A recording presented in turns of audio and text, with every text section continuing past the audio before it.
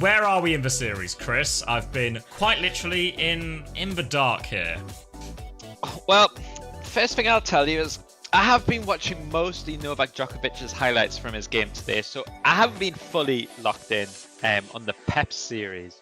But what it seemed like was Circuit Royale. We got a bit of what we wanted to see, the Lucio Kiri Diva matchup, and Peps took it just about. And then we got Rizzapi. We got a Lucio ban, so again they start Juno Kiri, and they give up 115 meters to our friends at Gen G, and then they start to bring it back once they just accept the Brig Juno mirror, but a too little and a too late situation both at the same time. You can get away with too little, get away with too late, but when it's too little and too late, really good.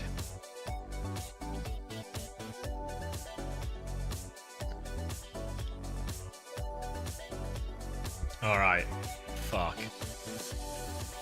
So I called Virgin Media, right? Because this wasn't just down, this was dead, right? Not even enough kilobytes to connect to a Discord call reliably.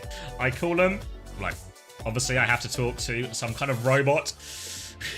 Problems with the broadcast, yeah. Problems with the broadcast, yeah. So I was getting ready. I was like, I just need to go through the steps, be patient, get to a person, and then explain, like, the urgency of the situation, right? Don't be rude, not their fault, not the person on the phone's fault. Just explain the urgency and ask what they can possibly do to help.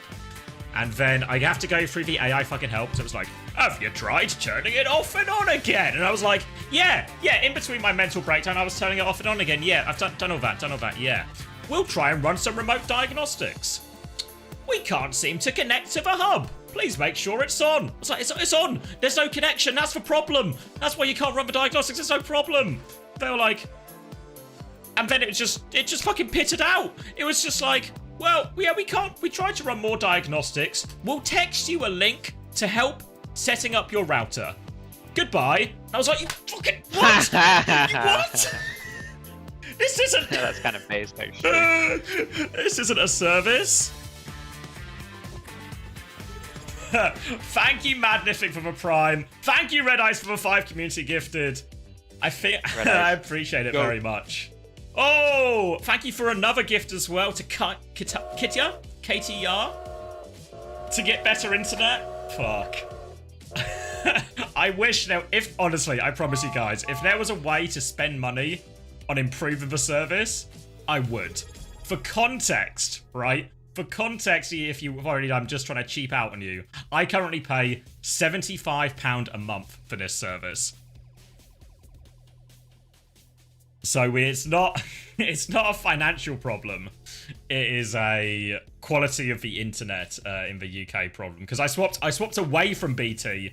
Because do you remember on London, Chris, where I would be working remote, and then sometimes at night I would just disappear for the last 2 hours of scrims because my router would just die and BT couldn't get it back online. So, yeah. So, like, in terms of speed, UK has services that can offer you decent speeds. But in terms of quality of service, that's where we hit, problems. And that's the real problem, right? Because if the speed was a bit less, it's still enough to run the stream, except the problem is the consistency, right? Say it goes down and we miss a couple of maps. Not too great. Maps, mate. Yeah. I think I'm miles ahead of you, by the way. You might need to speed this shit up. I'll hit live. Oh, sorry. Yeah, I thought we're actually 40 seconds in and Zerion is dead. That sound a bit more closer to real life. Yeah. Real speed. 12, 11, 310, 309. Yeah, it just works. By just works, I mean a series of horrendous problems and then it just works. But it just works. All right. So, good news is Peps are on the comp I wanted Peps to play. They're on the Peps comp or some variation of the Peps comp. The other good news is it feels like the Ana Kiri is quite a favourable matchup for it. The other good news is Zox is dead. So at this stage, it's very much... Oh, it's bad news. Yeah, thank you Gando as well for the gift to KSA. Thank you to YouTube chat for returning to me And thank you to Tomothan for looking after the YouTube refugees in the meantime. Appreciate the open borders and support from the nation of Tomothan. Now a bit of space to work with for Peps. Zerion's low on the high ground, but I think he is okay. FD God's in a bit of trouble. The whole backline's in the spot of bother here. The backline's a little bit split from Team Peps right now. They're looking after themselves, and Tread has come to help them out as well. So they've reunited and a chance to top up and take this engage with the Kitsune Rush. Kaneo can match this Kitsune Rush. He's low HP. He drops it now. FD God approaching this beat very quickly. They're trying to deal with who are you behind, but all of Zerion's shots are going to go wide. The Kitsune Rush trade fades on point, and Tread has lost his mech. Now the beat comes through. Everyone except for Ken gets that, as Ken is busy killing Zox in the back, but getting that kill he does. They have the beat, but with the baby, they can't really chase anyone on the high ground, so Genji will just stand and watch them. Now they can recollapse on this baby, finish off Tread, and send Peps right back to spawn. Ken looking for another late trade, actually. FD God is coming for a drive pass as well. They force the Meg for Bowler on the baby. Cookie and FD God find important trades, scrapping their way out here. Now swinging back in, who are you has the Blizzard, but he's forced to Ice Block early, and Tread has this mech now, so he will be marking that Blizzard. No chance for Hui to get this one off, surely. Full Matrix, but he's getting pocketed through everything, but it's not enough. No chance to get that one out, no chance to turn the fight. And Peps catch a bit of a break there.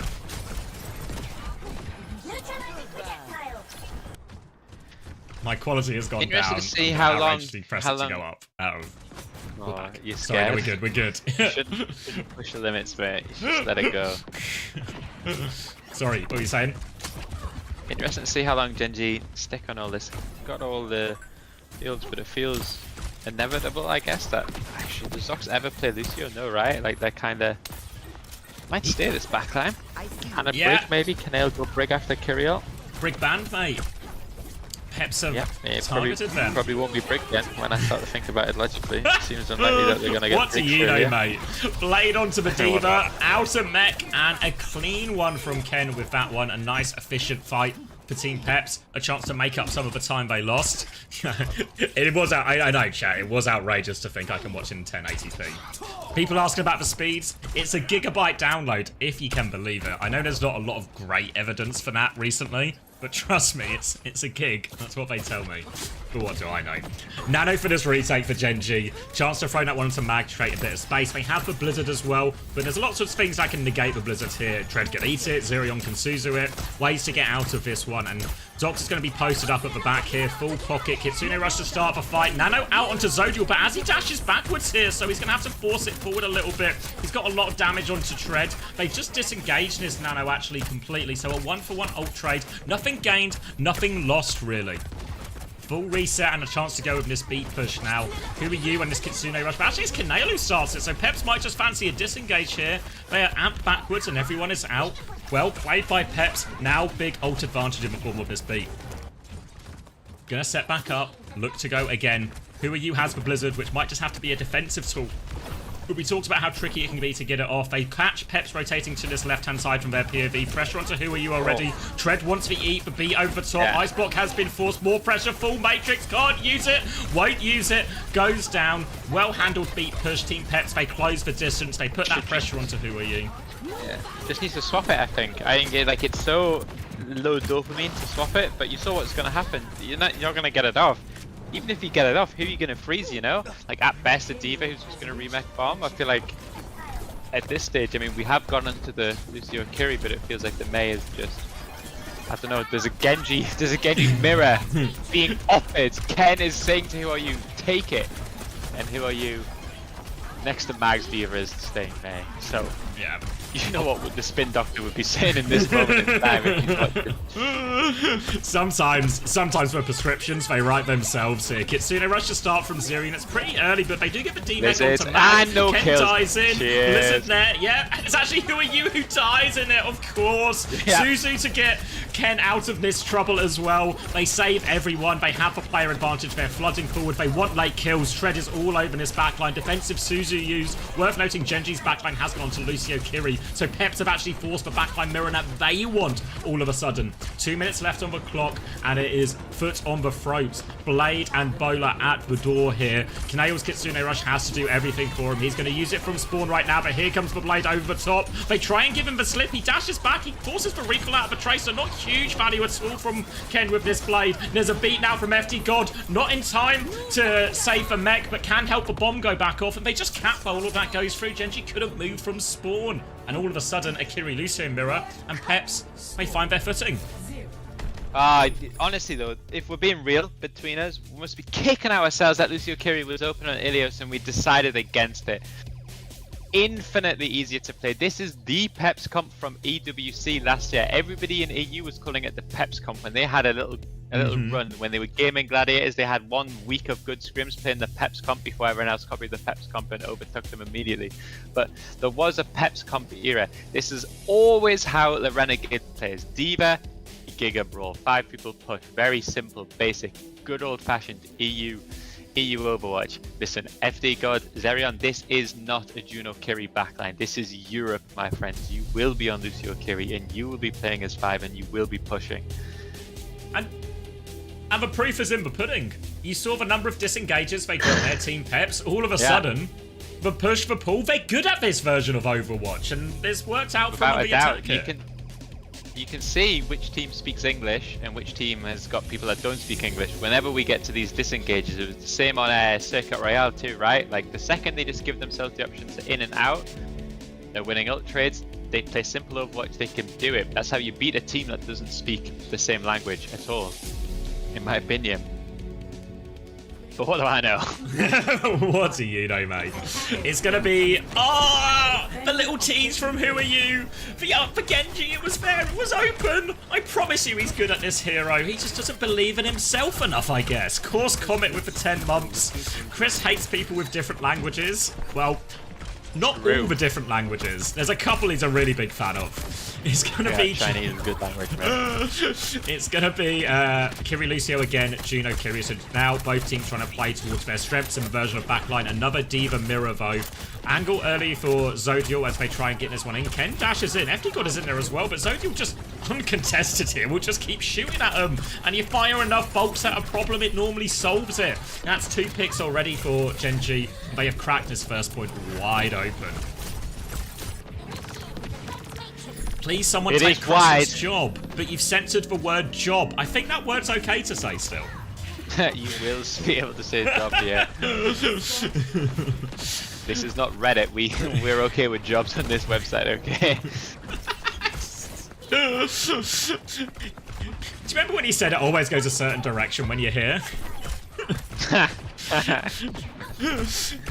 No swaps coming out for either team as they roll the cart through this initial choke. And now Team Peps in this street phase a little bit easier. And this is a narrow corridor. Push and pull will pay dividends here. First DVDs of the day. But what also pays dividends is hitting your shots. Zodia will be opening pick onto Ken, and Peps just can't get a foothold at all. The trade from FD God, it doesn't really change all that much. It's going to be a retake for Team Peps, a full regroup, and they find themselves a little bit worse off than a couple of these ults, but only a few percent, all things considered. What has to be said, though, is Kitsune Rush Ray versus Kitsune Rush B.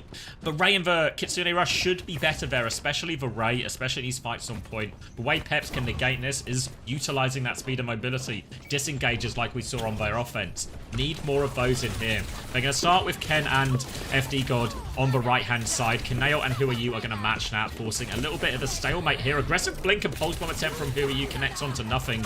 Now Who Are You has to be more defensive, but Bola in main from Cookie allows them to win that part of it, and they're going to try and force Who Are You out as well. They have done. They're actually chasing that kill. Tread will get that one, and now a chance to move back forward. Get to this choke again now.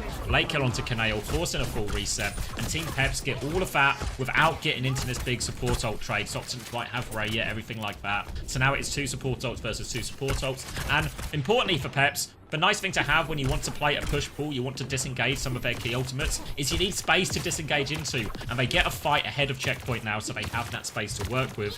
Genji are going to attempt this retake instead with a Kiri Lucio flank. But a fight in main, Tread eats for Bola, Ray comes through, beat bet from FD. They've invested both, they're just taking this fight head on. Here's the later Kitsune Rush coming through from Kaneo, though. Tread's trying to double down onto the backline. He does have the bomb available. Going to force a bit of a D peek here. Zerion falls in the back while this happens, though. They need kills and they need them fast, Team Peps. They need to turn it into a scrap. They need to be careful not to let this payload move. Treader's looking for kills while Ken anchors point. The pulse bomb is wide from Ken. He has no recall now. He's in big trouble. Mag will finish that one off. Cookie's traded one, but it's only a tracer. There's nowhere to go for FD God. Mag is blocking that door, and it's going to be a full reset. Treader's going to try and stall out point now, but he has to buy so much time and not die, and he doesn't have self-destruct. He's just dying on point for time. He's not really got a lot of options. Going to tap it in at the end of this, and Genji are going to have a mighty time. Mirrored. And we felt that we need mirror. So the same thing that happened on the opposite third point, the defensive team feels like they have comp disadvantage. Really would have liked to see a beat push just to force one of the better ults from Genji and then take the fight head on when it's just one support ult. That feels like it would be a really nice trade to me. Like you said before the fight, never going to win the double support ults unless you get a one shot, which they didn't, and then they lost. So a rare blip in the Peps macro here. Yeah, big opening now for Genji. Chance to finish with a larger time bank. Going to be stabilizing at this choke. Just Cookie trying to take this duel with Zodial. Nothing major landing. But they've got an opportunity. Tread flies onto the Freya, but no meaningful damage. Again, Genji quite happy to play slow and through this side fight. Just bully for space. Now a more aggressive angle. Tread is going to eat another bowler. Hungry today, are we, Tread? Another one, and Zodial gets killed for that as well. Punished for it. Really hard to get these bowlers off in the D.Va mirror if you're just going to try and sort of use them as the first ult in the fight like that. You need more to happen. You need more cooldowns to be traded. You need the D.Va to be pulled in a few different directions, burn a bit of that Matrix. All a bit too easy for Tread these ones, but he's not going to be complaining. They get the reset, an important fight. Long way to go still for Team Peps, but that's the kind of start they need. Just need to be cautious because this Kitsune Rush from Kaneo is going to be up fast. Now, Juno and Kiri, this is still a mobile comp with the D.Va. They can still disengage stuff here. Kaneo's going to have to make sure he walks up quickly. Peps, no disengages on second. Need to pull some of them out back now. But if they can buy enough time, they do at least have the ults to match this time. Even support ults, obviously, in the mirror. Swinging tricky beam for FD guards because if you have to push through, flip the other side, you're actually going to find yourself in a worse position. So I'd still like to see some sort of layering here. Yeah, disengage the first ult, so buzzing about that, as the kids would say. Later Kitsune Rush back. Now the Ray comes back. Later Wraith or FD God, though, they've managed it. They've lost two people. Might be a better late than never situation, but FD God, he doesn't want to lose. Zerion's going to find a trade, and maybe FD God, wiser than us. They're just going to trade it out. Maybe even just win the fight cleanly. Treader's going to bomb, but self-destruct a bit more of a throwaway ult there. And they managed to negotiate themselves a big ult advantage. And you see the power of just reading that Kitsune Rush, taking a disengage. Especially D.Va comps, because he can eat so much of that initial burst of damage. He can disengage a lot of ults with this comp. 100%, like this is 100% where Peps are winning this. Oh, cheers. Oh, and that's where they're losing it, okay? That's where they're losing it. Ken is committed in. He's got no recall, so he has to concede for space. Who are you wants to force the issue now, but going to blink back to the health pack and to his Kiriko. No health pack available for Zerion. Cookie was smothered and had his bowler eaten as well. They do have this Ray advantage still, Team Peps, but they're going to have to use it while on the back foot. Maybe just to get out of spawner. It's Genji has the opportunity to walk away from it now. They're walking up. The Ray has been pressed. Zodial smashed in that one, but it's a one-for-one trade only. The rest of Genji seem to be quite far out, but where are Mag and Who Are You? Who Are You is trying to run. They're trying to chase him. Not really enough kills out of this from Peps. They do enough to stabilize, but it's an expensive way to stabilize, and now they've got to be wary of the next double support ult timing. But we're still a way away from that yet. We'll get a big neutral, lots of side fights, opportunities for the Freyas in all of this. Just going to be jockeying for space on this right-hand side. Zodial gets the better of Cookie, though, and now winning that Freya duel gives him the option to play this, but Tread wants to smother him, force him over whack for peel. Back for peel is good. Ken with the pulse bomb trade. Bit of a tracer gap there. And now, again, trades will save it for the defense. Suddenly, this big time back for Genji. We're on 45 seconds. Overtime, insane if Peps can get it, so can play as slow as humanly possible. Even if they lose, it's pretty good for you. And that works. One shot with the Kitsune Rush, catch him napping, and now it's going to be a quick reset, I think. That's both back. Oh, two players dead. Pressure onto Mag as well. Late kills here is something that Genji can't really afford, but Kaneo will be one of them. 20 seconds left. Mag can't really afford to lose the mech here. Or die. He's got the remake at least. They do hold on, and they have double support ult coming back. Team Peps, I think, fight forward. Make it chaotic. Play for trades in this one. Don't let Genji use their support ults on point. Yeah, ring. Look, flank position from Zerion as well. Going for it. Zerion dies. Mag smothers that one, just trying to protect his backline where Who Are You gets the touch. Ken is keeping it contested while this goes on. It's all about the trades for Peps, though. Nothing coming forward. Double support ult invested on point. Now the trades are really difficult for them. Ken is anchoring point for so bloody long, actually. Well. He is stalled for so long. He falls now. They need someone else to take over. Tread is demeched behind. We are into overtime at least. That's the minimal. Cookies found a trade. The cap does go through. A bit of a shame, actually. A couple of the kills just go their way at the end. But into overtime means no chance at another attack. Genji are playing for a draw now. Yeah, and to be honest, if there was a single map that I could get 1.5 minutes to crack, it would be King's Row. There is no harder map to defend in the game. So easy to counter comp because you have just insane spawn advantage in general. I think every single team talks about this idea if I don't know what to defend with on King's Row first point because there's so many heroes that can counter me. Yeah, you trade once and you're in trouble. So I think Team Peps can feel really confident at this moment in time. The only danger is you can really overcook it. If you get a little bit too, we can counter the comp, but you start to play stuff you're not good at. I expect that we'll probably see some sort of mirror, and we'll just play for 2 honest fights. Get 1 pick, should be enough. Yeah. Arthur, yeah, refund is the correct. If it is a draw, all the money predicted will just be refunded, and you'll get a chance to spend it again, as the series will keep going. Okay, Tread lining up Winston initially here. Should be a good matchup, right? Into an Anakiri, into a D.Va, chance to get kills. Zerion and FD God, Ken, they can all really just follow Tread in on the dive, set up this one, but they've still got plenty of time to make their decision. 1 minute 37 seconds. All they need is a tick. They can't lose now, Peps. Draw at worst, but this is a huge opportunity. This map, just a tick, should be straightforward for Team Peps. It's going to be Tracer Genji here, so it really is an all-in dive comp. They are just going fast. They forced an early TP out as well. Zodial uncontested on the high ground, and Zox is just hiding. It will hit a big nade, drops out main as well, and Team Peps haven't found anybody to trade yet. They've got 4 players behind, and their main source of healing gone, stuck in the respawn queue. Now Peps, this feels overcooked. FD God is going to die.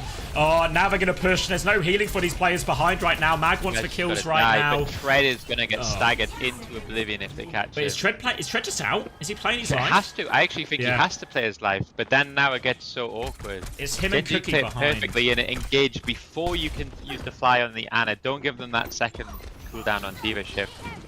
Who are you behind now? Now they have a cut at least on the high ground.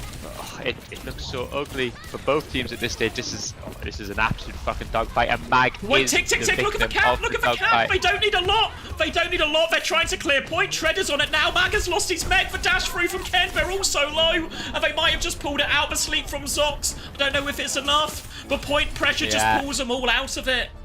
And who are you? That was the London classic. Something stays behind you that you don't clean up, and it causes your brain to malfunction. The Tracer D.Va pincer forced everyone to drop from the high ground. So everyone on Peps' backline, or on Genji's backline, is on second point, leaving little Maggie to touch against 4 people. He's basically dead, and then it's done. It's tough, because what you actually have to do is you have to look to move forward from the space. You don't need to give the high ground, but you need to attempt to apply more pressure on the people respawning. It's never easy, but I mean, you know what it is as well? What's the solution in these situations when there's a player like an awkward amount of distance behind? You need clear communication about how many people are going, how far back they are, how long they're chasing. And again, something that's a little bit easier if everyone fluent in the same language. 100%. I think that it's fair to say that this has been a dogfight, but you would say that across the series, how many times have Genji got out and cheated an ult? Just been really ready to make a plan and to disengage it. Almost 0. Peps a few times. Same thing here. That first plan go Genji Tracer, it's probably not the right idea, you know? Like, you can probably still play Freya and do something similar. But when things get messy and it's no longer about offset plays and how do we react to an uncomfortable situation, that's when if 2 of my guys are screaming in Korean and the rest of them are trying to figure out what's going on, it gets more challenging. Yeah, and they just pounced on it, really. It's an overcommittal of resources, because, I mean, Mag had to stay, right? Saw how close that cap was. Mag actually didn't have, barely had a percent to give there before committing to point and staying for the touch. And then all of a sudden, pulled in different directions, falls apart. We should look at some fantasy points as well. Hold on. I was going to say if we can have a look at the bans too, because we need to figure out where we're going. I think we have Flashpoint left, so there isn't much in it in terms of what we can pick. I know for a fact that Genji you've already banned Lucio and banned Diva. Maybe Kiriko, force them again onto the Juno Brig, which is where Genji wants to be, seems reasonable. And there probably isn't too much left for Peps to ban, I think. And will be corrected in due course. Or not. Whatever, keep up the good work, King. Appreciate you, Quark. Thanks for the resub. I'll get that looked into for you straight away. But yeah, I mean, it's often the nature once we get to this point in the series, right? Map 5 is most teams have used all their good bans by now because both teams have had at least one pick, if not two. And importantly for Genji, they get to pick as well, right? But I mean, options are limited because Flashpoint, Suravasa, or New Junk City can't really force. I think it's just gonna be stuck in a Diva wrist or an Orisha wrist mirror. Yeah, I think Kiri ban seems to be, to me, by far the best option here for Genji. Just at least force both backlines onto what you want, and then if it ends up being Mauga, Orisa, Ram, Diva, the chips will fall where they may. Yeah. Is there a counter ban or anything from Peps that can kind of disrupt it a little bit, or what's the?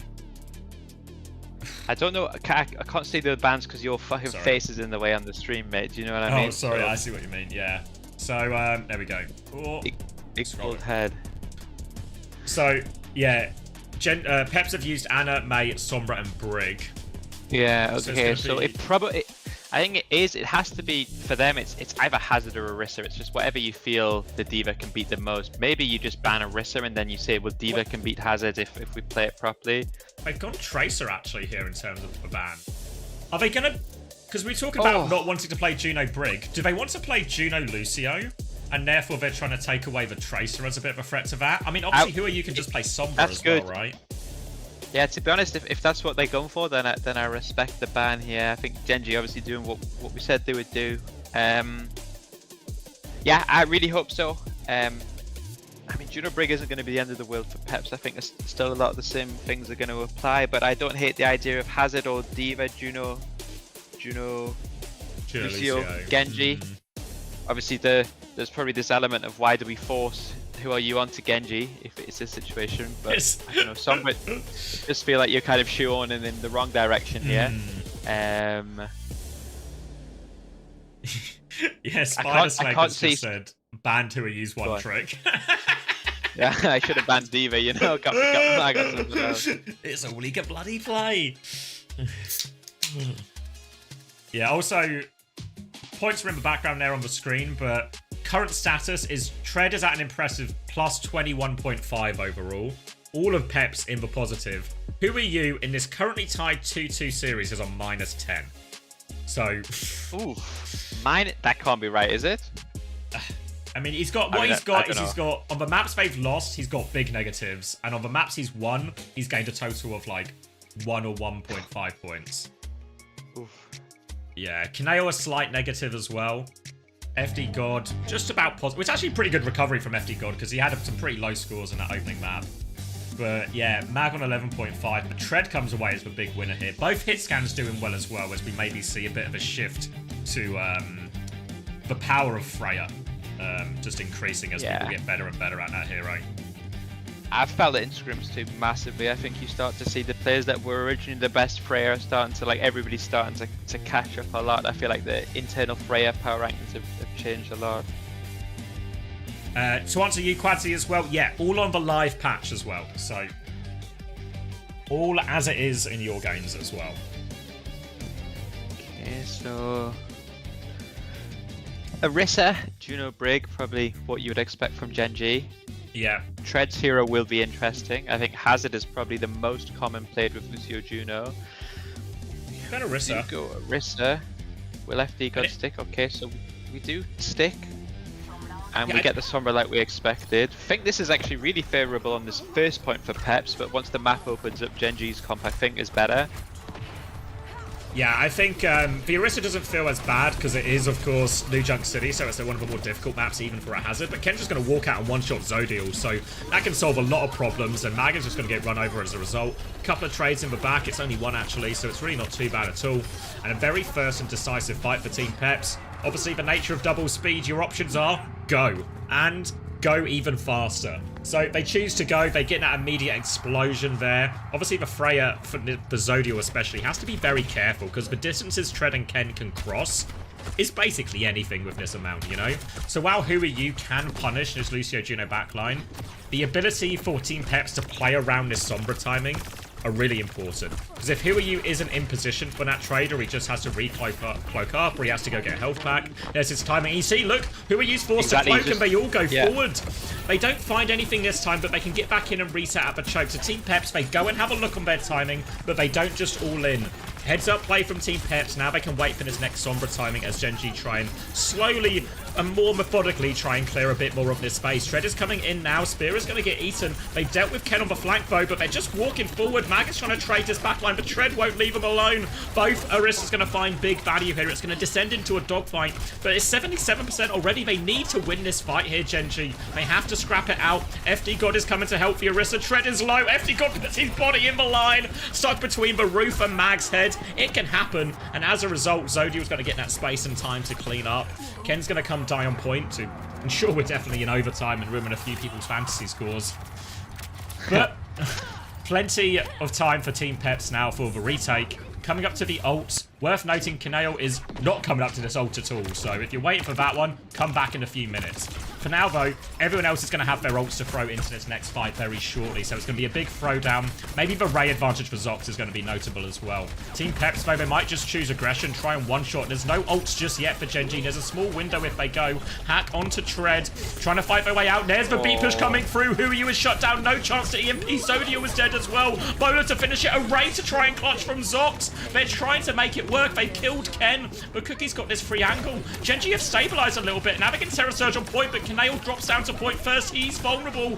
Finished off by the supports. Zox is trying to punish his pop in his Terror Surge. Mag has found one kill. The Orisa's powerful in these situations. Can Mag do it all? He's looking for the Lucio, but FD God is running away. There's a Blade behind him. Who Are You back with the EMP? Turns a kill. Blade over the top now with Zirion's Ray, but doesn't find all that much. Still on the back foot. Mag trying to stabilize underneath. Separated foe. They can have no HP, Gen G. They have to keep fighting this. They need a touch. They give a touch. Tread is coming back on Doom as Elva respawns flood back. Kaneo has this rally. Come back right now. The rally's in play, and it might be a decisive factor. Zodial's dead though. The Doom's gone over the top. Peps can afford to give the flip if they want. They're going to slow it down. Try and wait out the rally a little bit. Kaneo has to deep peek here. They still don't have a flip here, Gen G, so they have to keep it contested. And that means Tread and Ken, they can just dive for backline for free. Tread will clean this one up. And they have to scrap it out in the end, but Peps claim the first point. Yeah, absolutely. I think it does get harder for them now. I think that what you said about the Sombra timing is especially true. The second they smell that Who Are You is behind them, they need to try to push forward. But there is way more backward space for Gen G to be able to work with. That works in both their favour because it gives more backward space for Who Are You to get behind and more backward space for them to run back into. So I do not think that this is over necessarily at all. But let's see. What do I know? Be available for FD God if they want to keep the tempo up, and I think they want to keep the tempo up. The TP has been forced out for Who Are You. There's a timing for it if they want. The bowler at first, though, and Tread has taken 1 billion damage. Here comes the beat, so they can keep going forward. Gen G were trying to give space, but not enough space to give. Zox forced into a corner. They get a single kill out of that beat push. They still need to deal with everything else, but main source of healing, Ken will trade in the sky for the Freya, but now Cookie can just be uncontested. He will clean everyone up on this point, and Peps will look good for it. Kaneo with a last touch has to die on point. Another good fight for Team Peps, and these beat pushes in particular are being very effective for him. Terror Surge, Ray, or nearly a Ray. Rays are about 10% advantage for Zoc, so they do have a Terror Surge all ready to go here, Gen G. Have an option to slow it down for that Ray if they want, but we'll obviously be approaching one fight territory. But Ken wants to give them no time at all. Peps have one thing on their mind. They are playing a speed comp. They're playing a double speed comp. They force the Terror Surge out, but Ken and FD God, they commit into that. Maybe a little bit, maybe. a little bit too far for their own good. They will all get cleaned up there, and they tried to hit Genji early, but Genji was still in formation, essentially, in terms of Mag was at the front. So when that hit comes in, that Terror Surge pulls not just does damage and pulls people, but the people it pulls away, it pulls them away from the Genji backline, which is who Team Peps are trying to kill. So Genji get a very efficient retake. On top of that too, here you flip the point. This is always the danger, is if you run away from point, you give the enemy free flip each time as the blade gets hacked. Hack on, oh yeah, Ken is just having to try and live with this blade right now. FD God won't be so fortunate, so it's a slightly slower than usual disengage for Team Peps. Play for Raid isn't the worst thing, big picture. Now they have the Ray advantage and the Terror Surge for the next push, but the rally push from Kaneo, they keep a tempo up. Zerion and Tread want to turn it with the combo. 2 kills out of that. They walk forward for Javelin of a shutdown. Who are you? No chance to use this EMP. Second time now he's died with EMP as we go into a scrappy fight, and now it should just be clean up here. They've got a few different threats to manage, but Mag's not on point anyway, so they'll stall him out a bit. Peps do get the retake here, and they are getting very close in that beat push again. So they can go early again if they want here, once FD God gets that beat. There's a really important timing here in terms of, can they find Who Are You? Can they find a way to get this beat off or push around it? Really dangerous though, if he catches them, or even if he flips the point in this moment, they have to get back in touch. Like, the timing to do this off-point push is super, super delicate. They don't know he's there. Not easy for Peps to figure this out at all, because you're kind of damned if you do and damned if you don't. They're choosing to go. FD goes for the beat. The beat goes off. Catches everyone except for Cookie, but Cookie is safe enough at the back. But a defensive bowler from Zodial forces a trade. 1 for 1 only, but Zodial tries to take some space onto point right now. Team Peps are a little bit scattered and awfully low, and Zodial is just walking through the middle, taking care of everyone. Bolts will connect, and Zodial will clean up as a result of this. By the way. What if I just walk up main with my crossbow? Could I kill an entire team? You might be able to. Freya's cooldowns. God forbid there's any mobility on her, you know? Tying it up 1-1. And even though FD God got the beat he wanted, it felt like Genji were quite well spaced in terms of that there. Defensive bowler as well slows down that onslaught. Nicely played by Zodial. And now they got a Terror Surge bowler for this next fight here. Team Peps don't have anything. They might just go quickly. Zodial throws out the bowler as they try and back up and survive. Kaneo lives, but is very split from his team right now. But Who Are You gets that kill in the backline. This time he finds the timing. Terror Surge from Mag to finish the job. Will finish the job. Potentially a bit heavy-handed as he already had the HP advantage, but will get their first cap and will put themselves in a decent position for this. They'll have Ray for next fight. Team Peps, again, need a bit more time to rebuild these ults. Yeah, problem is we start to get now, we start to really have to deal with a consistent Sombra ult timing, which, as you see in Korea, is actually just an unbelievable win condition as it's always been. So I really feel like I'm starting to heavily lean towards Genji. Yeah, the ult timings look so much better with the rally and the EMP to shut down the blade, or to shut down, well, literally everything in the fucking game. Speed in from Zerion as they take the win. No ults just yet for Team Peps. They'll get the Terror Surge as they go. They need to be careful pushing into this Ray. Might have to be a trademark disengage from the Peps guys. They got the speed to do it. They're trying to take a bit of a wide angle to poke out Mag right now. Torpedo swing through. More pressure onto Mag. Zox will drop that Ray. Treader's committed though. He is going through this one. Kaneo in a corner. Terror Surge pulls him in. Bash away from Kaneo. He avoids that. Zox not so fortunate though. And this Ray push hasn't gone the way Genji wants it at all. They've got the bowler if they want to keep investing. Kaneo is 1 HP and 3% short of the rally. He'll fall. More trades come through on point. But again, we see this position all about the Freyas right now. Their ability to take over. Cookie takes down one. Forces for Sombra out as well. Zodiac is still, I think that's behind actually. But very much isolated. Taking the duel. Tread will finish the job.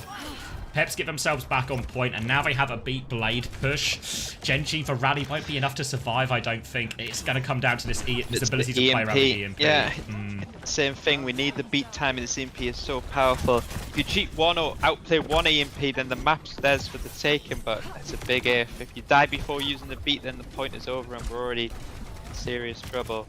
Who are you on the left-hand side of the map right now, just off our screen? Don't think Peps have an idea where he is right now. They're going to go for the beat push, so they get the beat push off. 5-person beat, counter EMP, eats up some of that health, but really not that much. Not a great way to use it, but now Kaneo has the rally. Is it enough to survive? Yes, and Who Are You does actually get the late kill onto Syrian there. Bash onto Tread to keep him at arm's length, and Who Are You has just busted open this backline here. 2 kills for him off point, and Genji will be taking the lead on this flashpoint.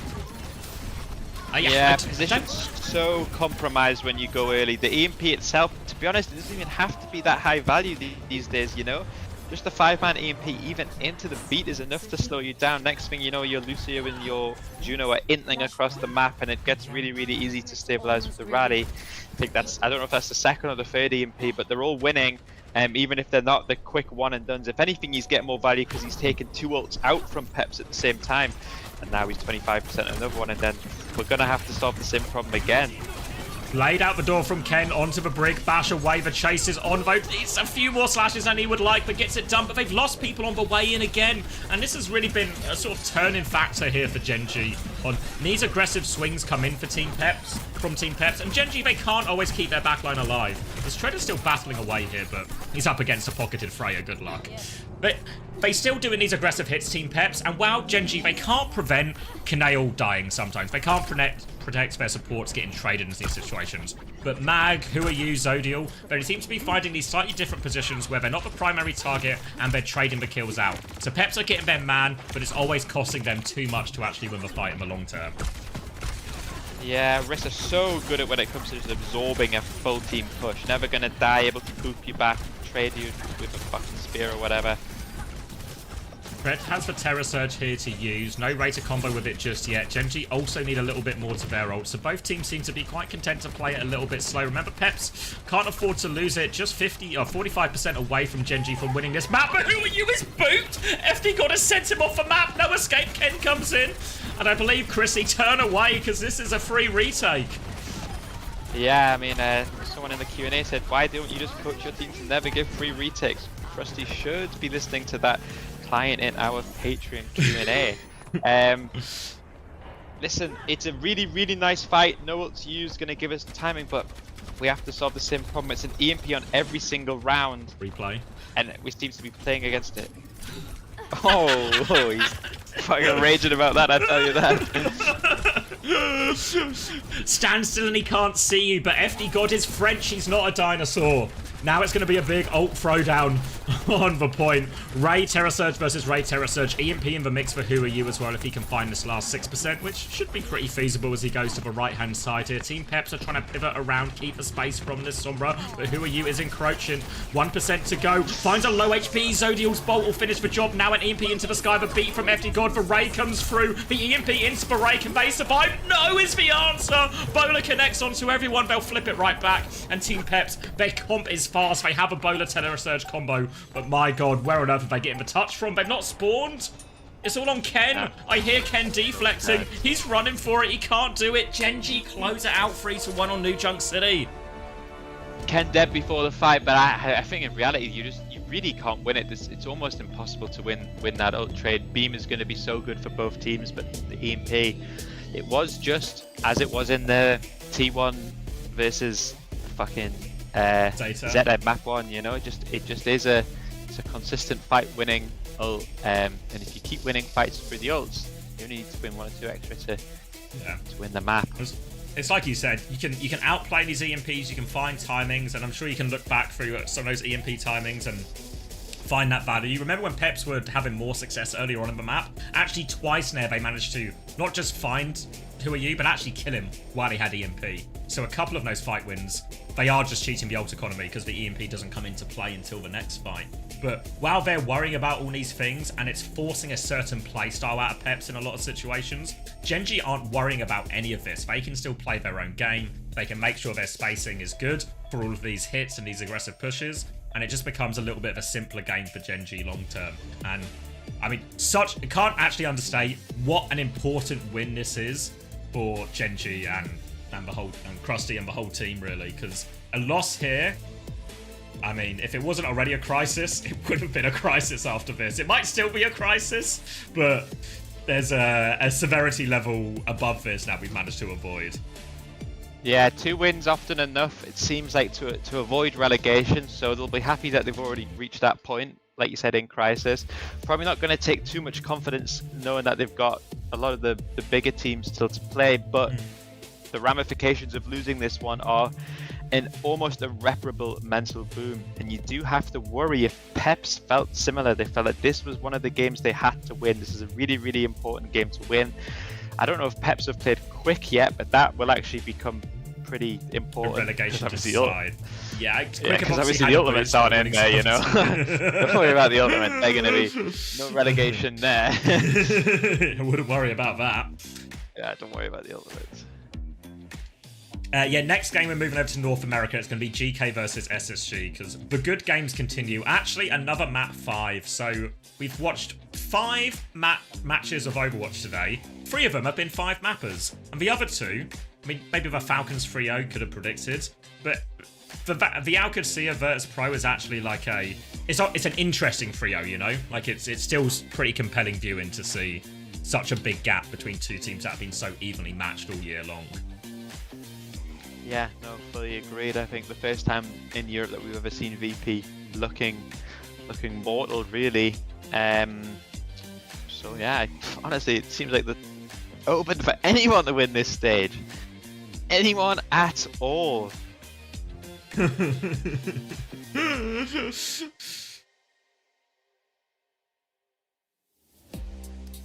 You think Alcad could beat Falcons if Chris was coaching them?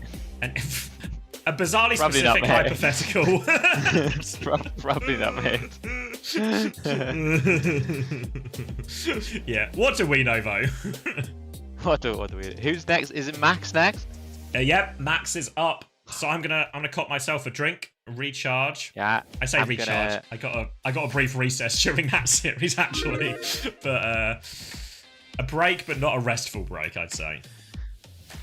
I'll go see if I can ask my wife for permission to stay up and watch the game. And then I'll probably also come back with a second glass of wine just for you, mate, okay? Shit. Just for you. Tell her I'll sit her on a different table than the rest of us if she says no. Okay, I will do. I imagine it could look a little bit bad if I do sit the only Chinese person maybe on a table by themselves. It could be interpreted poorly, but I'll take that risk.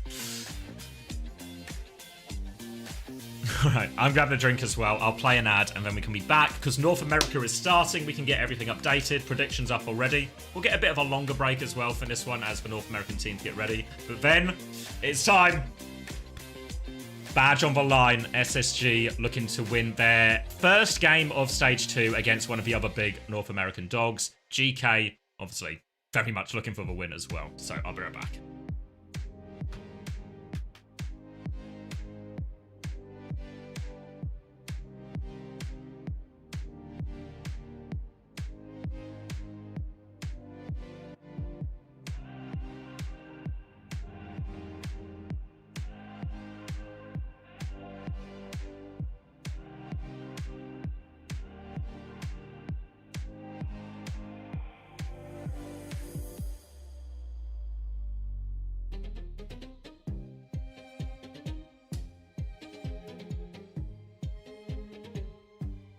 Join us in a second. Then here he is, Exodio. Thank you so much for joining, and congratulations on the dub today. It was a hard-fought victory. Pep's taking you all the way to map 5. How did you feel confidence-wise heading into this match against them? So confidence-wise, so like we've been, I said this in the last interview, right? So we've been like struggling a bit, like in the previous matches. But I think we're trying to figure out like our game style like really well. So confidence into this game was really good, right? But they put up a really good fight, so yeah. I mean, I'm proud of them as well. I love Peps, so yeah. It's cool to see the love, between you guys. I think you in particular put up a great performance on the Freya, and I'm just kind of curious to think about your thoughts on Freya in the meta. I mean, she looks super dominant. Pretty much everybody is playing her.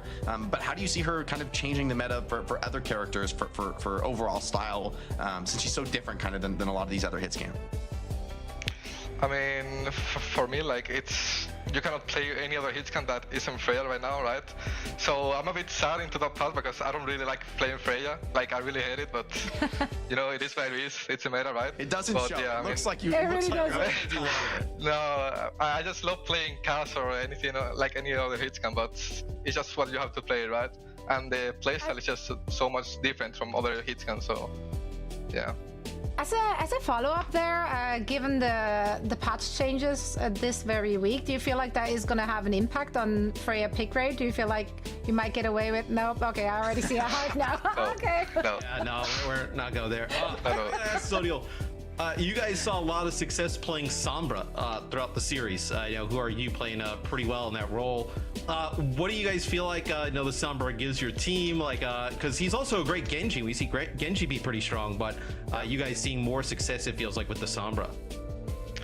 I really think, I don't know like the exact, why do we play the Sombra, but it's just like, I think it's in the Freya versus Freya matchup. I mean, I think Freya against Genji can force the cooldowns like really easily, right? And against Sombra, it's just like more easy to force out the Freya as well with Sombra. So I think it's just coming into that. Freya into Genji really strong. So yeah.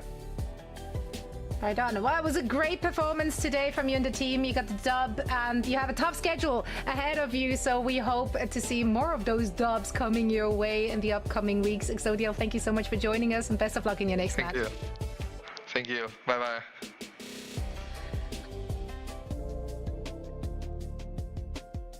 I'm back. All right, mate. I'm spectating Max's warm-up scrim right now, so I'm getting the insider information. Ooh.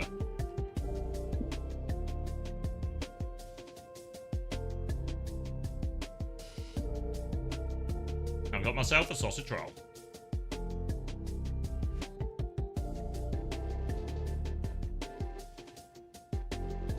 From where? Greg's or Asda or like a Aldi? From now sixth place. That's not looking too good for Yellow-Mist, is it? They're gonna need to. But honestly, I think if we win tomorrow, second place. Think about that. It's all up for grabs, isn't it? He would go he from would be seventh second to place. second. We Oh, would you be. get Why positive, not? you get positive map difference actually, wouldn't you? Yeah. Yeah, it's all there.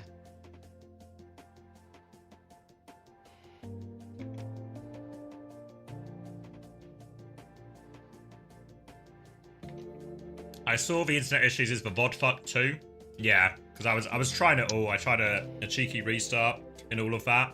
There will be a nice exclusive part of the VOD, because obviously while the internet dies, the recording is a local recording. So if you want to watch my mental breakdown, the VOD will be going up on YouTube. There'll be no gameplay to accompany it. But if you want me talking to myself, counting to 30 to give my router a full time to reset, you can, that'll be on the VOD.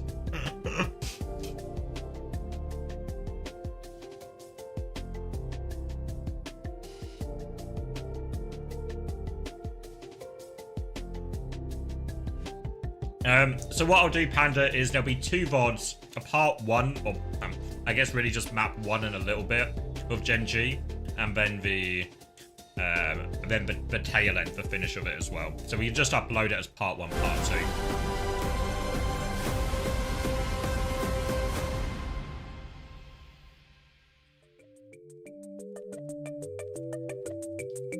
Wait, there's a stadium show match before NA? Is this true, Ayua? It would make sense because they look locked into this scrim right now, you know, like there's no signs that they're looking to leave. They're about to start, there's no signs we're about to start a match. Oh, we actually got loads of time then. Going hard right now. Alright, hold on, let me rename these VODs. Let's see, Genji versus Peps, part 1. And Genji versus Peps, part 2. Alright, I'll get those uploaded.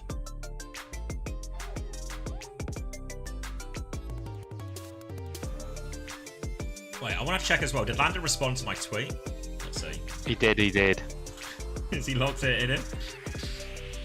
Just, yeah, something AI and friendly, you know, nothing adds into the conversation, but, you know, it's a nice friendly reply. He says, on the game day playlist for good now. Here we go.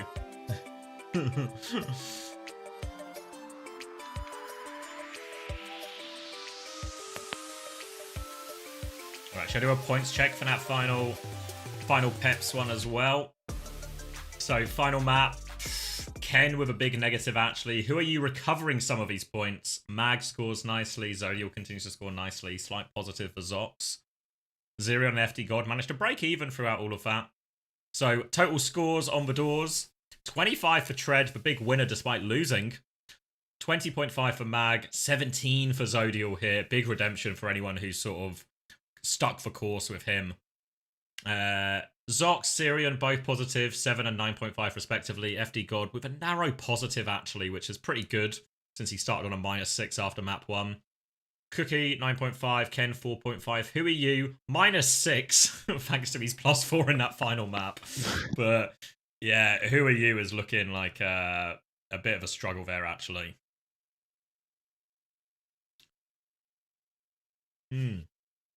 Let me get this stream title updated as well. Then, touch wood, we are in smooth sailing territory. Can we get yourself and Chrissy's live EMEA power ranking based on what we have seen? Wait, hold on, wait. Show match, then NA. Hold on, I can't see who subbed. Let's see. NA, OWCS. Oh, thank you for the bits. Can we get yourself and Chrissy live EMEA power ranking based on what we have seen from Gandalf?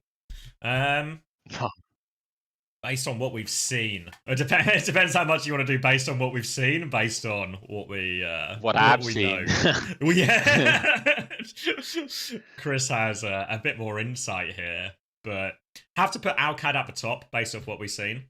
I don't know where to put VP. I mean, I think VP, the struggle against Quick Esports. Let me get the results up here. Struggle against Quick Esports, a big loss today.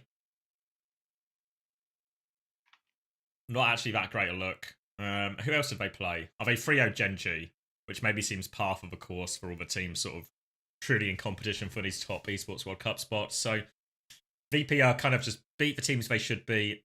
Maybe I put TM ahead. They were closer to Alcad. Then they beat Peps. We've actually not seen a whole lot from TM. So I'd probably go Alcad, TM, VP.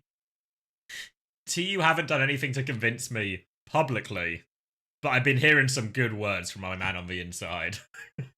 Oh, some good words. And then Frosttail's at the bottom. Pep's above them. Then Genji. And then obviously Quick has to stay above TU out of respect for the result last week, really. And yeah, I've done that in a bit of a weird order, but hopefully you guys can piece it all together. Word on the street, TM by far the best team in Europe right now on the Scrimbucks ladder. That's what they say. After you revealed the green and the sheets, Astro subbed a little bit afterwards, and I was like, he was like, I hear the whisperings. So he was like, scroll to a couple of weeks before that, aka the last time you played TM. So I opened up the sheet off stream and had a little scroll. There was. We had the red weeks. Yeah, there was a few weeks of red. I was like, Astro's made a pretty good case here that it might not be straightforward. No, we get the wait, it's live. Is it this at Dallas? Dallas DreamHack? Oh, this is gonna take for fucking ever, isn't it? If we're being honest with ourselves. Yeah. Yes. Fuck, dude. It better be worth it, because my wife's gonna be raging when I'm like in bed 10 hours later. I presume we're just gonna play like a single stadium, though, right? Stadium that take like 20 years to play? How long is a stadium game? So it's 7 rounds, but they're all shorter rounds. If someone does have Arthur, cancel these preds because it was for the GK SSG. We'll do that again as we lead into the match. So give everyone their points back for that, and we can do a prediction for the stadium once we realise who's playing who.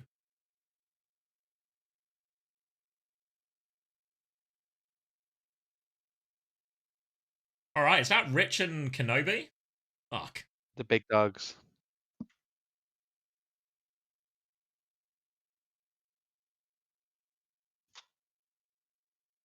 Yeah, does anyone have a... People are saying max 40 minutes, normally like 30 minutes, 20 to 30 minutes, that kind of range. Laura says it better be a best of 3. If it's a best of 3 stadium, we're... Wish your parents named you Kenobi? That's not true. I reckon school would be a struggle for you if you were named Kenobi.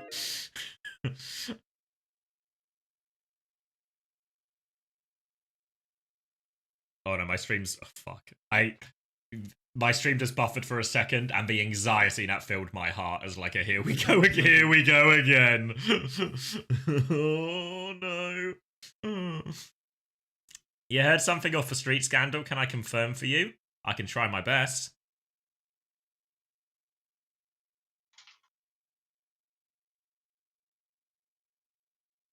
Is your stream buffering as well, or is my anxiety well placed? It is.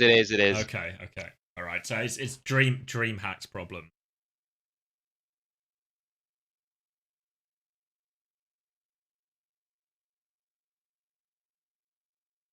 I heard Chris tried to get a certain main support, but got rejected. Who said this? Let me see. Gandalf from the Always streets. Gandalf.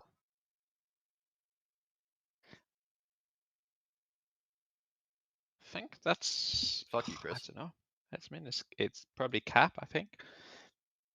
Oh, thank you, AUR, for the gift to Painkiller. Is that a cheeky boost to get you some more fantasy points?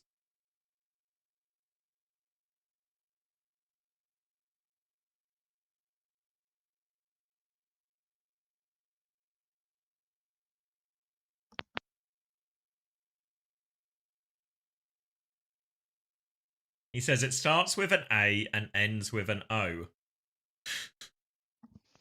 How are they? Who? Animo? Considering Gandalf has unlimited sources at TM, it seems like. I wonder what he could mean here. It's Animo.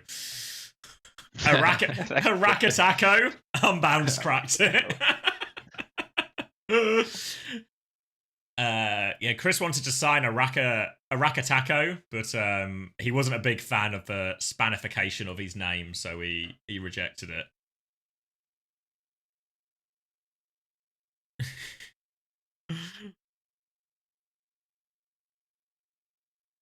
Candle says I fucked it, starts with an F.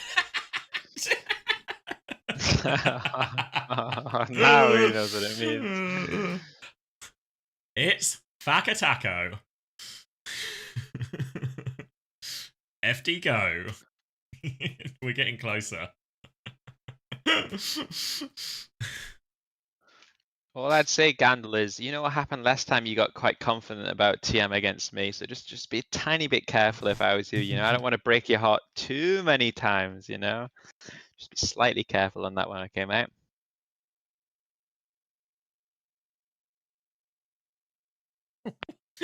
Why have you written "oh Filder Monkey"? We are not good at word games here. If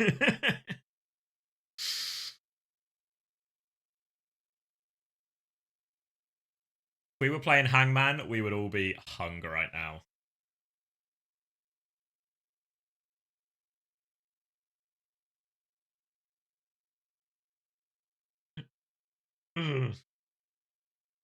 Alright, I'm seeing a few familiar faces. SK, J3, Rack.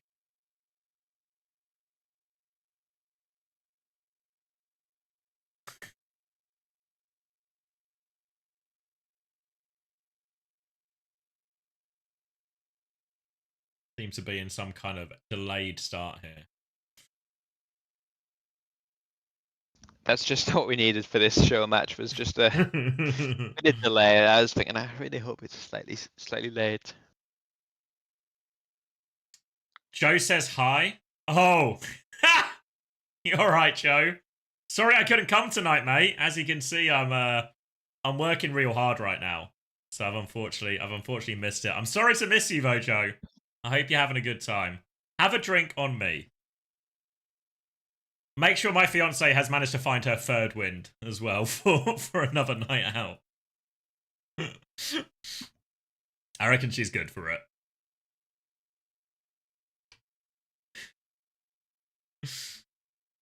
You can tell the party is banging because they've currently got my streamer. Is it the hen do? No. So my fiance had her third hen do last night with some of her work girls, and today it is the maid of honor's birthday. So they're having a party around their house. I believe they've got a bouncy castle actually. So I'm missing. They got the OWCS on as well. And they've got the OWCS on. Yeah. Sorry, third hen do. Yeah, there was the main hen do. And then she went to Portugal with one of her bridesmaids. And then she had a hen do with the work girls last night. So I believe, not that I'm keeping score, but I'm owed 2 more stags. So it's going to be hard to squeeze those in the next 2 weeks. I need like big breaks between the stags, I reckon. Stag. This can be the stag.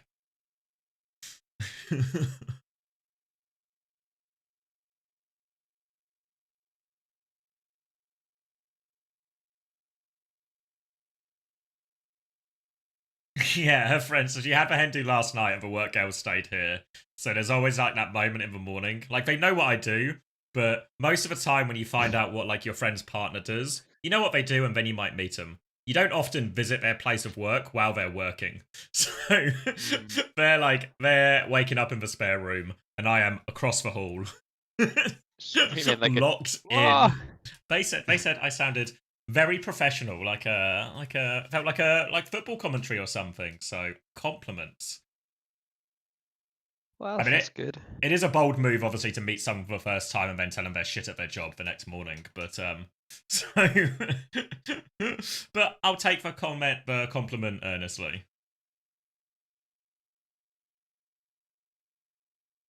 Just hear CX shouting about stalker and killing babies at 7 a.m. Yeah, good morning.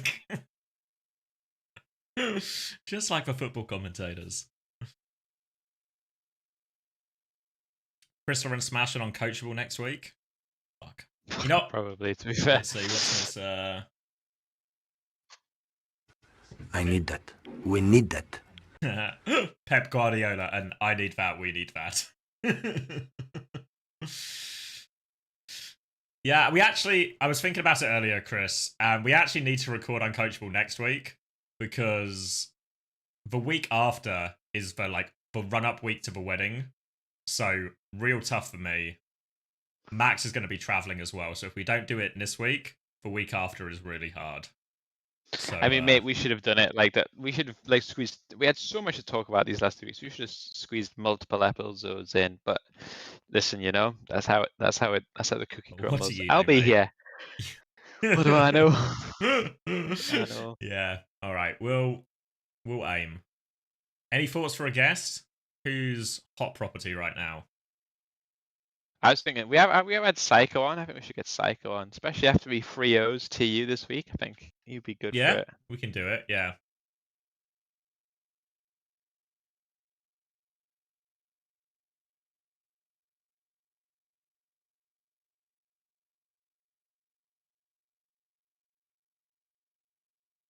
Get 9K. I think if I had to bet money on it, I reckon 9K would politely decline if I asked him to come on this week. Maybe not the time, you know. Yeah. Sometimes with these things, do you remember when we did all the old Overwatch League episodes? What greatly benefited us was the existence of time and space between those two, between what had happened and the time now, you know? So I think there's a time and space for 9K before we can maybe find out a bit more of what's going on.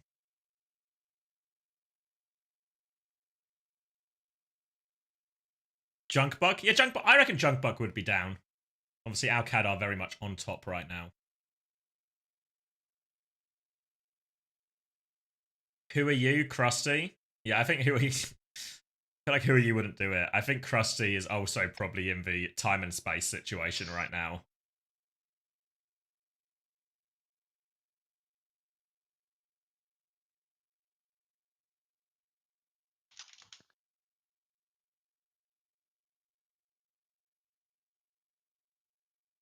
Did you see earlier as well, after you left, that someone played someone and Hambin both played today. Hambin got 2 maps. Yeah, I don't know. I don't get it. I mean, just it's not... such a headache of their own making, you know. Like honestly, just fucking keep the roster, which you keep fucking winning with, you know. But well, yeah, and the statement has just made everything worse. I think. Like, I understand like the concept of right. Everyone is scrutinizing our roster decisions, so let's try and be a little bit transparent, just to try and explain our decision making, relieve a bit of a pressure. But this statement was like such a extreme action, you know. Not just like you could have just done something where it's like, I know the results haven't been what we want right now. We're working hard to resolve it. We're trying to get everyone on the same page. You know, just some kind of like a bit bland and generic, but just a thank. How bad have the results been? Who did they lose to? Zeta and Way, is that it? Yeah, it's like their results haven't been that bad when you consider that actually all like Crazy Raccoon have lost series as well, right? Zeta lost today. Like it's all the results are actually really reasonable for Falcons. It's like the eye test they're failing, I think, more than anything, you know? Like when someone's in the roster, the maps look like a really big struggle. But I feel like so much of it is just fuck. There's so much Hazard being played, and we don't have a good Hazard player between our 2, you know, star tanks. we got 2 Overwatch League winners, but none of them can play bloody Hazard. And then half the Orisa maps, which is actually a fine comp for Falcons, it is someone playing it where it's not a strong hero for someone, you know? So I feel like so much of it on is like easily like the cope is the meta, right? You can blame the meta and say we're working on it, blah blah blah. We will be ready come playoff time, you know? Someone was given Donghack's backline from Overwatch League and is doing worse. Yeah. Where's the statement? Yeah, 9K's Twitter for the statement. Have TU passed the eye test so far? Not really. You've not really passed the results test either. So any tests at all? Just failing them all? Oh well, okay, Gabby.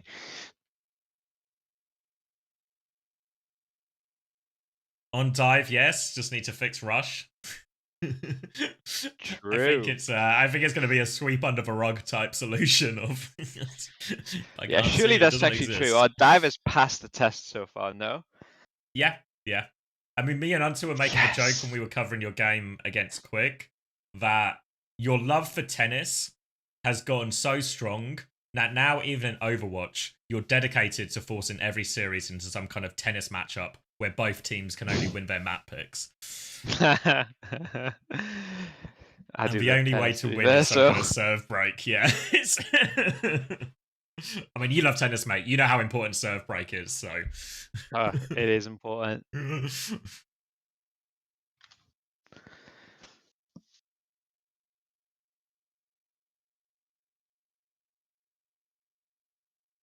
Get the Quick coach on the podcast. I feel like Psycho. I feel like also like when Psycho's. I think Psycho's a good shout because he will have just played Chris at the time as well, you know. So yeah. I mean, ironically, we probably actually had time to record the podcast right now while we wait for this stadium match to start. Actually, we probably still can, to be honest. Should we get? I mean, Max is only in his warm-up scrim, right? Like everybody knows, or every coach knows. The warm-up scrim is just stuff happens, you know. The least work, I think, on that type of day for coaches.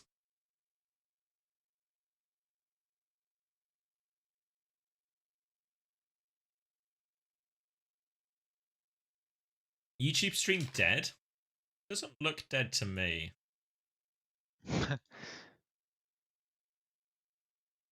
Can someone from YouTube confirm live? If you can hear me and you're watching on YouTube, make yourself known.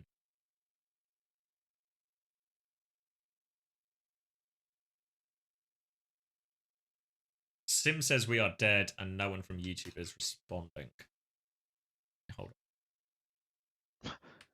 on. Oh wait, Arthur is alive. Andrew is alive. We have signs of life. Watching on YouTube. Oh, I've got an echo. Yeah, we seem like we're fine. SS confirmed. Josh confirmed. Himza says it's dead. How did he know to answer the question, Himza's? Nice try. It undeaded itself? Ah, classic resurrection situation.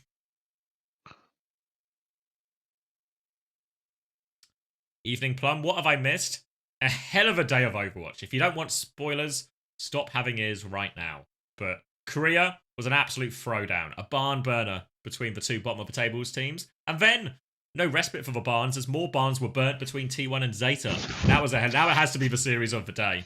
Go back and watch that one if you missed it. Then, actually, good series in EMEA as well. The Falcon series, not that interesting, really one-sided. But Alcatea Virtus Pro, one-sided, but worth a watch. It's like very impressive from Alcad. And the series we just watched, I mean, these poor barns across the world getting burned down once more as Genji and Peps went all the way too. Bad day to be a barn for sure. Yeah, not a good time to be a barn. Thank you, Headrammer, as well, for the tier 1. Welcome back. Ooh, all right, it's a Rack versus SK. And it looks like we're going in. Do you have game sound? Is it me, or is it just... I'm watching the scrim, mate, so I'm not watching this shit. Thank you, Sacrifice, as well, for the gift to Katsar OW. Can we watch the scrim? I think not. It's a really hard time to, I reckon, get scrim streaming back online.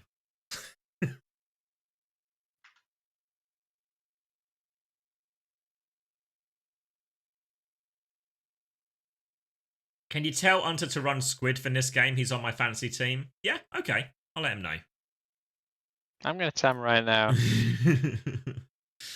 Can we watch Despicable Me? No, we can't watch Despicable Me because last time I watched... Did I tell you about this, Chris? When I was streaming with Haddy and I watched an episode of Shark Tank with him between games, and then I got a strike on my YouTube. Not a warning, a strike, and I had to complete some online training. Is this an example of copyright infringement? Yes, YouTube, this is an... What about this? Is this an example of copyright infringement? Yes, YouTube, this is also an... Can I just... Come on.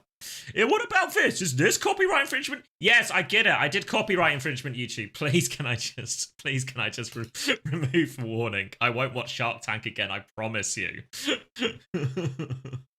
So, I've completed my training successfully. I actually got 100% on the test. And now I just have to wait 90 days to get the striker removed.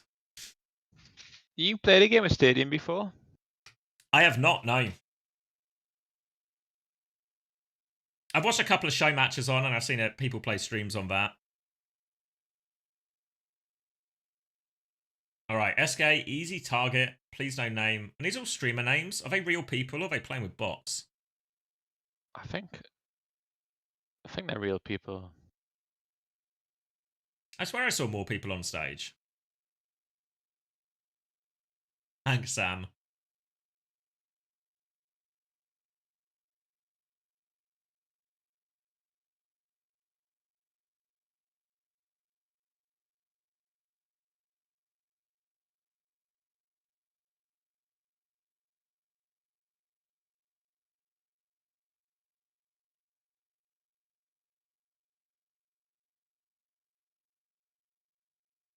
Some game audio. I'll message for production people. Ooh, I don't know who. By default, it's Trev. No sound on clean feed for the show match. No in-game sound.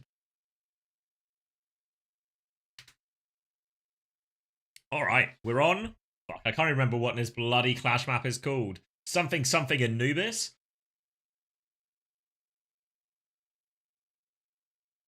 I think, yeah, I'm not going to have respect for my voice. My jaw is in the ache stage as well from talking for the previous day.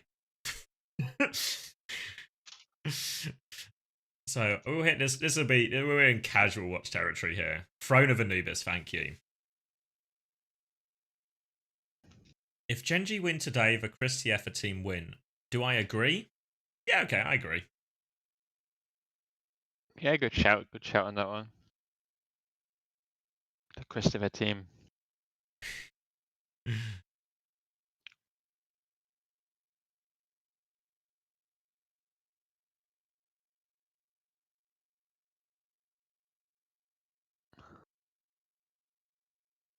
How good are Quick? I mean, they're right in the mix, actually, I think. Depends on when you play them. If you beat them 3-2 narrowly, it's because they're an insane team and it's a good thing. But if you lose to them 3-2 narrowly, it's because you are the biggest pile of shit and they're all bronze players. That's what I heard. It's just what I heard. No, I don't know. What do I know, you know? What do you know? It's true.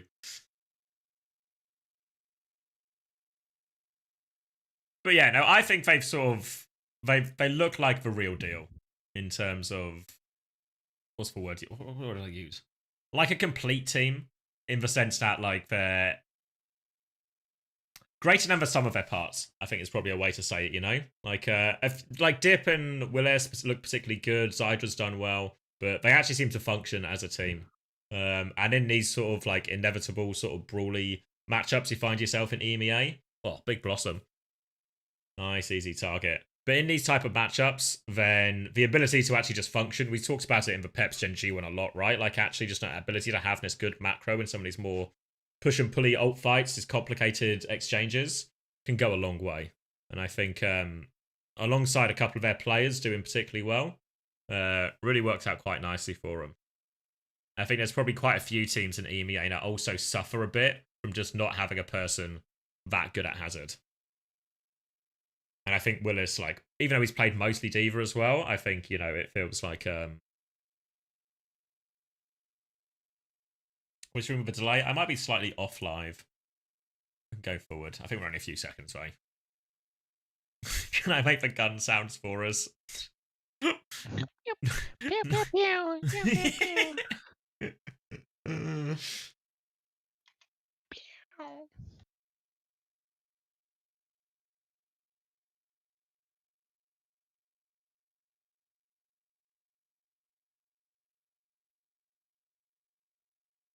Yeah, getting a lot of compliments there. Perfect. Some people believe you're a furry now. Seems unlikely, doesn't it? Imagine that's what Chris does while watching TU. Pew, pew, pew. Oh, he sings that again. Oh, oh, lucky he sung. Just the wrong spawn.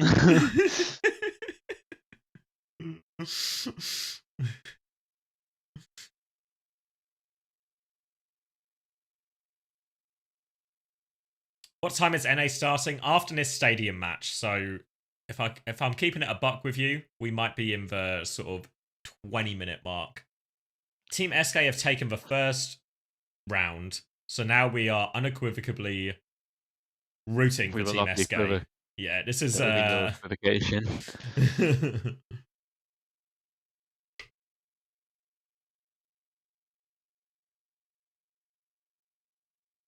You would check in. So the Play Overwatch channel is 90% into this match, while Overwatch Esports is around the same as I am right now.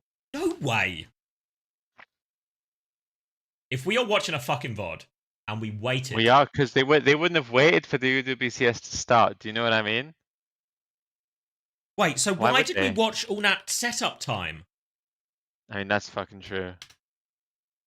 You're absolutely real for that one. Death Blossom to get that damage. You're basically it's like one in the Twitch stream. I'm curious to see if that's going to help try and exploit what we've been. Yeah, there's like this entire round's already over. Ooh, and I love Emong's decision. Let's go win there with that power. I love We're watching that. That's one of my favorite ones for the junk between when you are able to get an elimination, resets your command and shouts. And on the other side, for SK, what we saw.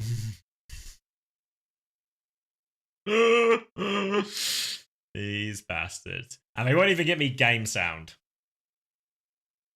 I'm going to refuse to listen to their game sounds out of responsibility. Outrageous, they put a stream delay on. What, in case somebody is cheating? Fuck's sake. Oh. And now Team Rack is winning. Fuck's sake.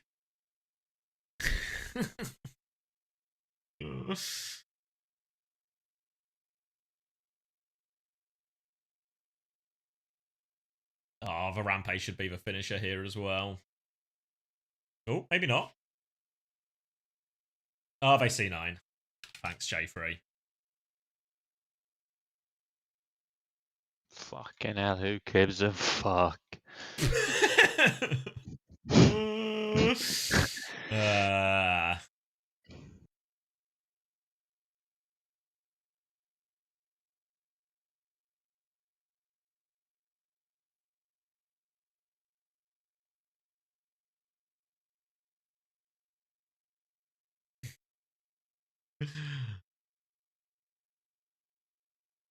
Just got here. What are the teams? It's a stadium show match between Rack and SK. Emong and J3 also playing. Emong on Rack's team, J3 on SK's team, and then some randoms, I believe, from the crowd. Or potentially bots. It's really hard to know who's a real person and who's AI these days.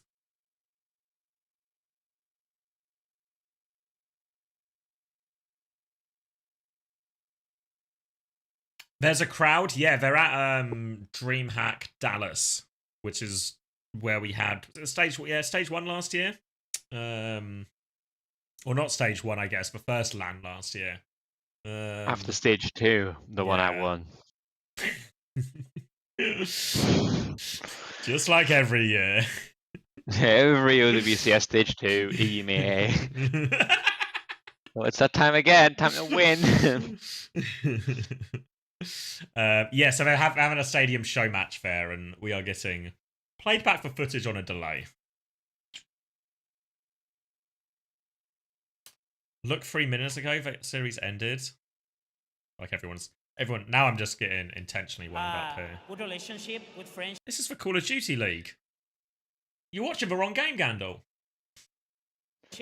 And we're just enjoying 3 minutes ago. Oh wait, it was Overwatch on before. You did say check 3 minutes ago. They have done it.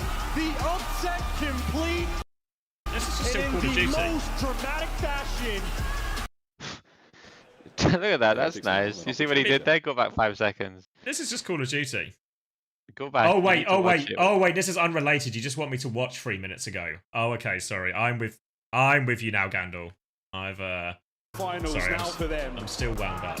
And with possibly. Do you mean like right to the end, just when they win?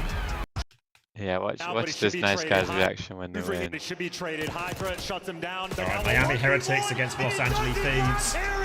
Heretics win. The upset complete. Pop off middle fingers. Dramatic fashion. You talk trash, and they let him know. Oh my word. Oh, hands on. Handbags at the Call of Duty. I mean, to the guy on the losing team, the winning player did run up to him and put his middle finger in his face, which could be seen as instigation. This feels justified. This feels justified. The trash was certainly talked, and they have been hit. Yeah, because watch the first guy on, I believe this is for Miami Heretics. Like, watch this guy here. I'll full screen it for you, out of respect. But he runs over. Oh no, it's the second guy. The second guy goes straight over. Oh my god, he's fucking going quick too. You talk trash, and they let him know. Oh my word.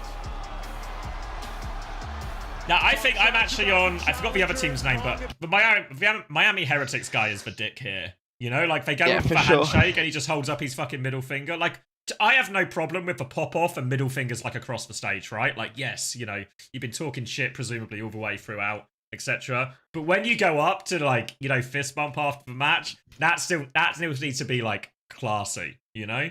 That's still just GG, all left on the server. Do you see Sunlander coming up, mate? I did. Insane. They just only score in the last minute and win, but it's kind of goated.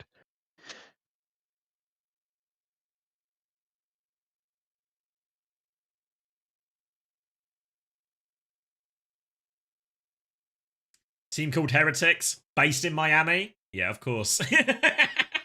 It's all adding up, huh? All adding up.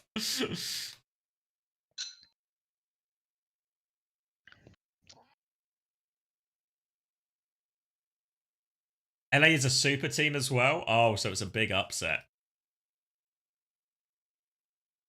Heretics are anti-vaxxers. I knew I liked them. I was wondering what the Call of Duty pro players were, what their stance was on the vaccinations. So I'm glad they've got involved.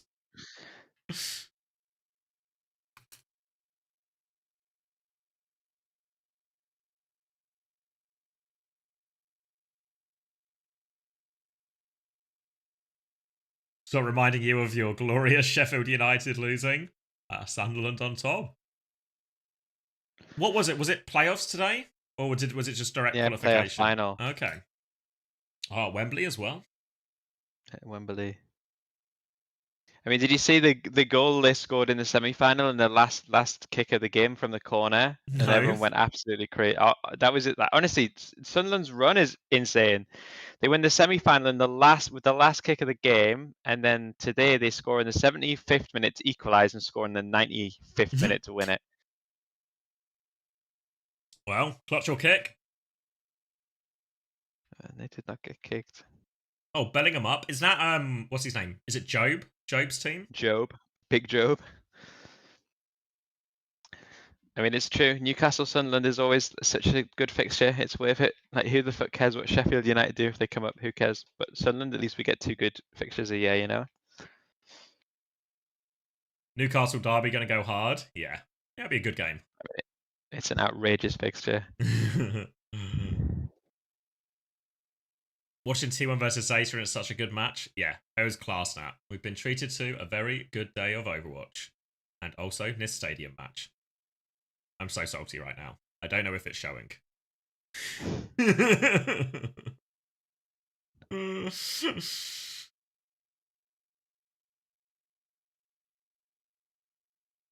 I'm also happy Sheffield lost today. Kind of indifferent.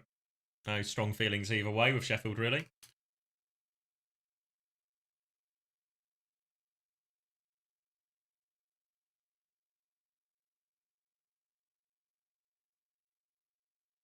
All right. Word from the inside is the admins have said match point for Stadium, ready to join by voice channel right after this.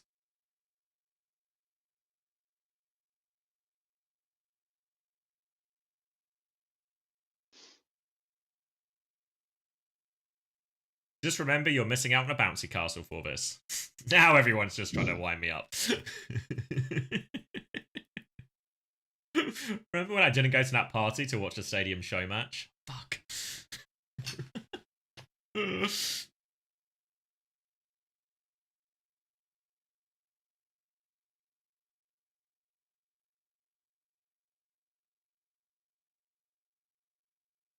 I'm a Baggies fan, and halfway through the season I realised I shouldn't want promotion because we would be the worst Prem team in history. Did someone get the record in the end? Was it worse than Derby, or did they scrape ahead? You mean Southampton? No, they beat it by a point. Sorry, yeah. They got. I think when they drew to Man City, that was enough to get them over the. What a way to get yourself above as well, a draw with Man City.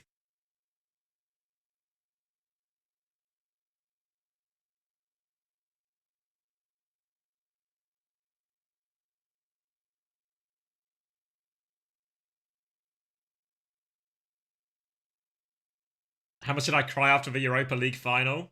Please answer in deciliters. Well, if you've been a Man United fan for the last couple of years, you're used to the suffering, you know. So it's just I'm rubber and you're glue. It bounces off me. I guess it's really sticks to you. Yeah, I don't know who it's really sticking to in this analogy, but the important part is I'm the rubber and it's bouncing off me. I mean, I can't imagine the Champions League would have went that well for us next year, so... It really would have felt like one of our bigger outrageous scams, you know, to be playing Champions League football. I wonder if... The thing is, we were the better team, you know? Like, Spurs actually did nothing the entire game. It was actually a really poor standard of football. Yeah. For what was meant to be the winner of this gets to go to the Champions League.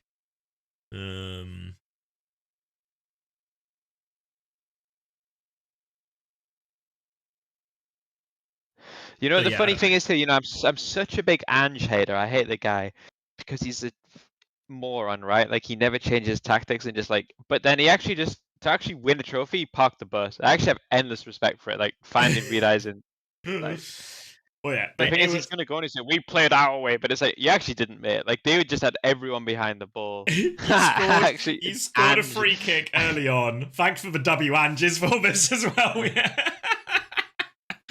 But yeah, they score a fucking free kick and then they just park the bus for the remaining like 70 minutes of the game. I always win something in my second year. I always win something in my second stage.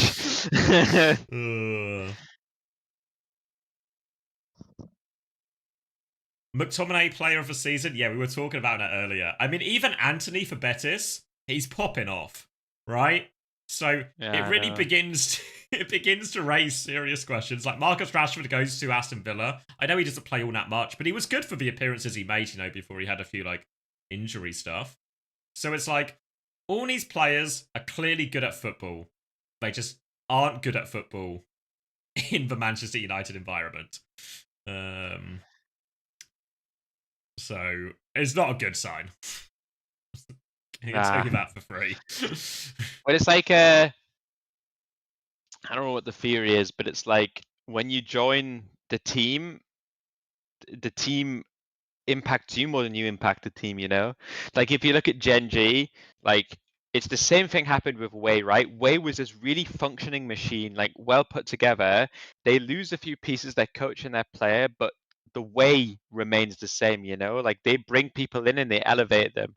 Whereas Gen G, the opposite happened, right? Like they upgrade their roster or change their roster, and no one can really argue Who Are You and Exodial aren't good, but something about the Gen G effect brings them down, and it's exactly what Man United is, you know? Yeah, because you look at that Gen G roster, the roster changes they made, impossible to say it's not just like pretty big upgrades. Like it's not like someone top one of the worst players, but Who Are You, Zodial really seems like, oh, this DPS line have like right heroes and stuff, can really compete with anything.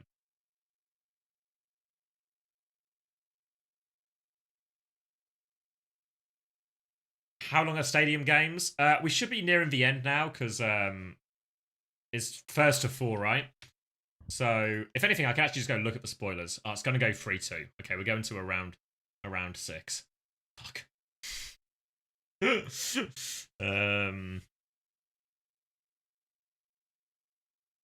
also been told they have no control over the sound from DreamHack, so we'll just keep watching. That makes sense, actually. Yeah.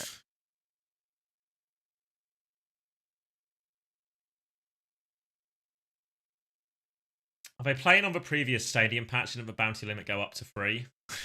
Unfortunately, I cannot answer that question. I am out of the stadium loop. Ask me about Man United and Spurs, though. I can and tell you what patch we're looped in there, mate.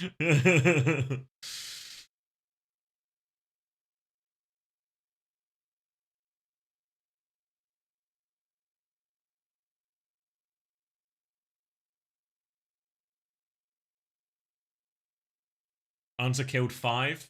Quiet, keep it between us, though. I can do that painkiller. Chris always, he's unironically been saying that already. It's not the first time that sentence has been said today. Any update on the SSG Discord? They're all in the voice channel now, which feels like it's promising.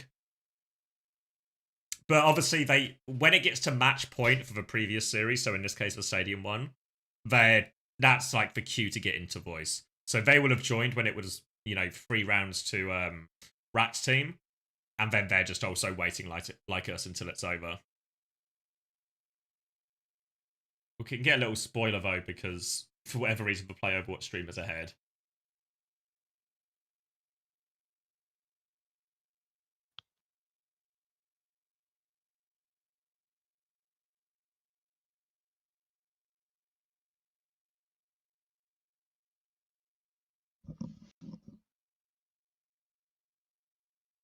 Come on, Rack, mate. Just get it over the line.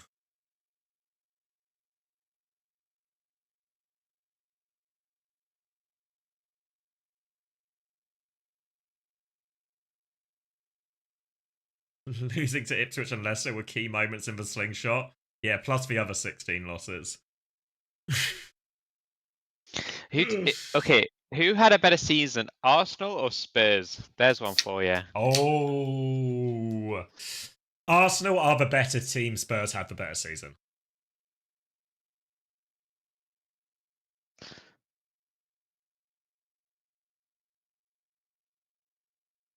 See, I think that's fucking crazy because I think Arsenal clearly had a better season. Like, surely, like. But the trophy feels better, right? Because no way. Because it felt like shit every week for 9 months. Yeah, the past is history, mate. The past is the past. And Arsenal got to the Champions League semi-final. Arsenal, okay, tell me this from just a feeling. Arsenal beating Real Madrid in those games felt just as good as Spurs winning this fucking trophy, to be honest, too, you know? And Arsenal, at all times, their fans actually wanted to see their team play.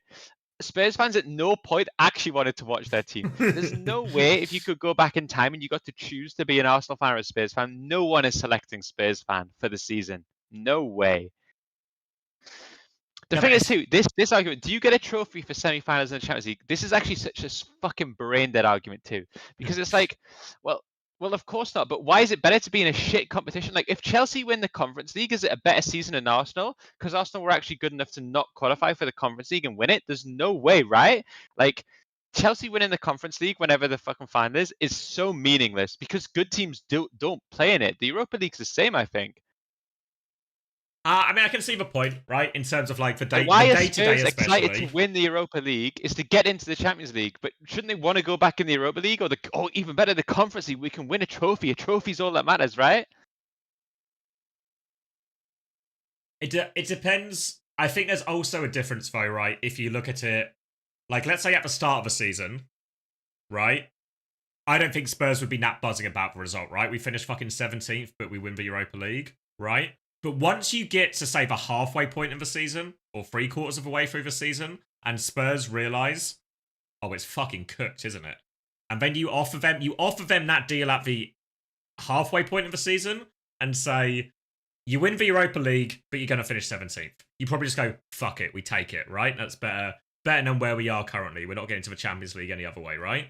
Whereas if you are Arsenal, and you say at the beginning of the season, you're going to go out semi-finals of the Champions League, second in the league. You probably don't take that, right? Like, at what point of the season would you settle with that as an Arsenal fan, right?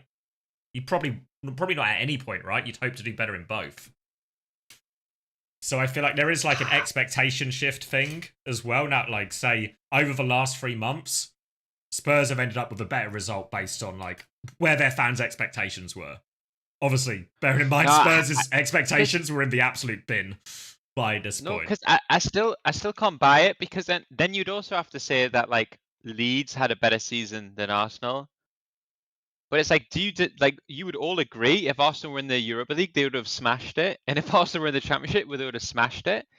They only had they do better in every competition, but because they played in tougher competitions, they class as a weaker season. But there's just no way you can't rationalize that, surely.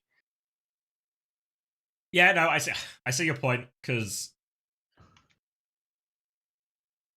it would be the same as saying, right, like the Overwatch version for people who maybe lost by football would be like, well, didn't British Hurricane just win like back-to-back championships in contenders, whereas Guangzhou Charge have won bloody nothing? So yeah, what's like who's had a better season type thing, you know? And it's like there's an element of like almost apples and oranges to it, of like it's just different tiers of competition, right? So can any championship team have a better season than any team in the Premier League, for example? No, right? Probably not. You know, and can any team in the Europa League have a better season than a Champions League team? And say conference to Europa League, right? Like because that's, I guess, essentially the argument right now. The trophies make a difference, but there's tiers to trophies, right? Because if Spurs won the Champions League, for example, you'd have no leg to stand on. I would bite the bullet. Yeah, for sure. Like, you'd just be like, even if they finished 17th but won the Champions League, the tier of competition would be high enough. That it's just higher value. So yeah, I can see it from that point of view, that like there's just certain competitions that just fall into like a lower tier. I guess like some of the competitions that are harder to factor in is like, where does the FA Cup and the I was Carabao because Cup in sit theory, in all of this. everyone's in that, you know. Like if you win when Palace win the FA Cup, they did have to play in the same competition as Liverpool City and win, you know. Whereas, like, let's be honest, Spurs had a final against Man United. Like, how fucking free is that? Like, Spurs had a semi-final against Bodo Glimt. And then played Man United in the final. Yeah, it's not even an impressive run, right? Who did Spurs? Who did Spurs even beat? Like, honestly, and the final was so shit too. I actually can't accept it. There's no way that Spurs had a better season than Arsenal. Let me talk you through the Europa League. So in the qualification, where are they? Tottenham finished 4th in the group stage of it. Then we hit knockouts, and let me find. Come on, eyes, do your thing. I mean, yeah. Look at they beat Frankfurt, and then they beat beat AZ 3-2, beat Frankfurt, which is probably the most impressive win out of all of them. Then smashed Bodo, and then 1-0 in the final against United.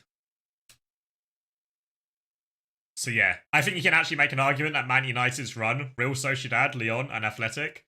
Obviously that Athletic, way harder. It was harder, even though the Athletic one has to come with that big fucking caveat of we've just beat 10 men for a large part of it, you know? Like, and then...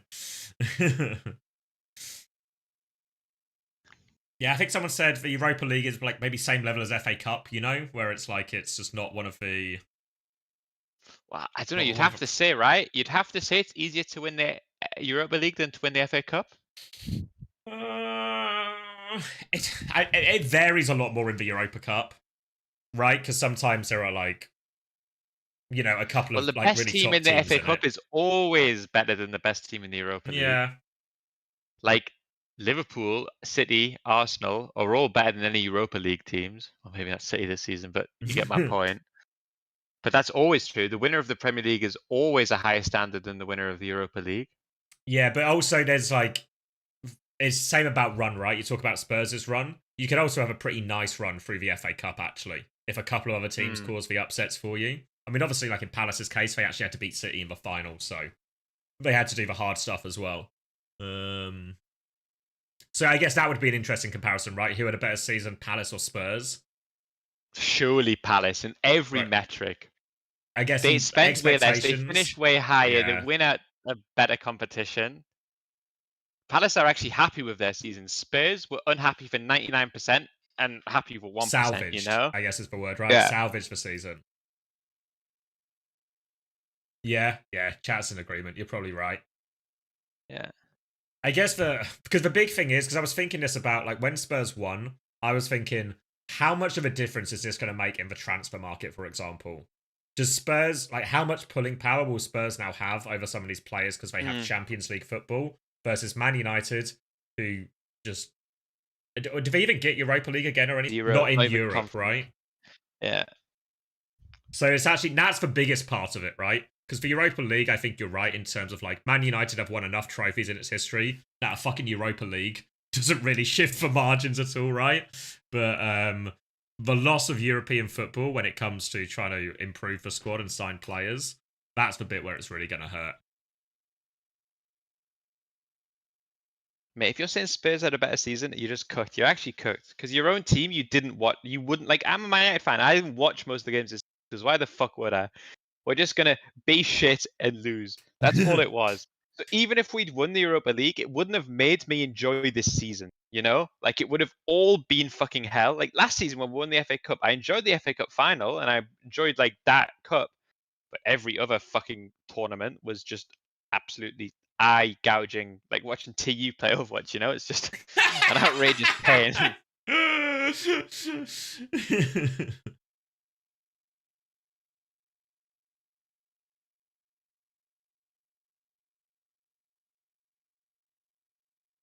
Spoilers with the Preds, damn it, Panda. Ruined the finish for everyone. But it does also mean it has finished. Like, again, Arsenal will come into next season with so much more optimism. Like, they didn't win anything, but they'll say, like, they'll look at every tournament next year, including the Champions League, think, yeah, we can win this. They look at one or two things. Spurs aren't going to look at next season with any, like, oh, we're going to be good next season. Because it's like, well, fucking hell, we're a mess. We clutched it out in the end, but we're a mess, you know? If you could choose, you'd much rather be an Arsenal fan than a Spurs fan going into next season. Because they had a better season. Because they're better. We are 2 years into a rebuild? Shut up, mate. What the fuck are you talking about? What's this rebuild? Fucking Spurs fans. Fucking cooked, mate. If in 5 years Spurs are anywhere near as good as this Arsenal team, I'll find Bratty Chipmunk and I'll suck your cock, mate, okay? Assuming you're over legal age by then. Good caveat. Good save, yeah. Does Spurs even know if they're keeping Ange? I reckon now he's won the trophy, because this is a different logic, right? If you're a Spurs fan, did you want Ange to stay, or would you rather replace him at the end of the season? Because now he's won the Europa League. He doesn't get sacked now. Yeah, no, I agree. I mean, it's probably a Ten Hag level mistake, you know? Like... More W Anges, so yeah. Ange or Ange? Ange. Who sacked off the league? They still played their best team every week. They were just shit, mate. Man United didn't sack off the league. We're just shit. Sorry to say, but that's what it is. Last 2 or 3 weeks, okay, I can agree. Both Man United and Spurs sacked it off, because once we got to the semi-finals, that was it. Can't get relegated, nothing to play for in the league, right? Yeah. Prioritise.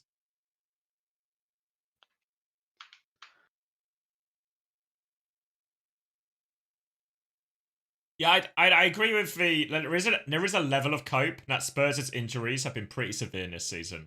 But I think you'd also have to say that 17th is too low, right? Even with all the injuries. That 17th just feels too low, all things considered.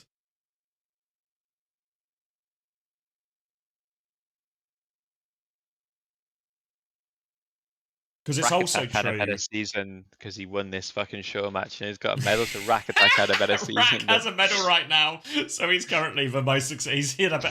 I mean, I was going to say he had a better season than Genji, but that actually might be true. I mean, yeah, that's actually fair.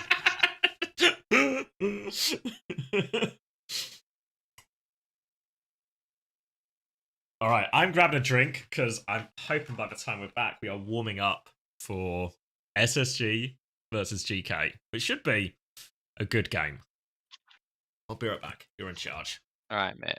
Oh, lovely stuff. Let's get cooking, chat.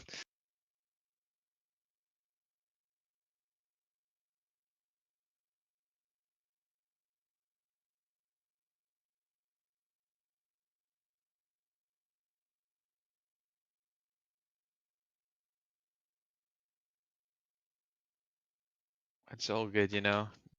Don't have to. Once people get to know me, they hate me a lot less, you know.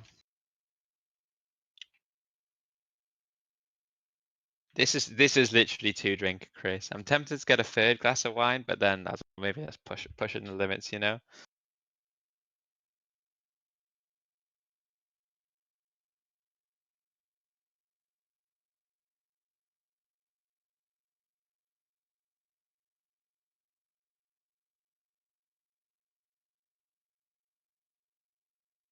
I mean, I think if Ritz does go to Liverpool, that's an unbelievable signing. Like, I'm so jealous of Liverpool as it is. Ironically, I feel like the midfield isn't where they need to strengthen, but I don't exactly know where he's going to play. But I don't know. Ritz is unreal, and Liverpool are unreal. So if it all comes together, then I'm fucking raging.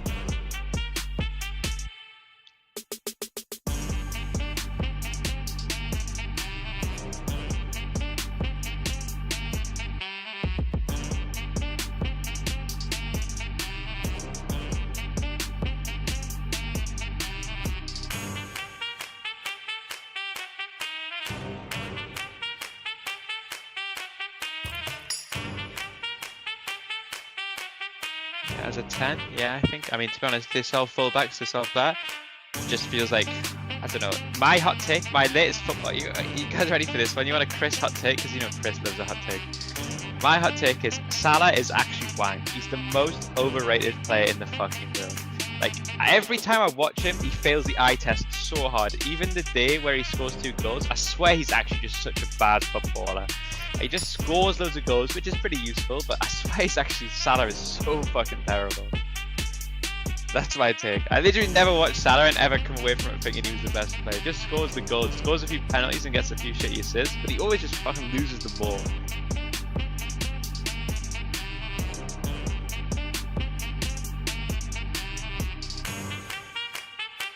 Like, he's good, he's obviously good, but I think you compare him to any of like the world-class forwards, like people saying he's better than like Dembele or Mbappe or Scalia or Vinicius Jr., I think nowhere near. Really, I think, or Rafinha or Yamal, he's not even on the same planet as Yamal, I tell you that much. Like, it's, yeah.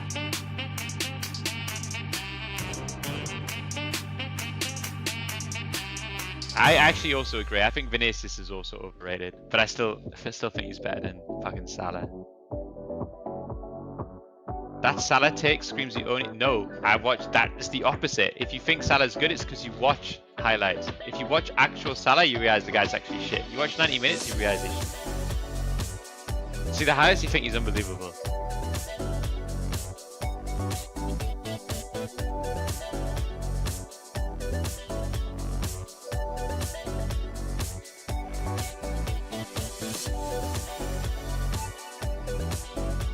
Yeah, but like goals and assists. Like assist is the most overrated stat in football by far, for what it's worth. And I think goals to a degree are overrated too, because I don't know. Like I always look at the reason Messi's by far the best of all time isn't because he's the best goal scorer, the best assister of all time. It's because actually every involvement when he gets the ball, he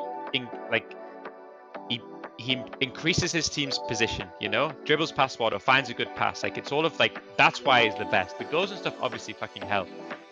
I'm not saying that like Salah is, I'm not trying to, well, I did say he's fucking bad, but I don't mean that he's bad, you know, but I mean like compared to how people think he is, he's fucking bad, you know. The world, the strongest, rose to the challenge. Well, there's the overclock. 3 kills for Lanta. They have fought. Wait, every time I watch fucking Liverpool, their midfield is always the best free fucking players. And for a place on the every time Salah gets the ball, every match brings them closer. He'll do nothing until he scores. That's always how it goes, I think. Rivalries will drawing 2 people, I could draw 2 people that way. I just stand on the touchline and hope they come. New stars will rise, and champions. Oh, Copper! He looks so good on this Winston right now. Will fall. He also is the only one in that team that doesn't have to do any defending, right? So he gets a free roll. So I don't know. He's no Anthony, you know.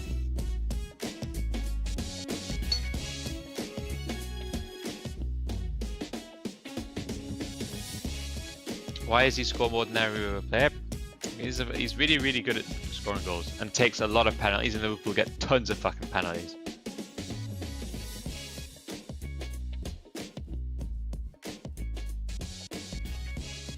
But would anyone say if you had one season, next season, would you, not in terms of the future, is Salah better than Jamal? Jamal, or however the fuck you say his name. Is he better than Rafinha? Is he better than Mbappe? No way. I'm telling them my take that Salah is the most overrated player in the world. Yeah, okay, if you guys are taking Salah over Yamal, that means you don't watch football, because you are so far from reality. You're actually so fucking cooked if that's what you think. What are we talking about? Ballon d'Or, essentially? No, you could take one winger for one season, so it's not about age, it's just about who's the better player for one season. You're taking Salah or Yamal at your team next season? Yamal. Of course. But then Rafinha or Salah? Rafinha. Yeah, see, this is my point. Salah is like, people talking about Ballon d'Or, but he scored goals, but he's so shit. Like, you just watch him and he's so shit.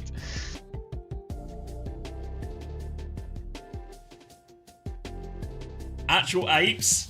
I mean, like, this is like, because this happens in Overwatch as well when we talk about best players, right? Just because you say someone's not the best, I mean, Chris is saying he's like overrated, I'm saying he's absolute shit. So I mean, Chris is on like more of an extreme end of the spectrum here than I am. But like, Salah has been class for Liverpool this season. He has been clinical, right, in terms of goal contributions and goals win games, all of that jazz. But Rafinha and Yamal are better players right now. Every time I watch that Barcelona wingers, Yamal is the exact example of what I'm talking about with Messi. it's not his goals or assists. It's every time the fucker gets the ball, Barcelona are better off because they gave him the ball. With Salah, 9 times out of 10 they regret giving him the ball, but 1 times out of 10 he scores a goal and they think, oh, we should have given the ball. And you keep playing the numbers game with him. Haaland is the same, right? Haaland is an insane goal scorer, but 9 times out of 10 when Haaland gets the ball, Man City are in a worse position or he loses it or something. But then you think, oh, well, we keep giving him the ball, we keep playing the numbers game, he scores. But the best players, like the top players are the ones where every time these fuckers get the ball, you're happy because your team is now closer to scoring. It's not about who scores the goal. I mean, okay, yeah, obviously Salah, if we're being honest, obviously Salah is not absolute fucking shit. I'm being hyperbolic to create a point. But my point is, people think he should be the Ballon d'Or winner and people think he's the best player in the world. And my point is, he's nowhere fucking near. That's my point. I mean, you say it's a league difference, but I've seen Yamal do this against teams from, like, every bloody country. Right? Like, yeah. There's not a country in the world that has found a way to consistently contain him. So, I think, yeah.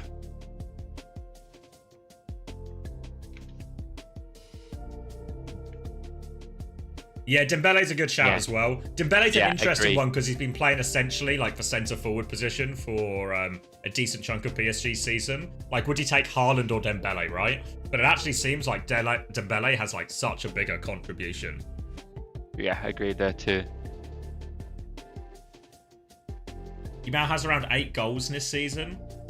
I mean, yeah, but isn't he got like 1 billion assists as well? That might not be the right number. I think it is 1 billion. Okay.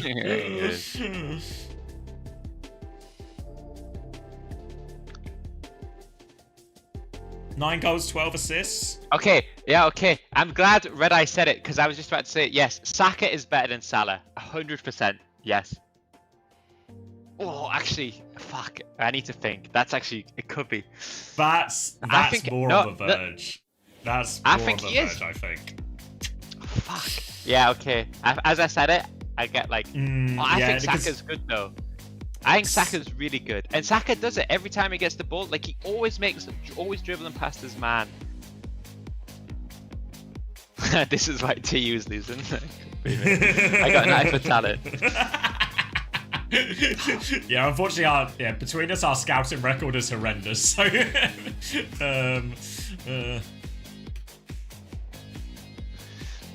yeah, Kravic, Galliard I'd take. Yeah, same. I'd take him too.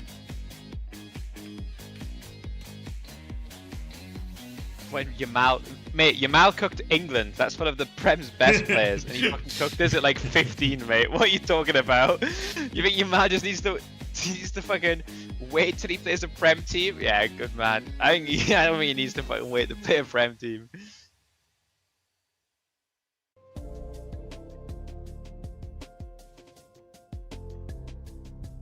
Unrelated, but they're showing on my side, Panda. The Genji Pep's Vodsness is.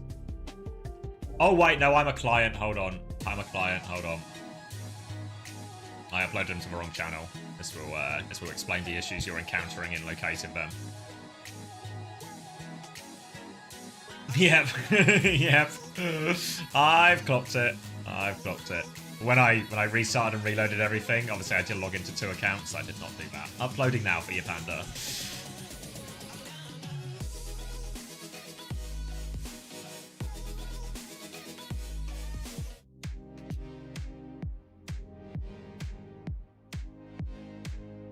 Is Ziad the Overwatch Yamal? I don't know who the equivalent is. I mean, Yamal feels like he is actually on course for, like, generational player. What is he at? 100 appearances? Yeah. And is he just turned 18? Or is he still 17? I don't think he's even 18. I don't think he's 18. Who has 100 appearances for Barcelona at 17? He's 17 still? Fucking hell. He's 17 now. Fuck. Oh, my stream is buffering, so maybe this upload was an error. Alright, Panda. Out of respect, I'm gonna wait.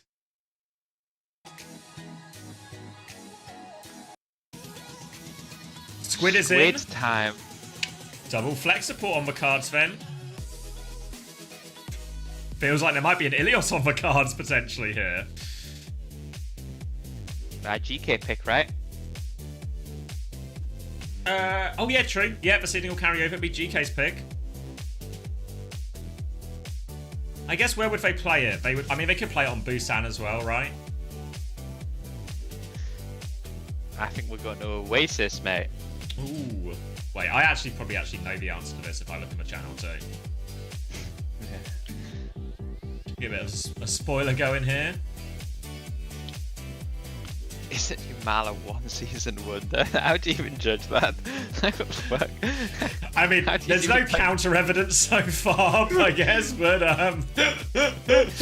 he's played one season and been unreal. Yeah, he's probably he's one season. I actually just love. I just love Twitch chat. All right, it feels like it's been a while.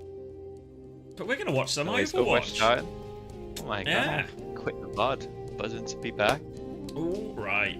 So a Kiriko ban coming out from the side of GK. We are going OWCS. A Hazard ban in response from SSG. City Center to begin. And Kellen wants to ball. All right, let me sit up for this one because we're going. Wait, did I update the stream title? Hopefully one of the mods can clutch it up. All right. Yeah, ball is the choice here from SSG. So Kellen owners rejoice as Bull normally does very well KD-wise, and SSG are going to start with an Ana Moira against a Bat Lifeweaver in 2025. We'll work this one out. This will be one for the desk to solve for us here. Tracer Sombra here for SSG with the Bull, so it feels like Admiral's life as the Lifeweaver is going to be under serious duress. He's on the petal right now. Fawn harassment coming from downtown here.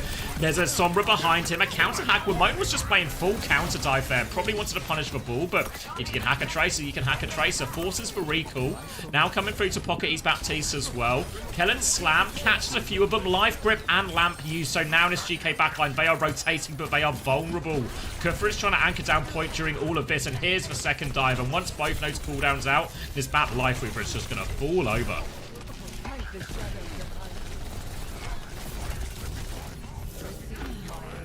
Just a Winston to deal with now. They'll clean that one up as well. And I guess are they going to keep the comp? They've nearly got a tree.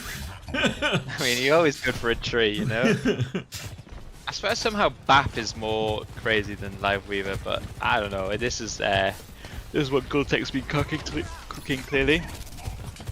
Yeah, Gultek's reputation, I guess maybe a little bit undermined by AGG's actually accelerated growth once he left. Graham Potter theory. Yeah.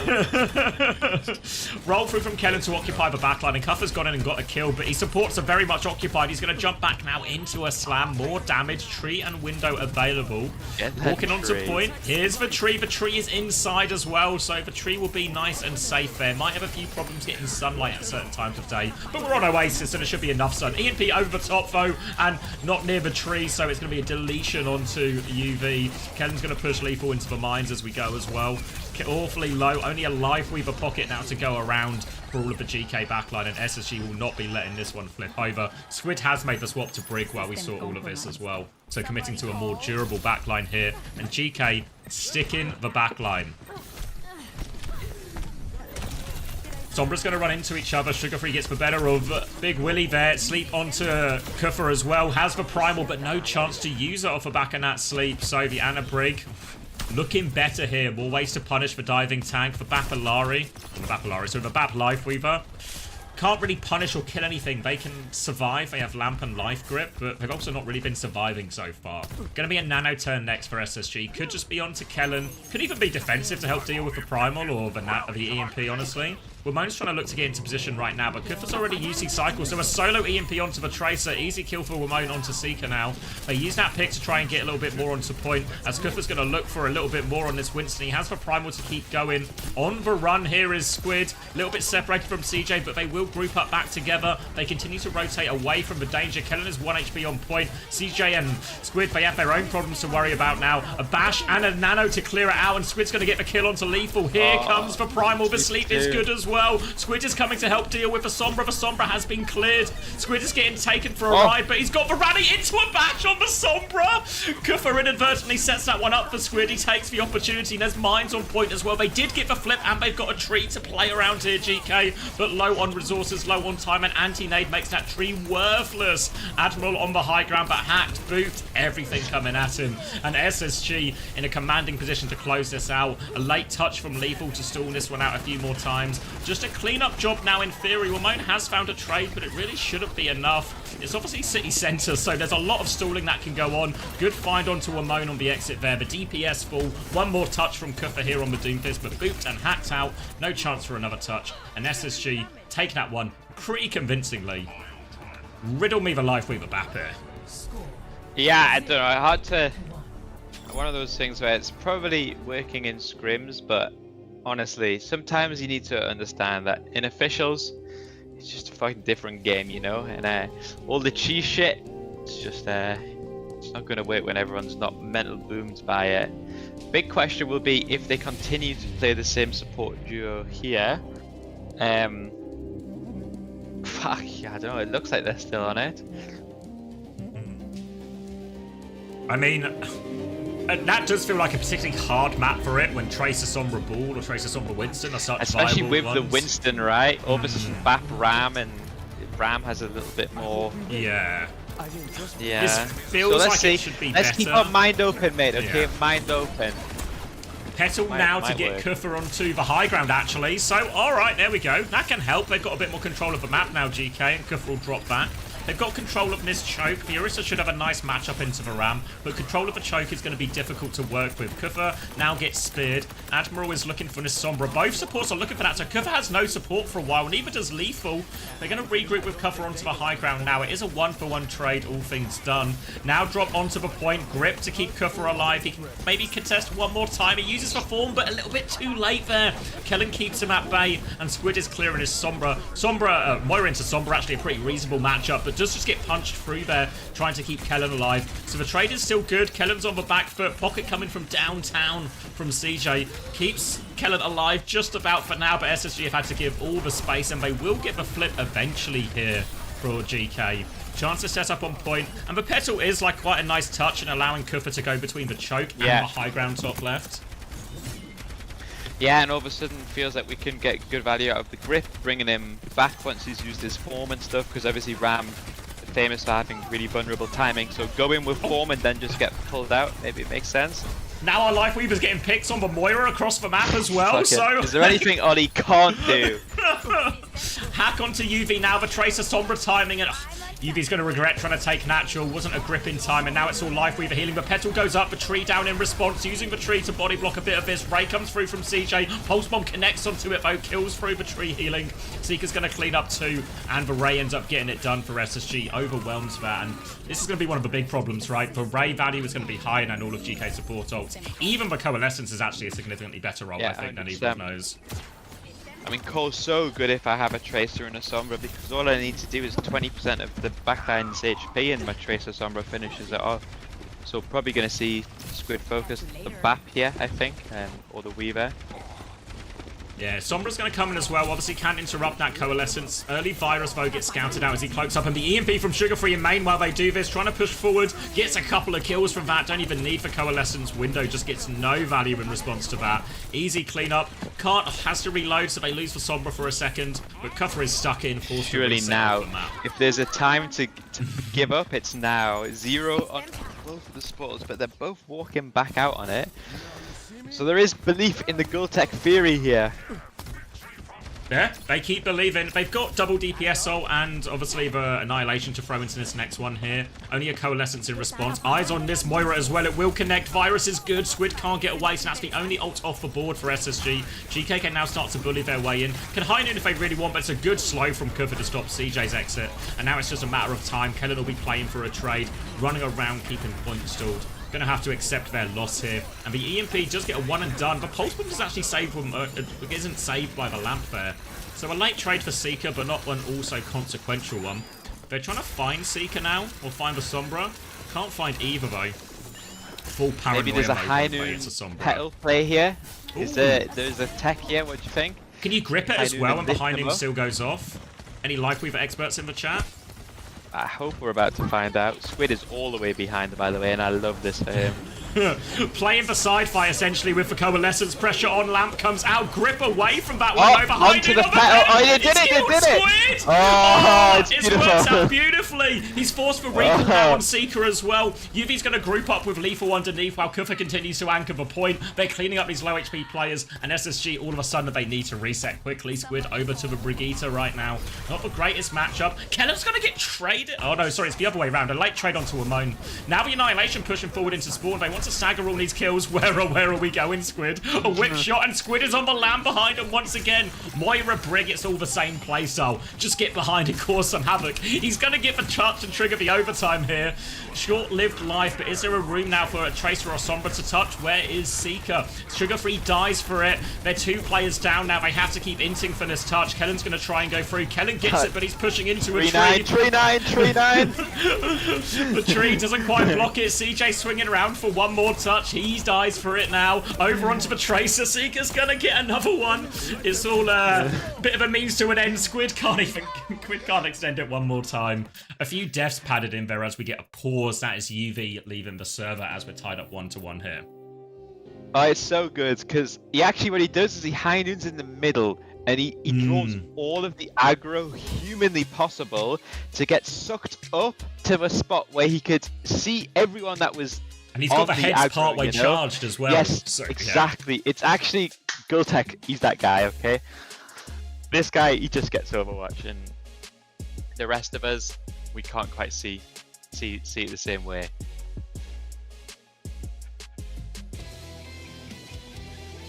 What happens to the stats for Fancy if he leaves mid-map?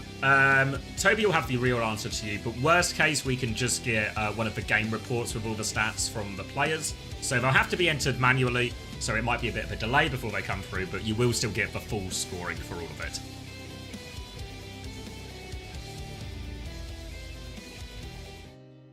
Game reports reset no? Just from a pause, or... Wait, do we saw the scoreboard after each round though, right? No, not good for UV. Yeah, he starts from 0 now, but did we see the scoreboard before? And we can use addition. I guess we're still gonna miss the middle round, right? Yeah.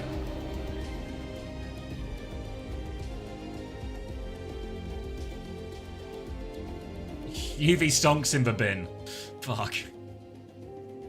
No way to do it for us to do it unless someone was recording and happened to press tab in that window as well, right? Okay. I'll do some investigating and some looking around. I'll see what I can cook up. But we'll do our best. We'll do our best. Worst case, we can hopefully at least skip the rounds around it. For now, though, the Lifeweaver BAP continues. Kellen is on the Winston here as we move her onto Gardens. Really have to feel this. It does lean dive more historically, but we've seen Winston struggle a lot in the current meta. Ramona's harassing the backline here as well, so CJ is very much occupied. And while this backline is occupied, that's going to mean Kellen's gonna have very limited support and healing.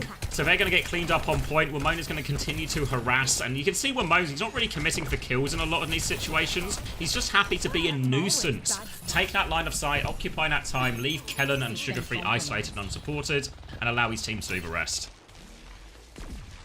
All of a sudden, it's starting to look really good. Those who kept an open mind, well done. This is your reward. Alright. Squid loves a flank, doesn't he? Now pushing deeper with the Moira. Damage orb out onto the backline. UV is going to be forced to step away from that one as Kellen reclaims for space. Wamon is continuing to be a nuisance, but Seeker wants to come threaten him. Will Bates out? Oh, he's dead, he's dead. Wait, there's another mini. He gets the mini. Seeker's given up the chase as well. Kellen, meanwhile, is just taking this nano straight into the backline. That window is not going to help UV out of this situation. Can't jump through it, mate. It's not a speed ring, mate. Not every glowing circle will make you go faster. Lethal with the fadeaway flashbang as he takes the reset as well. And it will be a retake here for GK. They can probably want to go inside so they can use this tree to help them force point.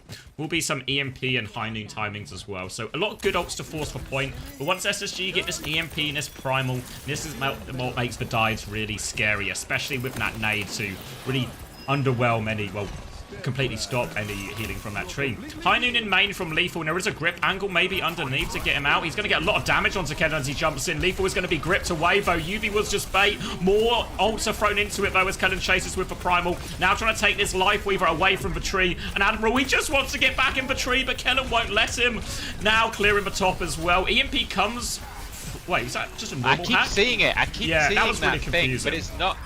It's not fucking EMP, because I thought I saw a million EMPs, but I definitely Is it like one of the perks or something changes it? Yeah, I don't know, but it's... That's just for virus spreading? Oh, from the, like, the cube perk? Oh, okay, I see.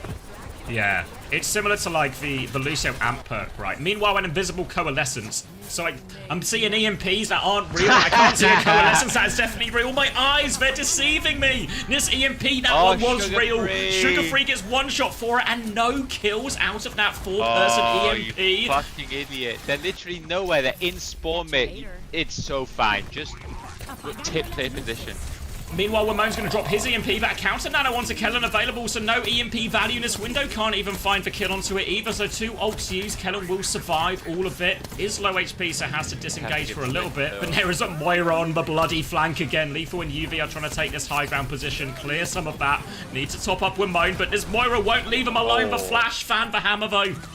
Lethal shuts it down. Now a High Noon on point. The hack out of it. He is forced down, but he still kills Kellen. He will get traded, but too little, too late here. And SSG, they're going to be forced to reset again.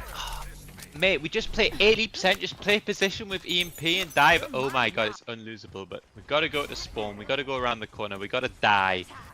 And we give the fucking worst comp in the game an opportunity to hold instead of making them retake into EMP. Well played, Sugar Free. Hope you're fucking proud of yourself, mate. Just to confirm for everyone, Chris does no longer work for SSG. This is just how he feels as a neutral bystander. Seeker now, Seeker now pushing out for Sombra again on this flank, teaming up with Ramon. Trying to find a bit of space. They're trying to scout for Sombra out, and there they find him again. 2v1. Can they ambush him here? Ramona's TP back to spawn towards that Mega. Will survive for now, but Ramon is very much out of the fight, and Kellen has his Primal ready to go. Will need to be popping this one soon. Here it goes. Kellen looking for it. Pulse bomb behind is good. No, it's only onto the Rambo. Lamp and Tree have been used, and CJ is dead in the back. Kennen is low HP. He has to disengage from these Megas. No value out of a Primal. No Nano coming up mid-fight either, but they have to keep sticking into this fight. Nearly have a Coalescence up for Squid, but they are desperate for that right now. GK in pole position to close this one out. Kufa's just swinging. Squid dies just before the Coalescence. One more touch coming out from Sugar Free. Now an Annihilation. Annihilating kind of nothing, but the damage is more than done. One more touch comes through. The nature of Tracer Sombra in these metas. They can keep extending it, but Kellen falls. And GK wins it. Unbelievable. Gotta give it to Sugar Free there, mate. Good EMP, pal.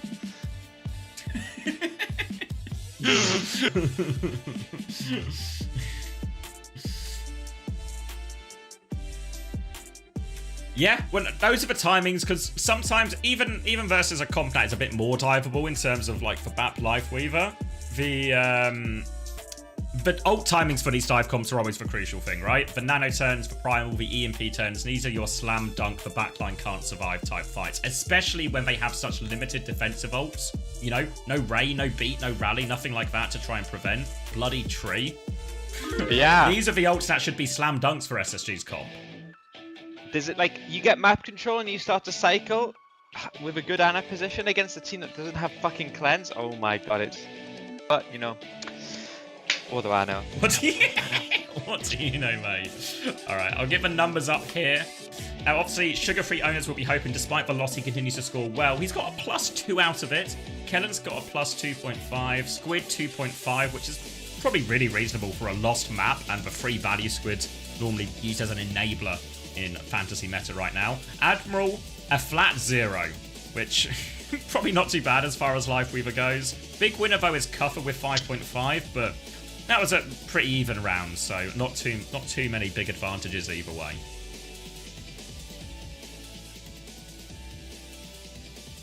Yeah, no one's even really that big. Like, Lethal -1, Seeker -1.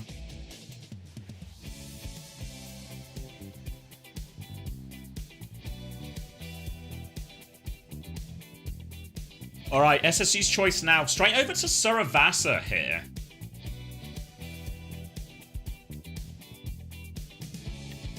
How are points generated? So you get a point every, if I remember this off the top of my head, point every 3 limbs and 0.5 points for every 2k of healing or 2k of damage. Obviously, if you're a support and you're doing both, you get points for both. And you lose a point, most crucially, for a death. So feeding is punished quite severely. So you need your players to save the KDs. Yeah, it's a good point, Spider, losing on the hazard ban there as well. So now all of a sudden the ability to Winston, because we've seen Winston when Winston's played into these hazard type comps, it's been so difficult for the Winston players. And really in the hazard matchup, Kutha has a significant advantage over Kellen. Yeah, and what did they banned Kiri, right? So still got their good ban, still got the Winston ban, the Ana ban. So yeah, I'm sure GK will be quite pleased with that. I guess we'll see like a Dorado or a Gibraltar next, but even then, you're gonna have to eat a Winston ban here, so. Well, I think Liquipedia has the inside track, so it's a Lucio ban from SSG and a Sombra ban coming out from GK. What map, or are we doing? Suravasa. Okay, Suravasa. Yeah, I think also pretty reasonable, to be honest. I think the ability to play some sort of dive comp on Suravasa is so much higher than the ability to play it on New Drink City. I think it makes sense to take it early if you look to do some Ball or Winston shenanigans.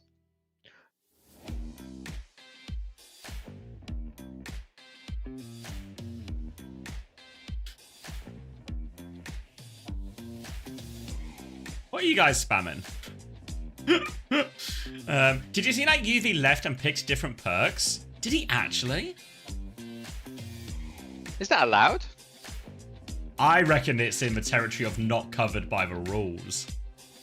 If I was Hunter, I'd be in there. I'd be claiming my win as soon as possible. I'd be getting that rule book right out.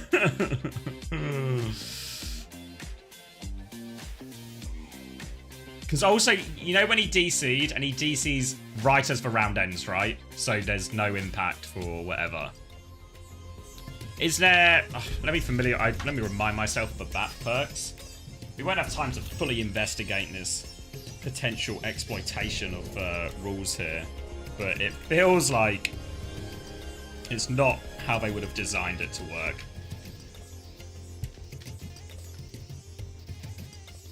Baptiste, so he has... there's the one that buffs your window, then there's the one that buffs the immortality field. And then there's the one that gives you an extra dash, like the dash where you use the exo boots. Yeah, yeah. And then there's the regenerative burst attacks. I don't know if there's a big swing there in terms of the perks, unless he like picked the wrong perk and just wanted to correct it by disconnecting. So I'm not sure how big the actual advantage would have been there. Either way, we're now over onto Suravasa, and oh my god, it's a good day to be a squid owner. He's got 2 maps in him here. Ana, Juno, Ball. SSG going to keep leaning on the ball here as GK play their preferred hazard. Juno, Brig, Tracer, Sojourn. So difficult heroes to follow, to really dive, even with the ball cycles and stuff, whereas CJ will be that vulnerable target here. So every speedering timing, GK are going to be looking to close that distance here. If Ramon can find any sort of cut or an angle to make it more difficult as well, CJ is going to be the primary target in a lot of these situations for SSG. Oh, sorry, for GK. And that's going to be SSG's big problem. Can they keep him alive? So far the answer is no. Will's actually been pretty good for it so far. On the first map 2 in the Sombra. GK don't really have much of an ability to match the side fight, but I think if they just keep tempoing through the fucking middle, then it can work for sure. We see it a lot as well. We talked a lot about Sombra timings earlier and playing around that. The same is true with Bull. Like, as Kellen goes for this cycle now and doesn't find huge value, they clear Kellen a bit, there's a chance to go forward. Also helps if Lethal just wins the side fight by himself while dealing with the ball as well and surviving. That can help too. But you can see what is the rest of GK doing. As soon as that ball is trying to occupy someone, everyone is flooding forward, and Ramon and Kufa are just deleting this backline. Because anytime Squid moves away from CJ to support that side fight, enable Sugar Free, threaten the backline, it just leaves CJ even more vulnerable. Double support ult soon for GK as they get an early lead here on Saravaso. Ramon is lurking around for this pulse bomb. Can be Suzu'd as well, though. Looking for it, goes for it, hits the stick. No Suzu as well. I didn't see exactly where Squid was. Was he? I presume, presumption is he's on the flank trying to help out with that. Help enable Sugar Free, who's gone deep but can't find the kill. Kellen's going to invest the mines to try and clutch it. Yuvi's going to have to try and dance away from all of this. I think he's good for it as well. Kufa is playing bodyguard, forces everyone out, and all of a sudden SSG find all of their players on the same angle. A downpour to chase some kills. Out of the sky is Seeker, nowhere to go. Nade can't save him, and GK should be able to get the first flip once they force Kellen away for long enough. There we go. Double support ult still available in all of that for GK. It's looking hard. Yeah, I mean, it's really tough to see these double flex wide comps. It's so much easier to see the game from Smash PvP. Like whenever we watch like official broadcasting, it's much more difficult. My feeling is we need to kind of go before they get time to go on Ana, and if they do decide to push on Ana, we just need to sacrifice CJ to the gods. They have to trade, you know, like super important. Yeah, if SSG be the initiators here, they fight GK before they can get into position. What it means is CJ gets to keep a good position because GK are busy responding to it rather than running on the backline. Sugar Free and Kellen make that initial move, and good for 2 of it. Didn't even need it. They still lose CJ, but trading out, right? Trading out. Sugar Free is going to get free for it. The trade is happy. They have lost Kellen as Sugar Free goes back. They actually gave the flip during all of that, so not the cleanest execution of the theory. They should still be good for it. I think they have to deal with this hazard, but with no source of healing, they can get a point right back. But what GK have done with this flip is allow themselves to have a very time-friendly retake, but still no ults. Maybe a downpour coming through. But now SSG are mines to go early with, a Kitsune rush to go early with. Very difficult for GK to walk through this difficult position. They are looking for the ball. Admiral's got eyes in the sky, and they have found Kellen. That gives them a little bit of space for free. Kufa's going to come from the side as well. Always keen to circumvent the fight and get backlands. But now a Kitsune rush push. Admiral is trying to kite. Shield is up, but Lethal's going to die anyway. Downpour to trade kills. Kufa's traded 2 actually with this. Not out of it yet. Need to worry about a touch soon, but Kufa is going for more. He's killed Squid as well, half HP. No heals available for Kufa though. He's going to have to run for the Mega, allow Ramon to take care of a touch. Now Kellen and Sugar Free turn to that. I think we're just in a 2v2 situation as the spawns flood back. Kufa's going to get himself back on point right now. Mines is available for Kellen. Just a bit of a tourist right now, Kellen, as he just looks around the fight happening below him. They give the flip for another engage. SSG have the ult for this retake. Mines onto point. Admiral bashes back. GK need more time for this rally to come up. Kufa has gone deep and aggressive though, and Seeker's going to deal with that. Another nano onto the Freya, and Kufa and Ramon, they have to run. They don't stand a chance. Overclock from Lethal though. They still want to turn this one. They kill the ball on point. Need to care his mines, but Lethal is swinging. He's nailed the shot. 1 HP on the Tracer as well. Sugar Free tries to recall. Slide in from Lethal. Disrupt a shot to finish it. Lethal gets it done. And even with that big swing partway through where GK lost a fight using both support ults, they still can't convert it.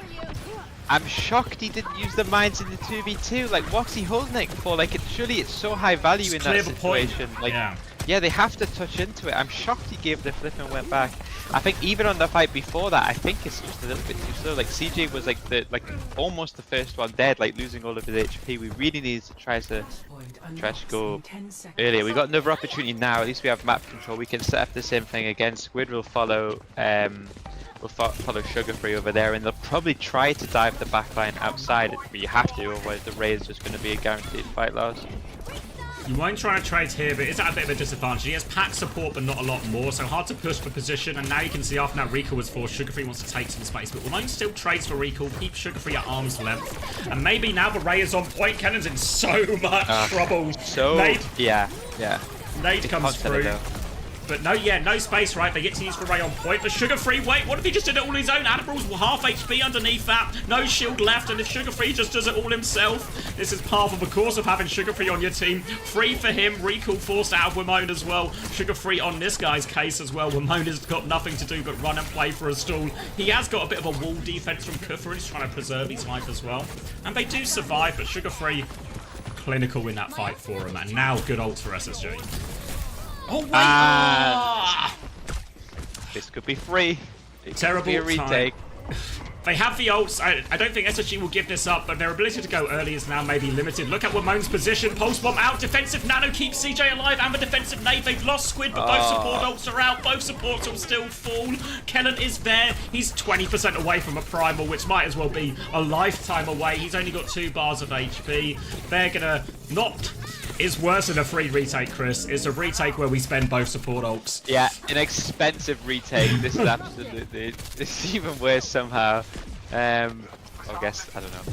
A self-expensive retake. You're paying them to take your space. Yeah. Yes, exactly. Yeah, that doesn't make sense, does it? We should not be paying them to take our space. You're giving it to them, and you're paying them for the privilege of receiving? Doesn't make any sense to me. Now a rally on point for Admiral to close this one out. Kellen is close to the primal with Sugar Free darts behind. Wimone is marking this. Admiral has popped a rally, but not a whole lot to really fight with. Time for SSG to slow this down. Now a chance for Kellen with this primal against no rally. Just has to avoid the downpour. They've lost Squid again. Kellen needs to make some magic happen. Tries to separate the Brig. The whip shot, it denies that juggle, though. He's going to keep going for it. Admiral's giving him the slip again. Jumps into a pillar. Admiral is still getting full pocket from UV. The anti will allow Kellen to finish the job. Jumps out there. I'm probably fine in reality. CJ has managed to skirt his way out. He's got Squid TP into him off screen as Sugar Free is going to clean this one up. And SSG, they cling onto this Saravasa. Good position for him now. Wimone has killed both backliners with an old bomb.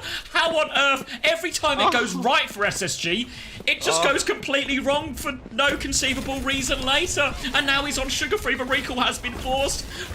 The price of retakes is at an all-time low here as GK flood back into point. And this retake will seal the map for him, but Seeker has found a trade. CJ is coming back with Nano soon, but Piana's so bloody slow. He's got so far to walk. Sugar Free and Kellen have to keep this point anchored. Kellen is so low. It's now on Sugar Free. Kellen doesn't get over the wall. The defensive nade comes through and it splashes onto Kufra as well. Now the Nano onto point. CJ is back in time. Turns onto the Brig. Kellen kills that one, and they might just about do it anyway. No backline, no problem. No Tracer, no problem. SSG have scrapped their way to this point B, and they keep the Saravasa going.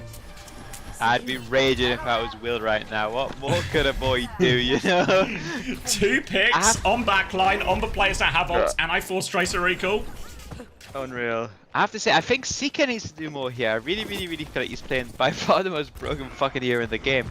He needs to get his ass on the backline too. Don't need to play it like a sniper. Just fucking push the Brig, push the Juno. Don't need these bolts into the wall, mate. Into the backline skulls. Now looking for their next engage. They have Kitsune Rush and Primal very soon, SSG. They seem to be biding their time for that. UV and Admiral will have the support ults to counter this out. Sugar Free and Squid are in very deep here with Kitsune Rush to chance to start the push. They're going to drop that one nice dink from Squid to finish off Lethal. That's 1 pick already. They need to help Kellen out here on point, but he's got the Primal actually, so he can look after himself. Now the rally comes out from Admiral, but he is getting taken for an almighty ride here down onto the coast. Pulse bomb this time, but he just recalled the 180 sleep attempt from CJ.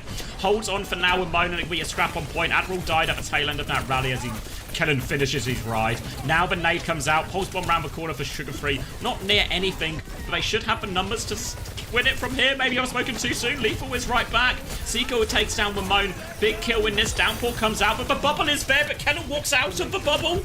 We'll just get out of this one as well, but sliver of HP. All of a sudden, GKF ran straight back into it, and winning situations just not being converted. Thank you, Carbs, for the prime. And GK have maintained their position on the point. Nano is available now for SSG. It is on Kellen. He is back on point. He is looking for the backline. One more jump, and he has a bubble. Eyes on the Juno. Eyes on the Sojourn. Either will do, but the cooldowns are available. He's occupying the backline right now, but can't kill any. And Wimone's found a trade. Wimone's having to play such an independent game here on the Tracer, but he continues to find value onto this backline. He's still harassing him right now. They've killed Kellen on point, and GK are going to get this retake real quick. Lethal claiming all of credit for those kills.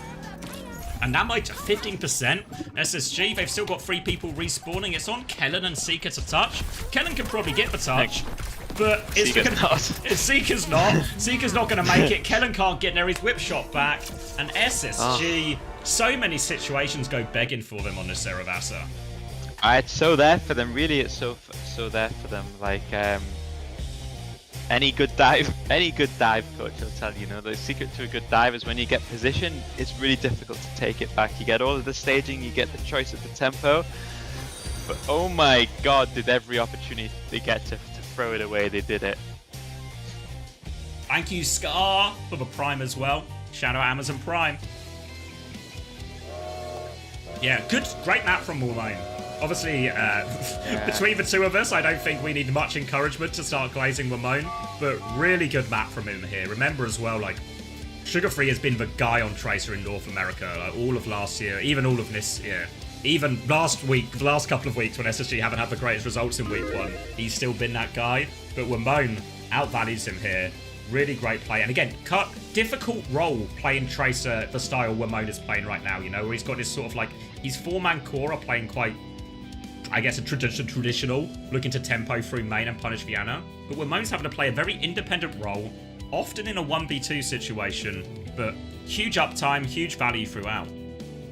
Yeah, I mean, that's the skill for him, I think, is he needs to avoid the mark. Like, I think if Tracer, Kiri, the 2v1 can force you recall and poke you out early, if you kind of evade the mark and get on Ana, then I think it's a relatively simple 1v1. Like, most people would get it right. But yeah, no, I think he's done really well. I want to see Seeker's kills here. What we got? 11 deaths, so by far the most in the server. Outrageous. Sugar Free's KD is 30-3 in that 3-1 loss. Right. Which is why he is the perfect fantasy player, because even when the team lose, he scores an 8.5. I have to get Sugar Free next week. Ramon, 5 points. Unfortunately. Yeah. I mean, 5's still pretty good. Like that's a really solid KD, but yeah, Sugar Free. I think Kev had that's the numbers Kev does, where he's always losing, but he's always doing pretty well. Yeah, Squid breaks even as well, so not too bad. A couple of minuses across the board, but I mean, these maps, even if they both gone GK's way, very tight. And so there's not a lot of points to show for it, really. Total scores, it's Sugar Free and Ramon with the top scores. Kellen actually got an 8 and Kufra on 6.5. So SSG continue their trend of scoring quite well while losing, which is good for fantasy, but maybe not a good job if you happen to be the head coach of SSG.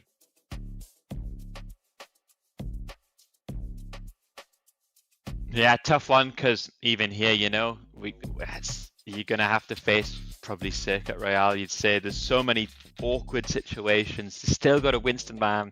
Like, GK have still got all of their good bans, and they're still winning. So, yeah, I don't know.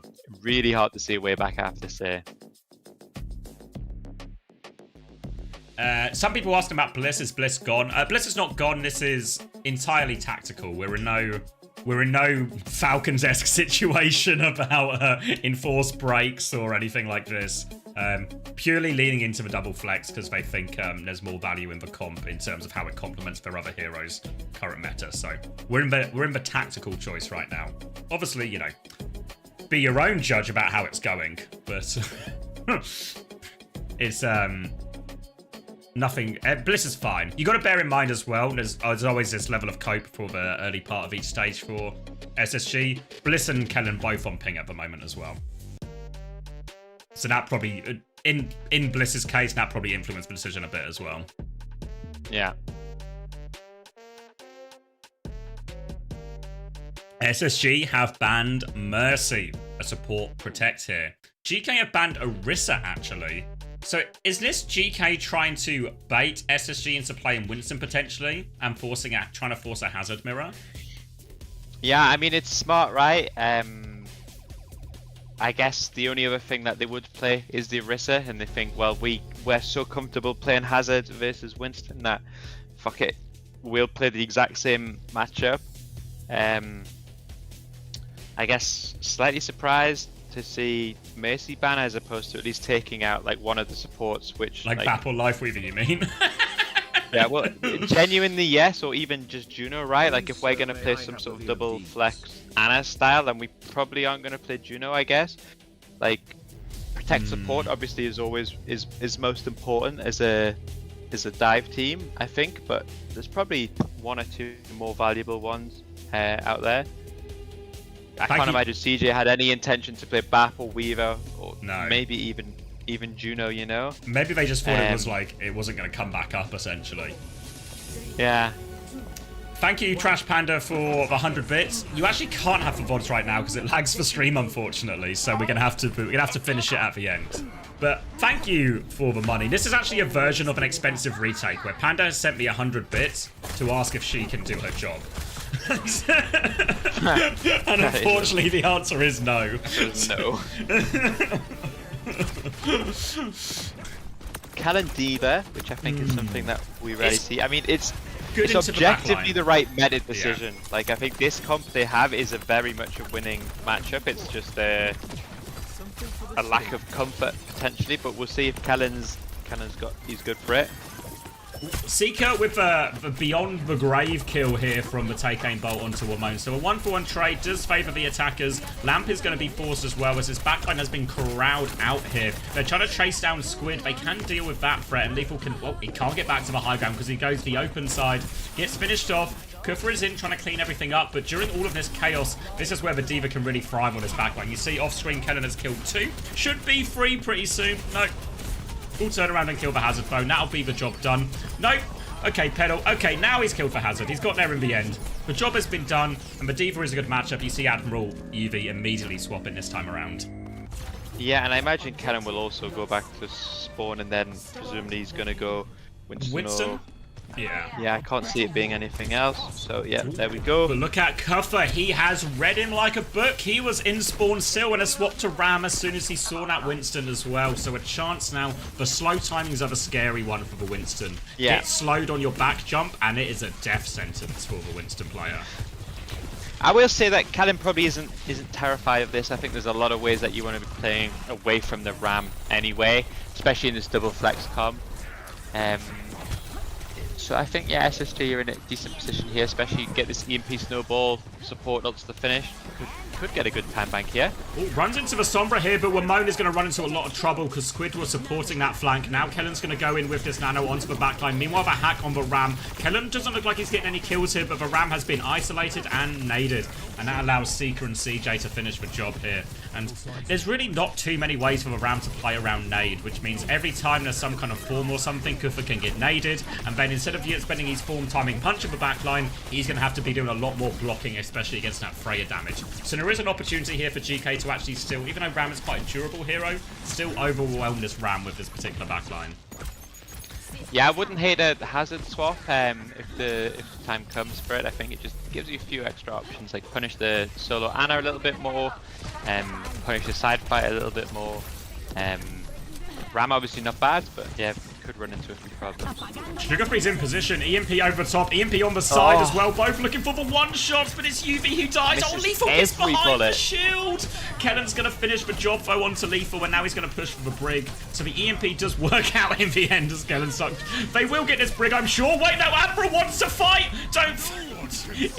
It was a mistake. Admiral wanted the heat, but there were 2 players there in a bubble and a Winston. Admiral, though, the biggest balls in Estonia as well as he takes that 1v2. But SSG, they can keep the payload moving here, and this puts GK into a really awkward position. Lethal is back on point. It's really messy. The Ram doesn't quite have Annihilation yet. Kuffer needs to be careful. Needs 3 more % as he's isolated here. 1 more % will get it and will pop it. And now CJ's in big trouble. Wamona's killed up too, but Kuffer's traded. Seeker's trying to shoot his way out of this one. He's going to chase down Wamone. He gets the kill. It's an absolute dogfight. Kellen's Primal has been repelled, meanwhile, on the point. The GK are low on resources. Lethal might even have to pop this overclock. He's going to do it. He hits the first bullet onto Seeker out of the sky. Nade onto Lethal as he tries to give Kellen the slip. Kellen's going to zap him down. Now the Ray to keep pushing. They need kills right now. Nano comes in. Admiral is in for more heat. They've killed CJ, but Kellen's able to trade it right back. Back on the Winston now as well as GK, and it's been an absolute brawl at the end of this second point. The trades keeping both teams in it. No one's really gained a meter in a hot second. Sugarfree's going to get hacked on point, but TP's out of that. Wamone's going to now try and cloak up. Kellen is on the hunt though.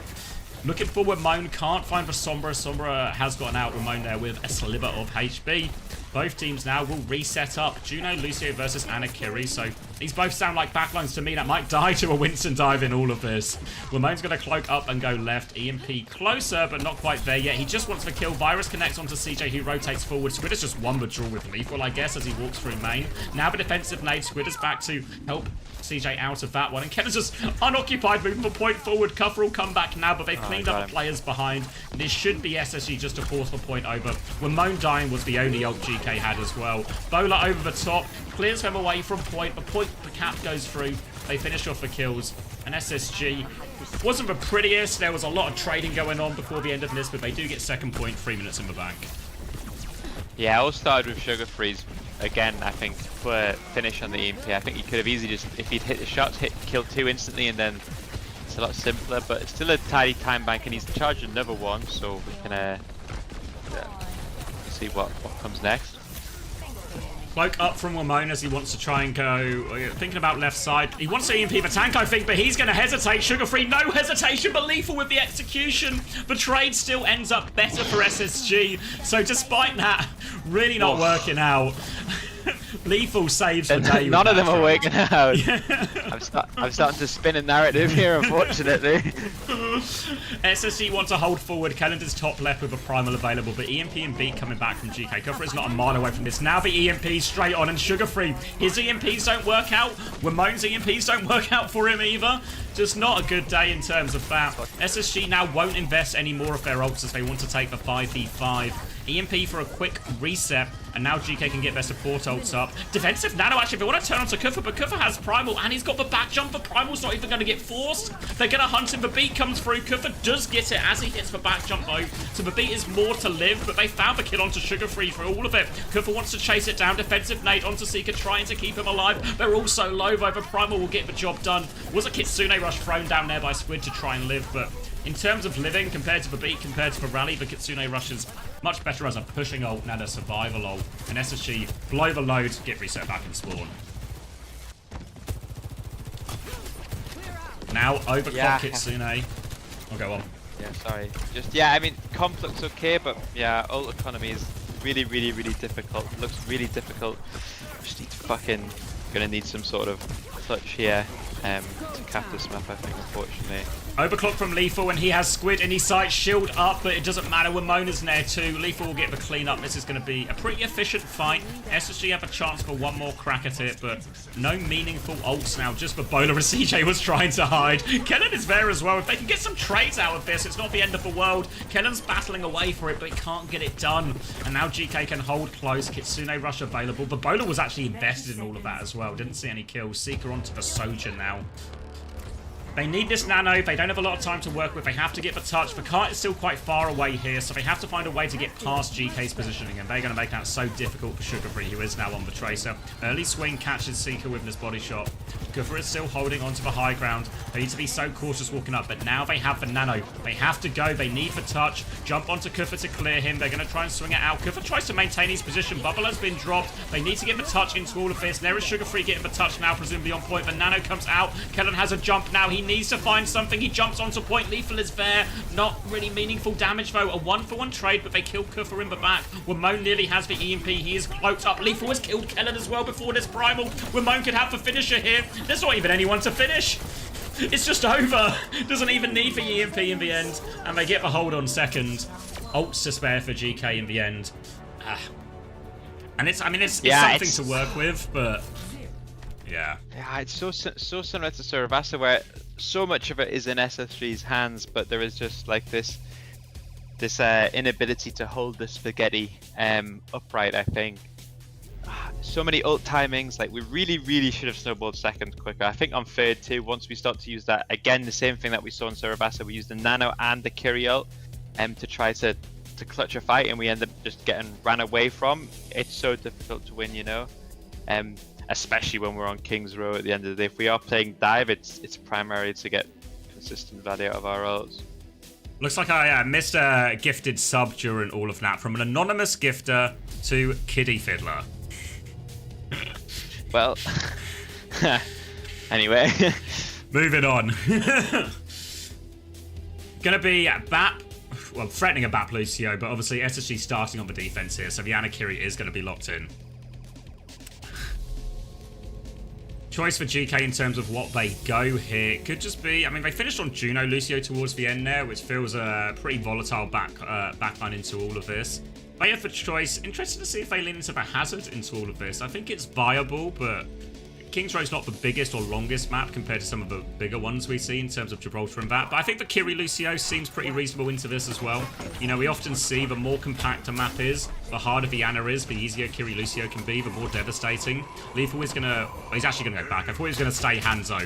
It is a classic on King's Row first, but best point for this hero. But a Sojin will complement the comp a little bit more. Kufa has taken a nade on the way in here, so Kennan's gonna bubble off his healing. But Kufa has the Mega to play around, so should be more than fine. Sugarfree's killed Wamone, stop that Sombra getting anywhere close. So SSG in full control, and Sugarfree's not quite done yet, killing a couple of players, finishing this one up, and a quick reset for GK. Yeah, I think, to be fair, like the Sombra, I think it's obviously meta. I think there's a lot of reasons it's strong, but I think the Tracer did well against it. I think there's a lot of timings where you can finish off and punish the timings, especially if you're a coach like me and maybe Max, who has a superstar Tracer player. It might be worth considering less Sombra time and more Tracer time. Spoilers. Spoilers. Speaking of spoilers, Kenan has spoiled this defense here for SSG. And now... He has spoiled it a bit. Yeah, Wamone's walking forward, but everything is all very easy for GK as they walk in now. Thank you for the boosts. Why is the Pred bot just keeps boosting Kellen? Somebody stop it!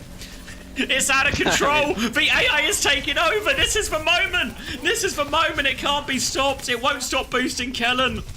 I knew the Skynet situation would be Kellen's fault someday. I don't know how to explain it, but I just had a feeling. GK will capture the first point. Primal charge is about even, but it's going to be a Kitsune Rush versus Nano situation. Eyes on CJ and where this Nano goes. Expecting it just to go onto the Winston, but Kellen's had a bit of a hard time in some of these, and Admiral has opening picked Seeker, which doesn't seem like the expected result. He can do it on Weaver, he can do it on Lucio. Main support is an opening pick hero, and that's what you guys are all doing wrong. Where are the opening frags to get us in?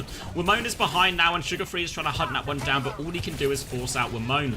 Regroup with the team, still a player down waiting for Seeker. Wamone could actually spawn camp, not the easiest one onto the Sojin, but there's an option there for Wamone if he fancies it. Meanwhile, there's going to be a Kitsune Rush Nano trade in main.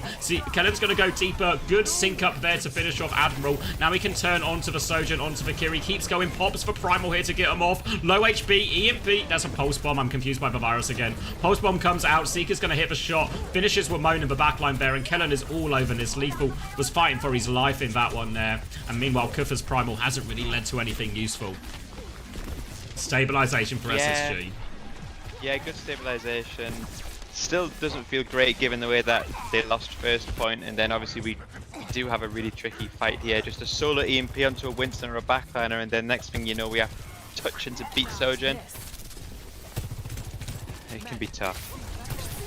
Kitsune rush to start from Squid, beat back from Admiral, catches everyone except for Kufra, and Lethal was going to take this one straight into the Ana. CJ is in big trouble and has an overclock to hunt him down as well. Seeker not so fortunate on the other side as well. Trades are important for SSG when it comes to the retake, and they're good for one actually. Squid is doubling down, but he can't find... I think he was reloading maybe. So Squid, no hope for the trade. Kellen's going to try and preserve his life. CJ going Lucio. Was this to get out of spawn faster, or is the kid going to stick it here?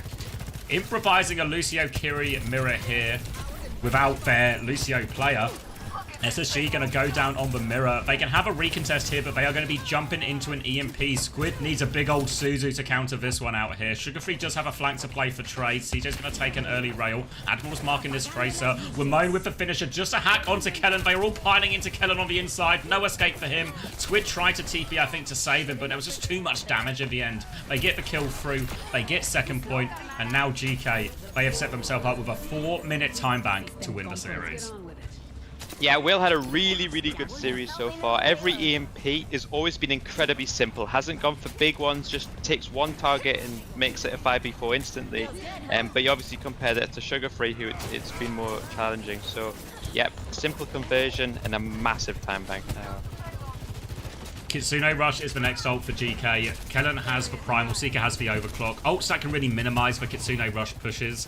Again, as we get onto the second part of this, it will be Defender's advantage. The cart didn't really get that far It's not going to be a full cap by any means that GK need. So not a lot of space to work with. You see it there beneath Seeker. And as a Casino Rush push coming through, Seeker is awfully low with the overclock. Doesn't pop it yet. They've traded Lethal as well. They're going to lose Seeker and CJ. Pulse Bomb out as well. They're doubling in for this, but Sugar Free has found 2 trades. And if there is a situation where it helps to just have an insane Tracer player who can find these solo kills in all these situations, it's this situation on King's Row defense. And Sugar Free saves them actually using any of the ults in that situation. Yeah, but all it's going to take is one ult turn and this map is over. So the discipline, one ult, one fight is going to be super important here. Going to need an insane primal and then an insane CJ beat. And then, yeah, I don't know. We can do it, but it's tough. Need to outplay the EMP first and foremost. Yeah, that's going to be the big one here. CJ obviously not a Lucio player by trade. Kufa coming in with this primal hack cosse through onto CJ. He doesn't quite have the beat yet. He has it now. He's going round. He will get the beat off. Catches everyone but Sugar Free. That'll do, CJ. That'll do. Seeker is sliding forward with his overclock. And EMP onto Kellen. Stops for primal going off though. Kitsune rush from Squid. They need kills. They've got no kills. Sugar Free's found 1. They need more out of their star player right now, SSG, because CJ, he's getting focused down in the back. Sugar Free has been dealt with. Kellen coming back. I don't think he can even touch, and the EMP from Wimone seals the deal again, denies that primal going off, talks about outplaying it. CJ did well to get the beat off under intense pressure there, but the EMP seals it. 3-0 for GK. Yeah, I think that's it, to be fair. I think when we watched the Peps game, I think we said the same thing about Who Are You, right? Every EMP was just a one fight, and I think that's honestly all you need to play Sombra on some of these maps to win. Obviously, it helps to get the solo kills and the right hack timings, but if you farm the EMPs and find consistent value of the EMPs, then all your team has to do is win the other half of the fights and you're good to go. Yeah. And I think we look at the EMP on OWCS, we look at the EMP where the fight was already won and they EMP'd and died. I think that's like the problem that SSG had, was that the ult economy is never quite the same. I'll show numbers for the number lovers here. Final map. 7 points for Kellen, despite being on the wrong side of victory screen. 4 points across the board for the front line of GK, and then 2.5 for Admiral, 3 for UV. Sugar Free manages to get a single point out of that one as well. Yeah. Total scores. 15 for Kellen, 10.5 for Kufa, 12 for Wimone. Top scorer in fantasy, and probably, for my money, the player of the match as well. Sugar Free still 11.5 despite losing all 3 maps. Wait until Sugar Free starts winning games, guys, because those points are going to be outrageous. Well, they've played all the good teams now, right, SSG, so they should be okay to start their slingshot back towards playoffs. Yeah, it should be... Oh, Kellen got 15? Yeah, Kellen got 15, actually. Yeah, true. Kellen with a big 15, actually the top scorer. So it wasn't Wimone, it was Kellen who was the fantasy MVP. That's insane, actually. Work that one. He played a lot of ball is what he did. I don't know, let me see. Which were the ball maps? He played it on first map, right? Only 2.5 out of that. I mean, he's actually gone positive on all 3 maps. Yeah, it was actually the third map he got the most done. I took Kellen out this week, same. But Infected is going to outscore him in this next game. I promise you. You've got that guarantee. But yeah, so the good news for SSG, you're right, Chris. They've had such an incredibly front-loaded schedule. Now it should just be sort of slam dunk after slam dunk after slam dunk. The problem is they've played the biggest 3 teams, the biggest other 3 teams of their region. They've lost every single one of those games. Yeah, I think what would be more worrying is this match that we just saw. There was no point last season that SSG was 3-0 dominated, you know? Like, we can kind of cope that it was winnable, which it was, but it wasn't necessarily close, right? Like, each map was well, I guess apart from map 1 was pretty one-sided. Whereas I swear, from what I saw, every time SSG were winning or losing to Nightmare and Liquid, it was always these unbelievable 3-2 dogfights, like back and forth. Once the Koreans get an NA, for sure, it's gonna help. And you only need top 3, so I still think Hunter's good for it. I wouldn't be worrying too much, but I have to say that the gap between GK, considering they once again, maybe the same thing we spoke about with Genji and Man United, right? Like, they lose their best player, but the system. Yeah, whatever it is, yeah, the environment, the glue, the team is bigger than any of the parts. So first things first, of course, here's congratulations. Big Thank you so much for taking the time to join us. You are the newest member of the squad, slotting right in, and it's looking clean. Sweaty game. How has it been like for you to come into a pre-existing kind of roster, even though you obviously are playing under a new org now? A bit of good, a little bit hard. It's obviously coming into a new team, especially after they've done so good. I think there is a bit of pressure. But obviously a lot of my teammates are from Collegiate, so I know them pretty well, so that helps a lot. And they are very good players, so it's not been super easy, but I think it's a really good place for me to improve, and I think today I showed a pretty good performance, so I'm really happy I'm looking forward to the future. Yeah, honestly, you're the Welsh legend. I mean, I'm happy to be casting you again. It's been a decent career span for you. It's been really interesting. You obviously have made a ton of appearances on Team UK as well for World Cup, which is really cool.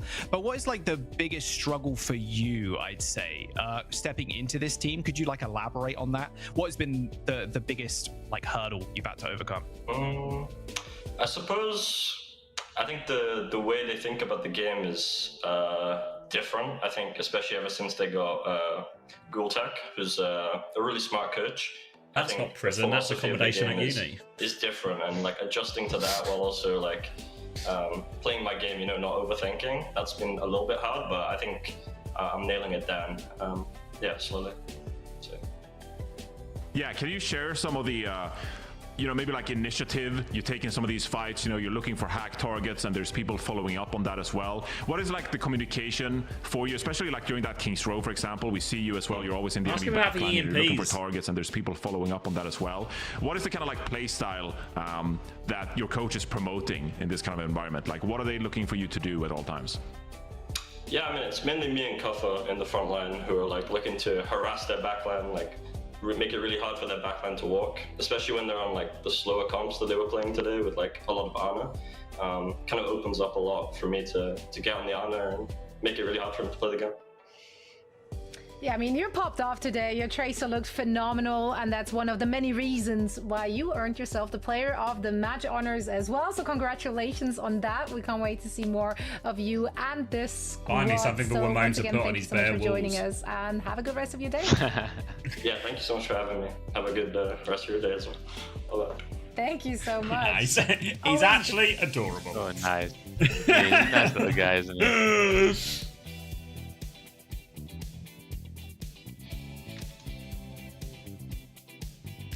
Alright, that is going to conclude my journey in Overwatch for today.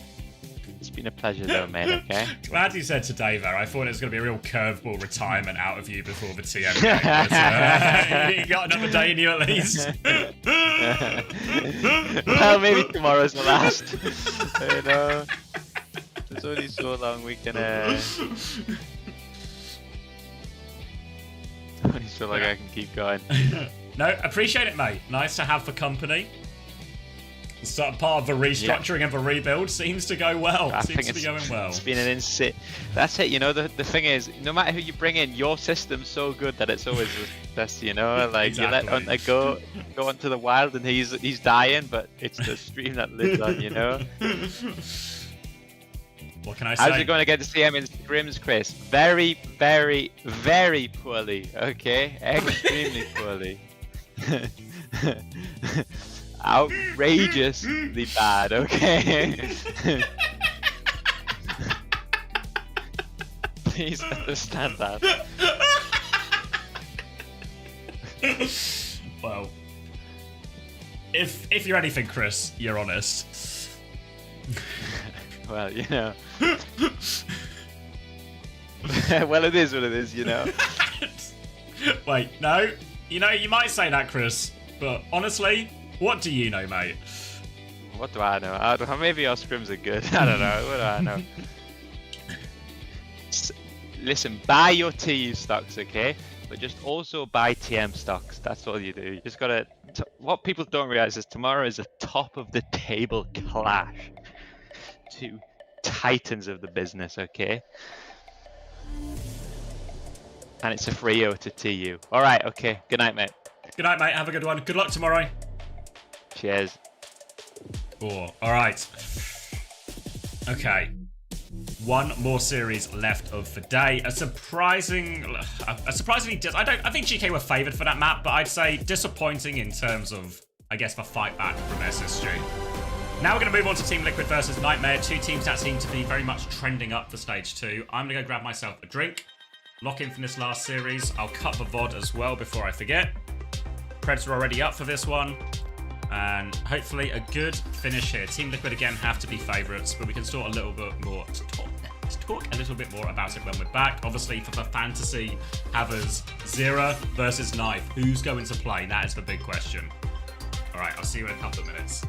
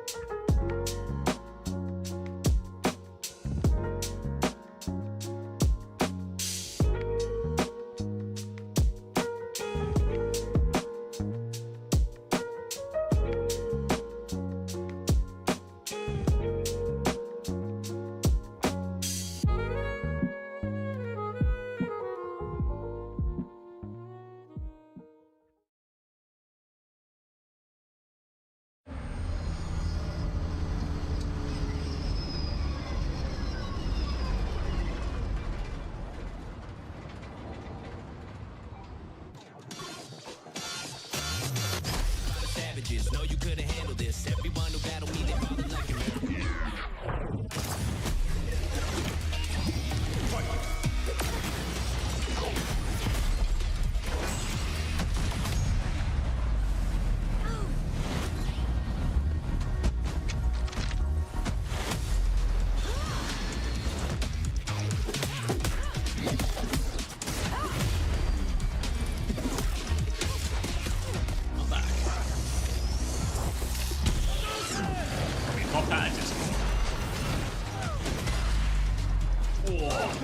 What predictions saying? Team Liquid 62%?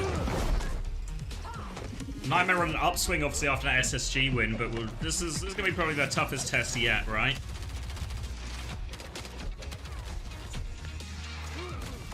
Why is Lifeweaver so popular now? I mean, Jaehong has opened minds. You know, they say with age comes wisdom, and Jaehong can see something that no one else could at the time.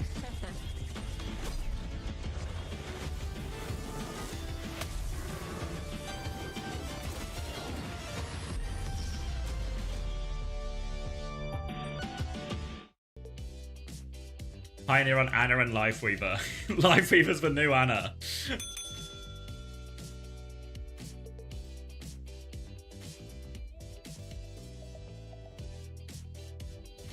Achieved enlightenment and bestowed it upon us.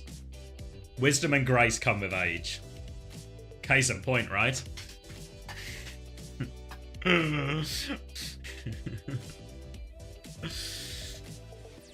Yeah, if you missed it, I mean, it's worth a watch because it's a really interesting... a really interesting composition that feels like it should be just worse in a lot of ways, right? Like, the tree's not the worst, though, honestly, but the window is quite often low value, especially into dive compositions.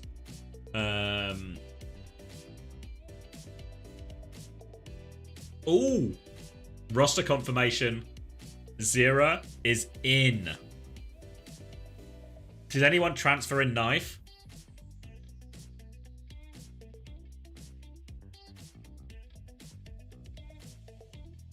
Jonte might have. Something tells me Jonte might have. Wait, did knife get transferred out of Tree's Fantasy? Should we have... Let's see. Oh, I don't have that open.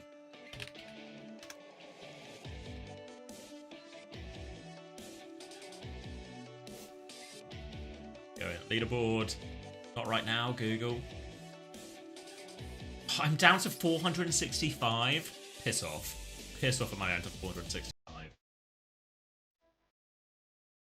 Let's find Mr. Tree. Now he's kept knife. Kept knife here, okay.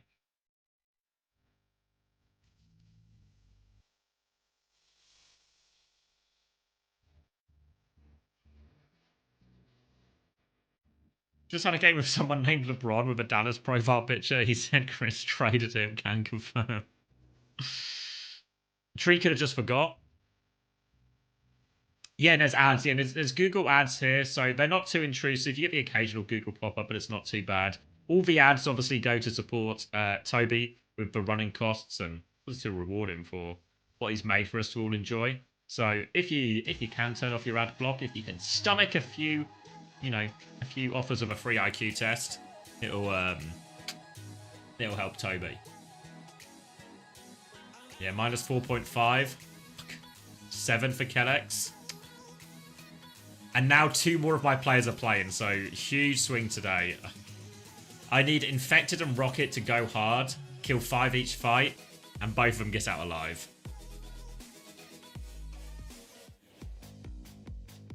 Is Ryan playing this weekend? I asked him earlier, and he said yes. The real free IQ test was keeping Jwoo. So kill 4. This is why I'm not taking the IQ test on stream.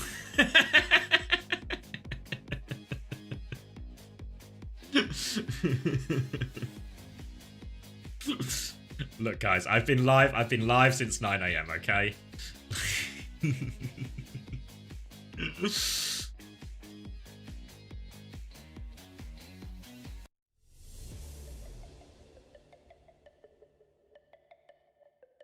Oh, appreciate it. I love interactive media. Yeah, there is a donation one as well. Painkiller's going to drop the self-boost here. Anyone else got a boost in Nightmare? Obviously, really in many ways, I don't think we were boosting Kellen as much as normal. So how much of that SSG result can we blame on the players? How much can we blame on the comps? How much can we blame on the coach? How much can we blame on ourselves for the lack of boost?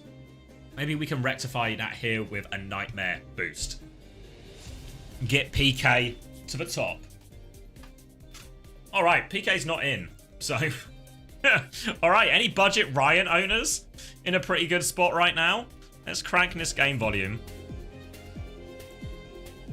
Let's see, have I done the VOD thing? I have. Let me rename it before I forget, and this is GK Esports versus Space Station Gaming. Before I forget, and let's lock in Team Liquid versus Nightmare. Team Liquid looking to continue their bounce back from a disappointing stage 1. Round 1. Nightmare just continuing to punch up. Beat SSG all the way back in week 1. That was 2 weeks ago. And wait, Zera's not picked a hero. think we might be copping a bit of a restart here.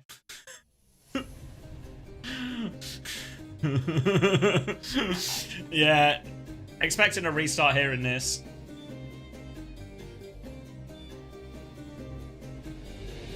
Don't care if he's not playing, keep the boost coming. PK out, yes. So we saw, I guess, a bit of a teaser of it there, but the expectation is Bull here. He's probably on TikTok or something. Lock in. Disconnects to get knife in for fantasy. You're coping, Mila. You're coping.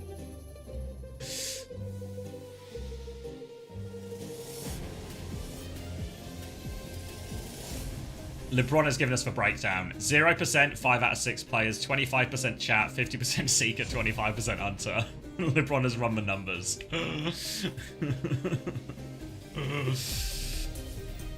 Knife isn't in, no DD. You're fucked. You and Jonte in the same boat, I think. The knife gambit has not paid off here. Missing your bed, Mr. Streamer?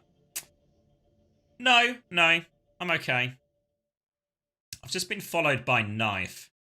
I'm anticipating this as a fake knife. I'm anticipating this is a LARPer. Yeah, this is a LARPer. It's a LARP situation, I reckon. I can smell a LARPer a mile off. Ramon says it's not. Wait, for real knife? Alright, they didn't restart. They didn't restart? Alright, Zero's just a bit slow to mid here, so early position for Nightmare. It's really knife? Alright, I'm sorry, knife. I've been fooled before and I'm sour. Infected avoids getting booped into the well to begin with. He's been in Rack stream. Alright, you guys have convinced me. Apologies to knife. But you're also not in, so you're lying about something here, knife. We'll keep our eyes out for future maps. It's going to be a Winston ban coming through from Team Liquid to really enforce this Bull mirror, but Nightmare put Rhino in, so they're probably quite happy to take this in reality. The problem is, Infected very much has the reputation as the best Bull in all of America. So a tough matchup here on Well. For now, Tree is trying to swing out his left-hand side. More pressure coming through. The swing through from Lep. He's getting involved. He's killed Tree. Luke Mino's going to get traded in a result. Point for Zero on the board. Red Eyes with a gifted sub as well to Knife. Thank you, Red Eyes. Welcome, Knife. Real Knife, guys. I realised. Lep's going to get a second kill. I transferred out Lep, but I didn't factor in that Lep was going to hard carry versus Team Liquid. I don't know anything. I don't know anything. The Ana Lucio here, in theory, should be a more vulnerable backline compared to Team Liquid's, but not if Lep is just going to frag out like this. Nano's going to be in play for the next fight. Luke Mino still be 17%, but should be in play. Infected's trying to tiptoe the point a little bit here, but hard to get the flip in a Bull mirror, so they're going to have to get some kills before they can transfer this in. Nano comes through onto Tree to take the duel, but Chronic is on the run, but not on the run enough. Infected secures the kill now. Long range across, pulse bomb trade is good from Rocket. Infected kill, Rocket kill. I like what I see. Fantasy points in the bag. Nano comes out now onto Rocket. Get some more points for your Rocket. Onto the back line now. That'll do it. Deletes Vega off that one. Thinking about hunting the Ana. Rupert was giving him a slip a little bit here. Nightmare still in control of point this entire time, so Rocket doesn't need more now. They can just stabilize around point, maybe clean up some of these players behind. Zero does not manage to play his life. Rhino chases down that kill, and a great start for Nightmare. Long range take aim shot doesn't quite confirm the kill. The Team Liquid having a hard time getting in. They need to wait for Zero's respawn. Infected starts tiptoeing point again. Trying to find a bit of space in. Mines onto the point. Don't know what we've really found with this. We've separated the backline, but Luke Mino's going to pivot around. Counter mines on point from Rhino as well. And this is going to stop Zero getting much deeper with this one. Has to clear these mines. Lep, you just see him. He is skating around. Lep is playing with the dive. Minimal support for Luke Mino, but Luke Mino's really been fine during all of this, honestly. Going to stabilize. Bola comes out from Tree. Confirms the kill onto Chronic. Beat will not save him from that. Luke Mino didn't get the beat either, so this beat keeps him alive for a second, but no meaningful kills. Vega's rally, though, allows the rest of Team Liquid to swing onto point. Zero on the hunt. Got that extra rally armor for now. The nade is good onto Luke Mino. Hunting that kill. Sleep saves him from the ball, but can't save him from Zero. And Team Liquid now look like they can finally flip the point, get themselves back on this. One more death on point, potentially, for Rhino here. Gets him all the way up to 96%. So all they need now is one good fight, Nightmare. One good retake. Bit dry on ultimates, of course, but they've got plenty of time to get another swing. LucMino will have the Nano very soon as well. Interesting choice for Nano targets here. Freya actually a pretty reasonable target in a lot of these situations. We saw Tree get the last one and force natural. Might just be similar to when we see some of these Echo mirrors where the Echoes tank both Nanos and we just get a Nano boosted fight in the sky. Rhino trying to harass in his backline, make a bit of space for his team. Going top left now instead. Left is already up there looking to stage in his next dive. They want trades here. I don't know if RuPaul has the defensive Nano perk. Probably not by now. Yeah, probably not by now. I think we're still just on single perks. Now the Nano comes in onto Tree looking for it. LucMino has thrown his out now already, and Chronic's just going to die to this Nano Tree. I didn't even see the Nano. Maybe I'm too tired and not locked in. I'll do better. Oh, the dive though is good. Lep has ditched LucMino. He is on the dive. He's helping his team get kills, and it's working out so far for Nightmare here. Lep, a page out of Charong's book, really, with how aggressive he's playing this Lucio in these compositions in the Lucio Ana.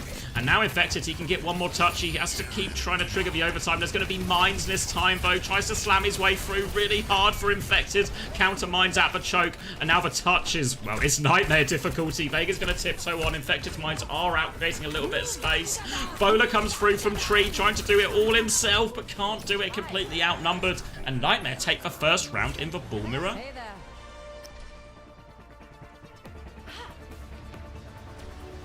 Would Fitz be proud of Lep now? Maybe. Just maybe. Alright, I'm going to crack another cold one. Help me through this last series. Back to backing them. Lep's done so much there. You got like 9-1 for Lep. Minimal healing, obviously, because he is in. We are on speed. We are in the dive. I dropped Lep this week in favor of Grapes. We'll see if that comes back to bite me. But plenty of time left in the series still. Rocket, 0 deaths. That's what I love to see. Vega, 0 kills. 0 limbs. Not what we like to see. Pepsi Max is the drink. Alright, Lucio Ana Mirror now. Full on. Infected's going to stage behind early. Looking for this setup. Another grapple available now. Looks to get onto this Freya. Just Spider-Man-ing his way up there.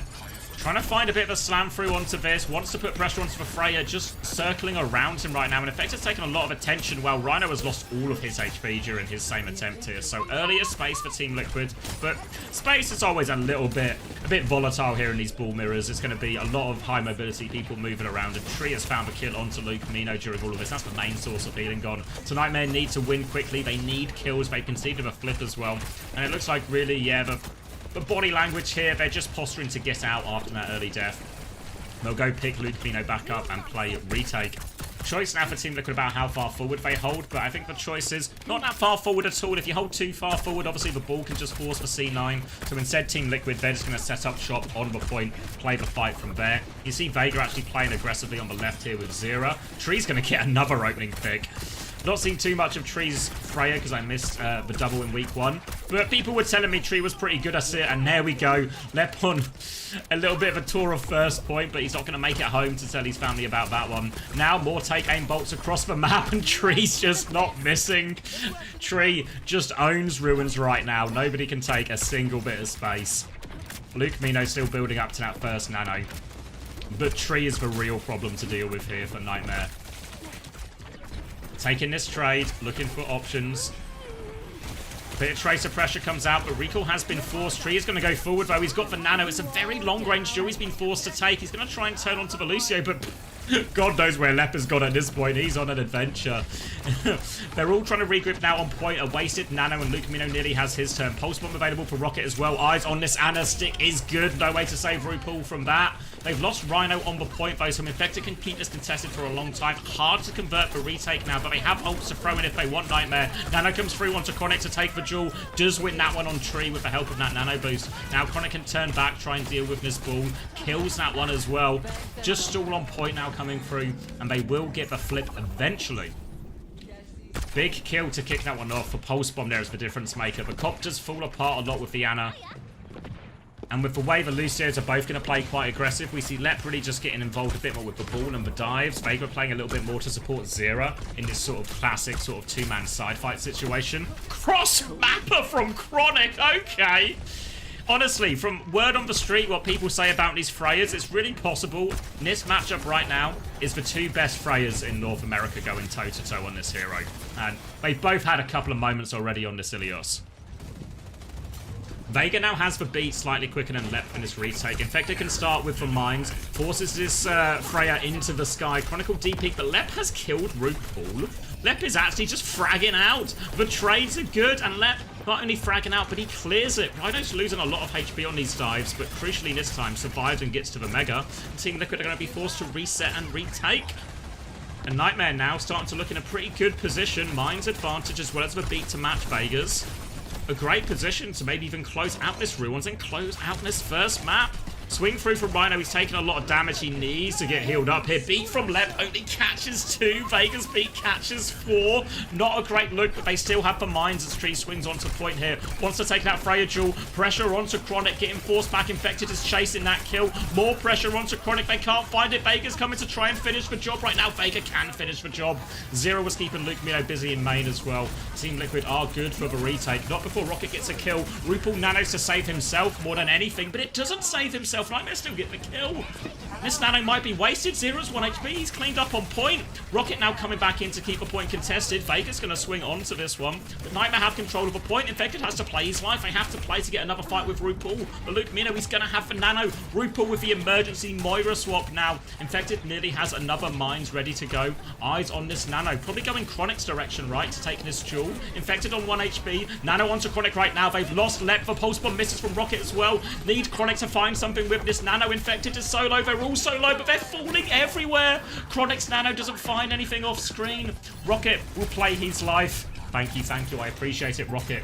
Rhino will keep getting the touch for now, but they don't have control of point. They can extend it. Rocket dies now. Rhino's awfully low as well, and there's a bowler coming back, but there's going to be mines on point. The slam has been used now, meaning Infector can drop these mines with none of them being cleared, and Lep is going to fall straight into that one. Bowler out from Chronic, just optimistic across the map. Tied up 1-1.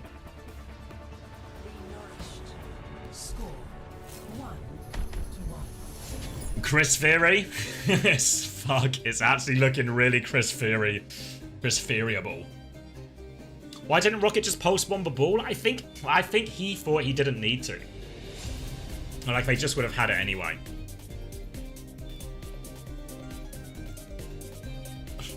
Lep is giving Trent Alexander-Arnold. I can see it. Honestly, I can see it.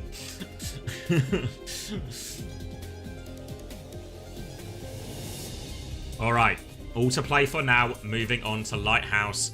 Really don't expect the comps to shift all that differently, but maybe Luke Mino's got a curveball for us. So's Chronic, actually. Tracer, Sombra with a Baptiste. Alright. Probably, honestly, expect more of the same, where Lep is going to be unleashed. And Luke Mino's just going to be playing his own life at the back of the map here. He's trying to give him the jukes, jump between those high grounds. Early pressure onto Infected. They actually wanted to bait out that dive. Chronic was baiting his Baptiste there, looking for the ball punish. Doesn't find it though. Infected gets away with his life, but a lot of damage means a bit of space to work with now for Nightmare, as Luke Mino is going to take over. Got himself on the high ground. He can just play this position. You see him jumping over the rooftops, jumping to the high grounds. Infected trying to pressure him. Luke Mino, just a bit of aim practice here on the ball. Pokes him out, and Team Liquid are forced to retake.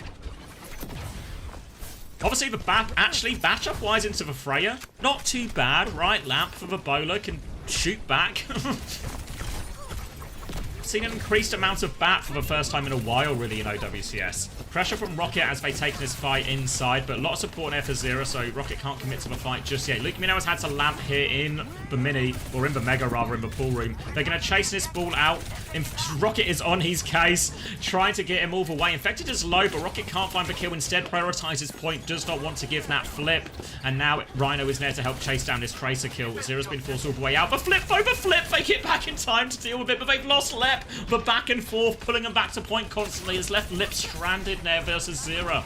Now a chance for Team Liquid. Back on the brig is Vega. Player advantage for Team Liquid as well. Post bomb only onto the wall from Rocket.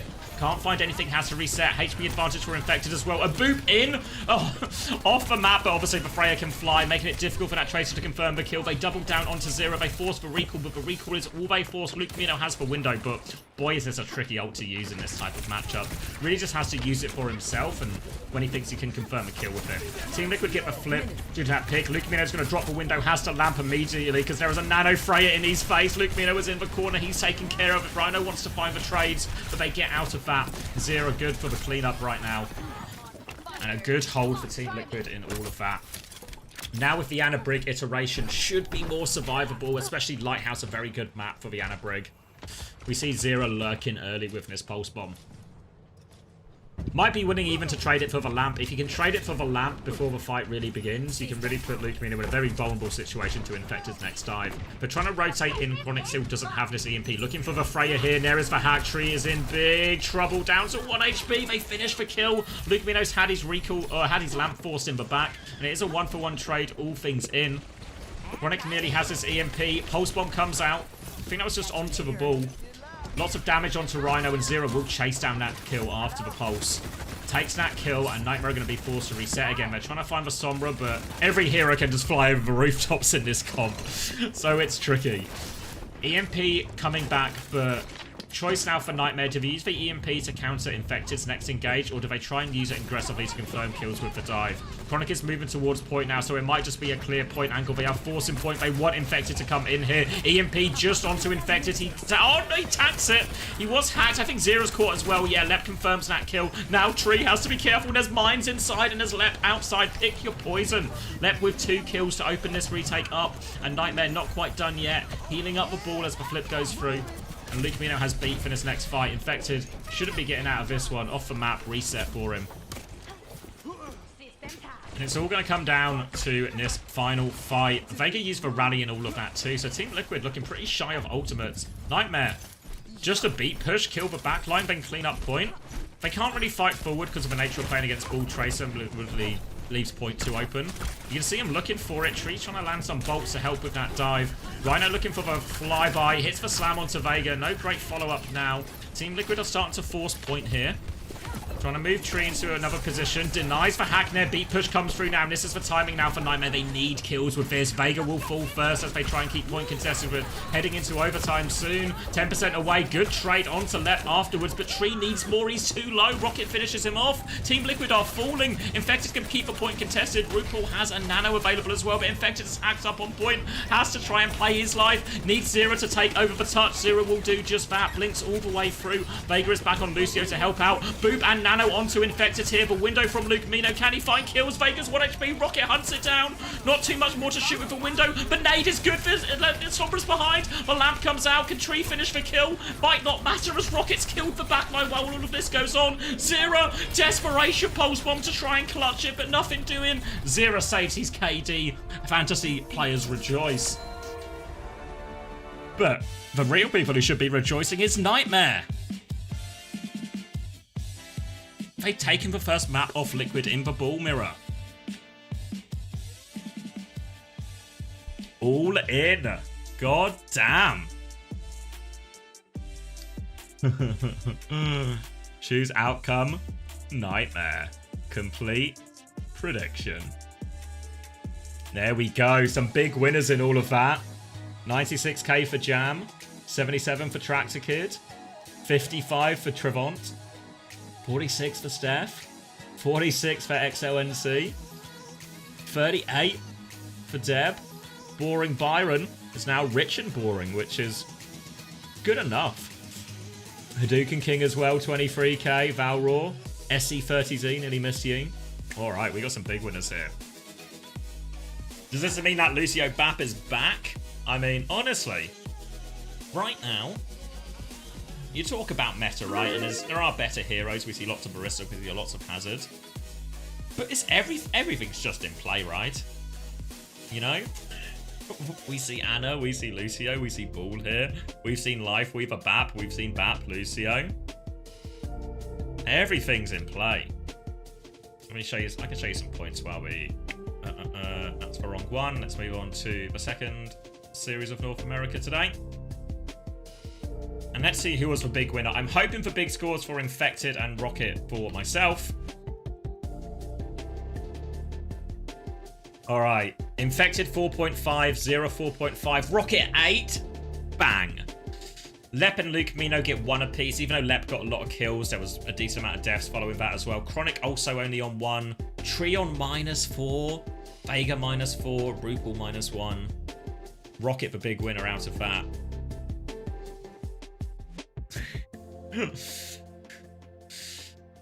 Little timeout from Tia there going through as well. You sold Rocket. I was a Lep seller, a Rocket keeper.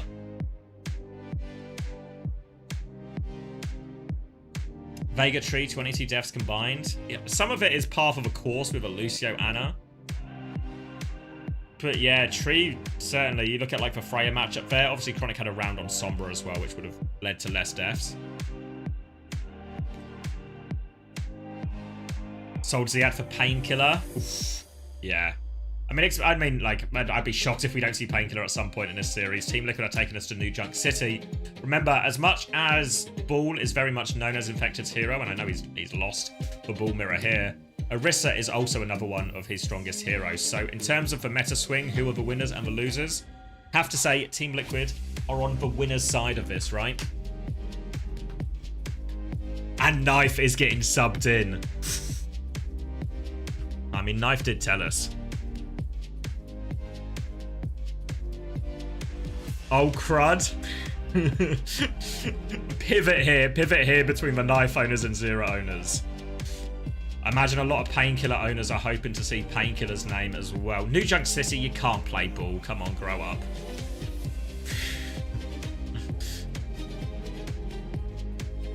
Yeah, there we go. Painkiller is in, so boost Sat ready. Is it Rhine time? I mean, possible, right? They did play Rhine last time, but Infected's also very good at Orisa. And we could always start Rhine for a bit of a surprise opening, like a Sim May. Sim May Rhine opening we saw from Team Liquid before. Could play that into the Orisa, but if I'm them, I'm not scared of the Orisa mirror either.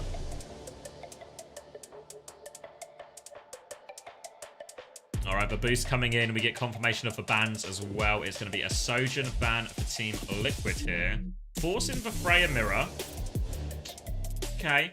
I imagine there's a part of this from Team Liquid that want to protect their DPS, right? Which, again, leads me to believe we might be in some kind of Sim May situation. So, yeah, it might be Sim May Rhine. That would explain why they're so keen to do that. But Nightmare are going to ban the Juno instead. But it could still just run, I mean, a quite classic Bap Lucio version of the Rhine if they want. Not a bad hero for Rupal, is it?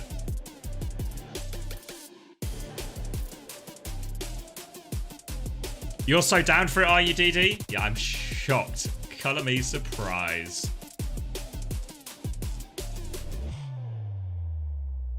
See, I mean, they could have just banned the Rhine as well, honestly, but is it worth it to invest it just to deal with that? I guess there's a question here of the Orisa May Sim is kind of designed to actually shred the Orisa with all the you know, the 2 beams. Is there an argument that actually, you know, Hazard is one of Painkiller's best heroes? They just play Hazard, Kiri, Lucio if you're Nightmare instead. Maybe a Freya. Maybe a Genji. It's not the greatest hero into May Sim. Honestly, Venture would be better. I mean, Rocket he just bloody love the Tracer, right? Could just play the Tracer. The good thing about Tracer is it's always kind of an alright pick, you know?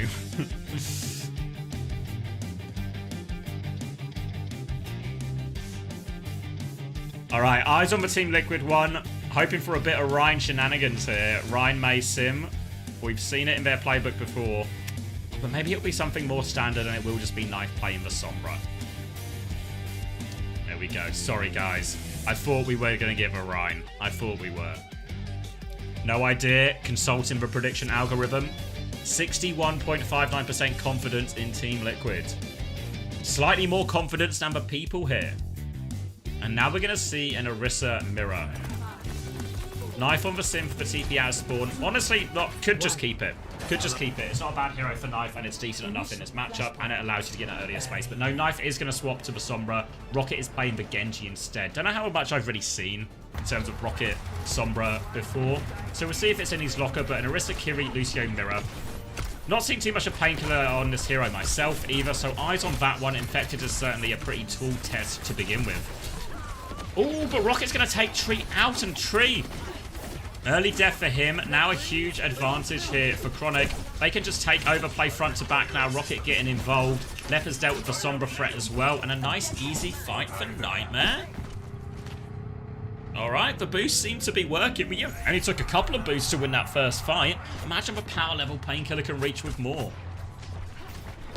Nice quick fight means no ults, and we'll get a full neutral now from the retake. But retaking this choke in a neutral, Orisa be Orisa Mirror. You know, Orisa's so good at holding corners, containing teams, stuffing teams into chokes. It's Knife who tries to find the opening for him. Hack onto Lep, which forces a DP. Virus into the wall only. Now eyes on Chronic.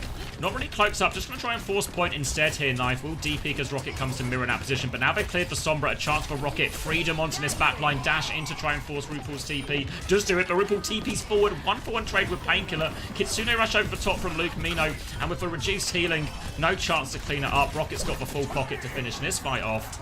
Nightmare are good for a second one. A late kill onto Lep. Can Knife get out too? He can. Might be on Knife to touch here too, but if Knife can touch... Real opening for Team Liquid. Oh, but Knife has been scouted. Forced further back. Still has time to set up and touch again. And they can force a pretty extended fight here, potentially, in a fight in which Team Liquid will have that Kitsune rush advantage. Now setting up, and Infected's already on point. All of Team Liquid are retaken. Now the Freya duel comes in. Chronic on the back foot, but Lep and Luke Mino are there. They find kills on both DPS, and that's going to be just a nothing burger of a retake for Team Liquid. They got the touch with time to spare, but no chance to invest any of those ults. And oh, wow. Wow. Nightmare just... a top 2 team. I mean, I liked the look of this Nightmare roster, but I didn't really expect them to crack what I thought was going to be a top 3 in North America. So yeah, hell of a start here. Winning the Ilios, and a great start on New Junk City. Terra Surge be available, and Luke Mino's done a pretty good job catching up to this, but as we were talking earlier when Chrissy was here, EMP timings. Okay, well, one way to solve an EMP timing, a way to counterplay it. Shoot this bloody Sombra in the head. Rocket's just gonna kill 2. Okay, Rocket. Thank you, Jaxo, as well, for the tier 1. Welcome. And Rocket is on it today. Is Liquid just cursed, or a Nightmare just cracked? They've got all 5 ults for this next fight. It's a 10 ulter. EMP... big value though, remember. Eyes on Knife now. It looks like he's been scouted and forced out again as Team Liquid try and creep up a little bit of space. TP forward, Nair from RuPaul. Starts with the Kitsune rush. Blade in the back. Luke Mino's going to match it. Lep with a beat over the top. Vega and Lep's beats both go off successfully. EMP comes through over top of everyone, but the tail end of that beat keeps them safe for now. And it's actually Tree who falls first. They keep playing on the Kitsune rush. Rocket has got Vega isolated. They're all over him. They've lost Luke Mino 1 point, so it's only Lep's healing now, but they are pushing the advantage. And look at Chronic, uncontested here on the high ground, takes him down. And Nightmare good for a second fight in a row. Only the bowler from Tree not invested into that, mainly because he didn't get a chance. So Knife is given up now on the Sombra. It's just going to be a Genji mirror. Tree with the bowler for the retake. Knife trying to take a bit of space on the side here. Tree's going to swing out in main, look for that bowler opportunity.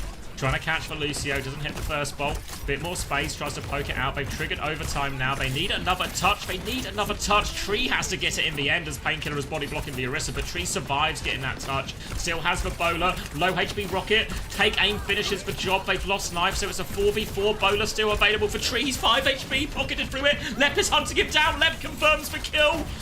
Lep continues to frag out of control on the Lucio here, and now Infected on the back foot. Suzu comes through, they keep it contested, but Chronic, an uncontested Freya is a big problem, and he will clean everything up.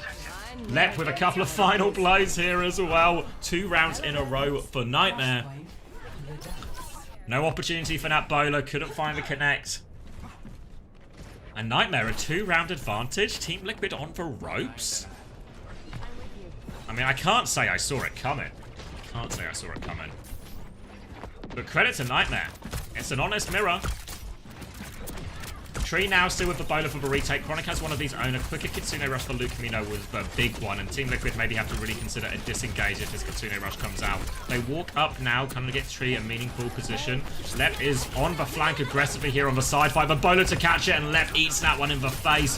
The bowler took a while to come out, but Tree is good for it. Will get traded out by Chronic, so now Chronic in theory has free reign over this fight. RuPaul TP's in, him and Knife get a kill. Bowler trade, going for it. No, was it Suzu? No, Knife's just really low, doesn't confirm the kill. Team Liquid are going to trade their way out of it. Support's getting all the value there. Rocket not quite done yet. He wants a blade. He was so low HP. The way he's been playing, he believes in everything. He had Lep with him, but he gets shut down immediately.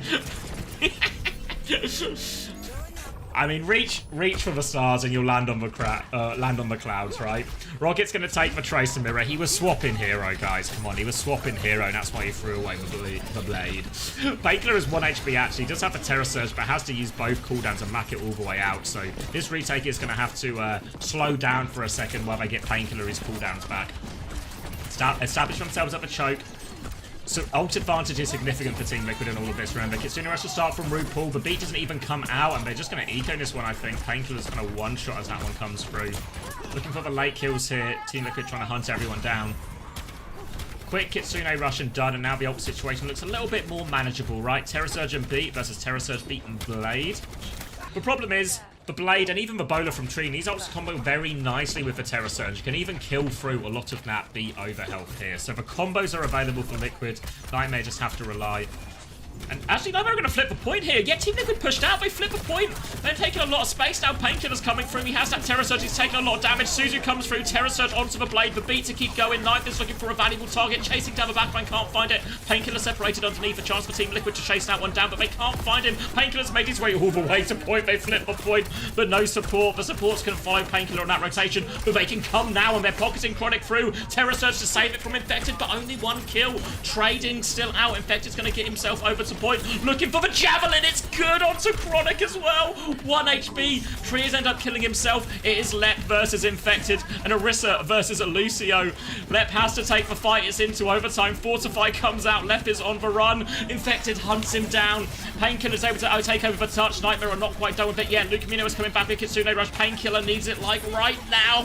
Luke Camino's going to drop it, though. He has it. Team Liquid have no ults to respond with. They have to slow it down. They have to disengage. Knife catches for Suzu on point to continue to live. Pulse bomb moving in for Rocket. Knife finds the kill. Painkiller trades it out, though. Freya Jewel in the sky as well. Both Freyas getting full pocket. Bowler available for Chronic. Nightmare do not want to give this one up. 4v4. The point is still contested. They have control of it here, Team Liquid. Nightmare cannot give up any of this space. Night taking the Jewel. The bolts come out. Chronic wins the Jewel. Bowler available now to drop onto Infected, and they might just be winning this clutch. Infected is out of cooldowns. Don't even need the Bowler.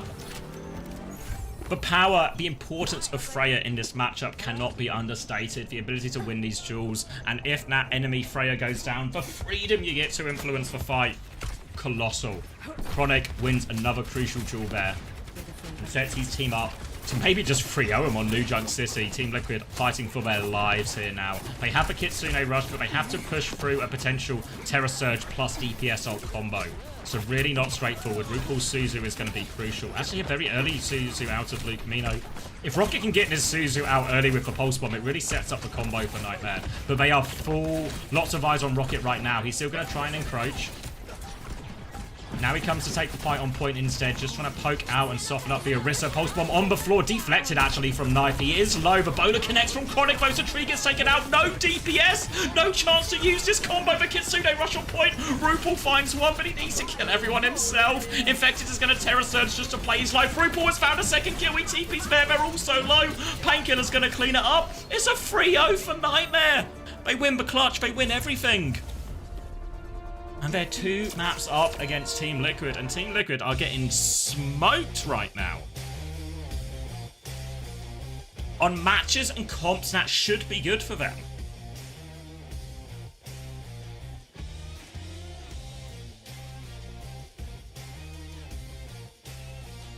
Wow.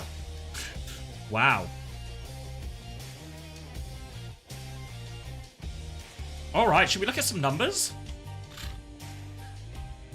My god, I transferred in Infected, didn't I? I transferred in Infected. Infected is positive, 1.5. 0 is positive. Oh, wait, sorry, that's for total scores. Let me scroll down. For the map, Infected is -3. Tree is -5. Knife is -2.5. Vega is -3.5. RuPaul is 0. Flip side of things, Luke Mino on a big 6. Top scorer on that map. 5.5 for Rocket, 3 for Lep, 3 for Chronic, 4 for Painkiller. Total scores on the doors. So far, 2 maps in. Rocket leading the way with 13.5. Then, I want to say, yeah, Luke Mino on 7. 4.5 for Rhino, 4 for Painkiller, obviously the tank sharing points. 4.5 for Zero as well. 4 for Chronic, 1.5 for Infected. I transferred in Infected. Instead of Kellen, who scored 15. I need a reverse sweep for Team Liquid here. A reverse sweep where Rocket doesn't die once. Oh, the specifics I need now to save my week in fantasy. On the wrong side of things, Knife on a slight negative after that one. Vega on -7.5. RuPaul slight negative, -1. Tree on the -9. And alright, what is the choice now if you are Team Liquid? You have tried for Bull Comp, that should be good for you. You have failed there. You have tried for Orisa Comp, that should be good for you. You have failed there. We have to go to a dive map. We have to go to Gibraltar or something. Play like Winston and a Brig. Can't necessarily protect the Winston, sure. But, Runa Sappy is the choice. Not the direction I was expecting at all here from Team Liquid. Yeah, I've played quite a lot of FM. Quite a lot of FM.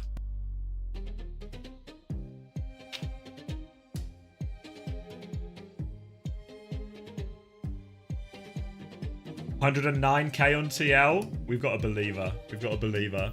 Team Liquid, 84% of the predictions. People will not believe in the 3-0.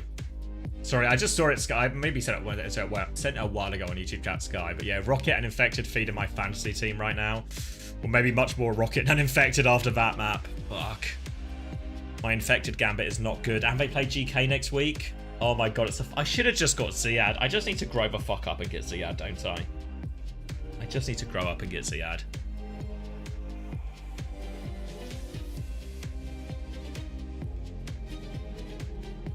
Zera back in map number 3.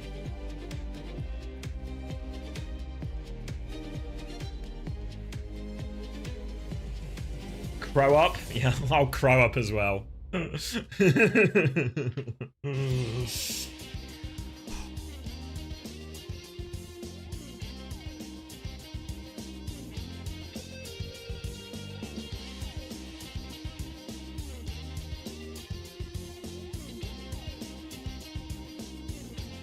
Might have the highest score in fantasy playing this week being Tread in a loss. That's outrageous. I mean, the way the fixtures have turned out for this week 3 is we've had a lot of the top teams in regions playing each other and a lot of the bottom teams in the region playing each other, which leads to a lot of close games, regardless of where in the table they're fighting for. Fight like a crow. Good reference. Chat sleeping on Ryan this week. I actually need grapes to be my differential. Am I cooked, chat? Alright, Team Liquid with the Hazard ban. But then they just play Orisa, right? And Nightmare are going to ban Genji. With Zera in. Obviously, seems reasonable enough. Force Sombra or Tracer instead. I mean, it's not like Zera is bad at Tracer, right? But it's not Zera on Genji. You cannot eggs. The rosters are locked. Prediction using random forest model. Team Liquid is predicted to win 68.10% confidence. We'll see. We'll see prediction algorithm. All right. So they're going to double down on the Orisa then?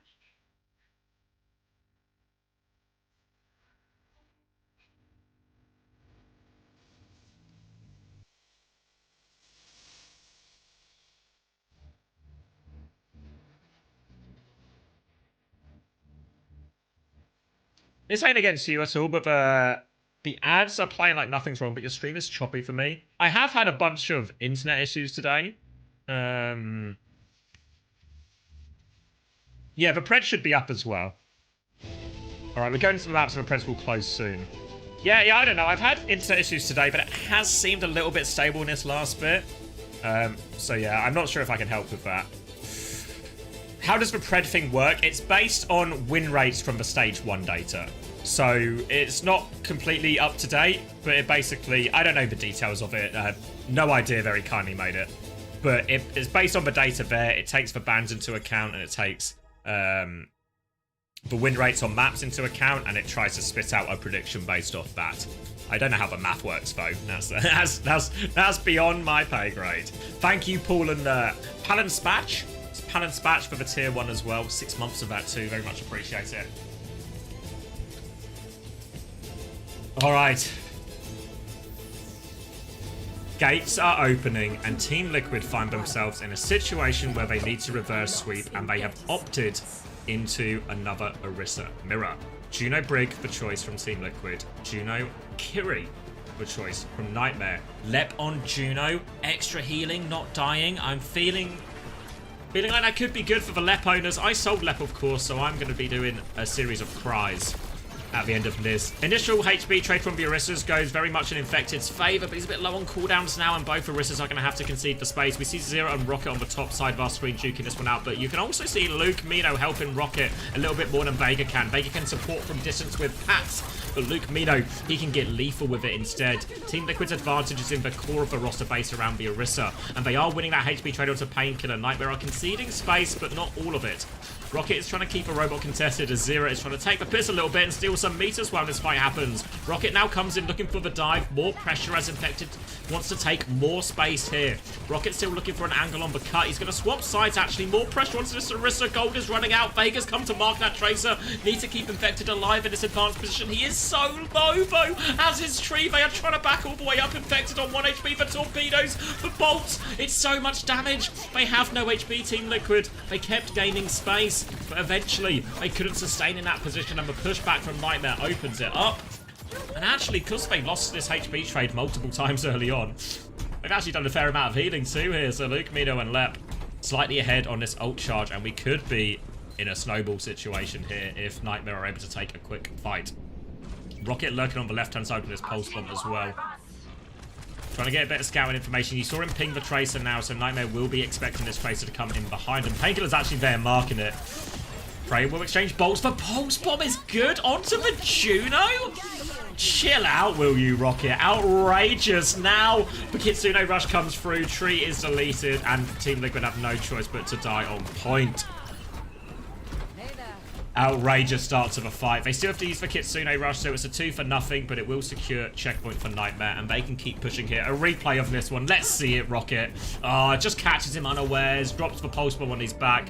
Rupal can fly away, but just creates a firework in the sky.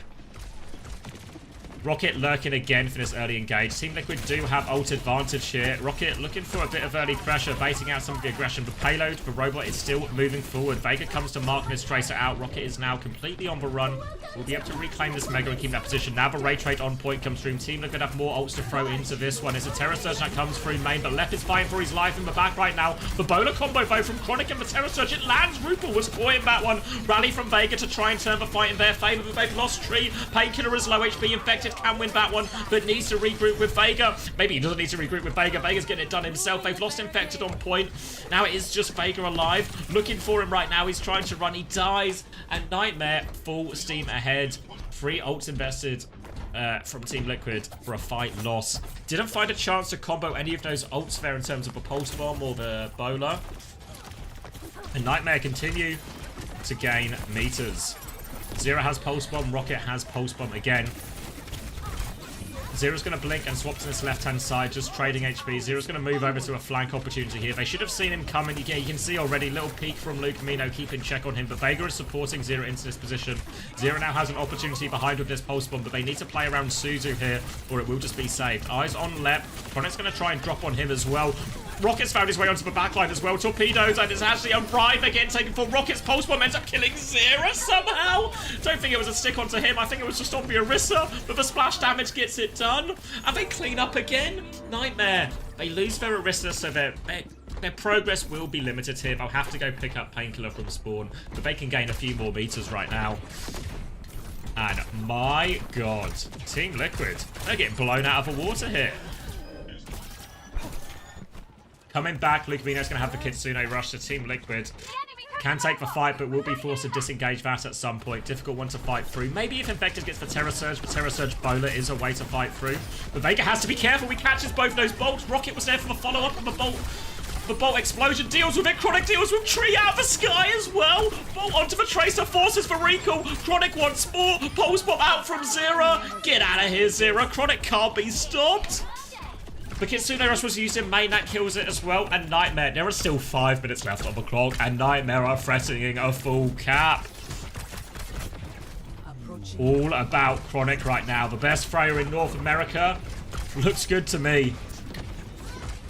Oh my god, the bolt from across the map and Rocket just finishes off it again. The Nightmare DPS are doing everything. Array on point. Terror Surge from Infected. He's desperate for a kill. He kills Lep. They need Trace to hold into this one now. Suzu to try and keep Infected alive. His CHP is so low though.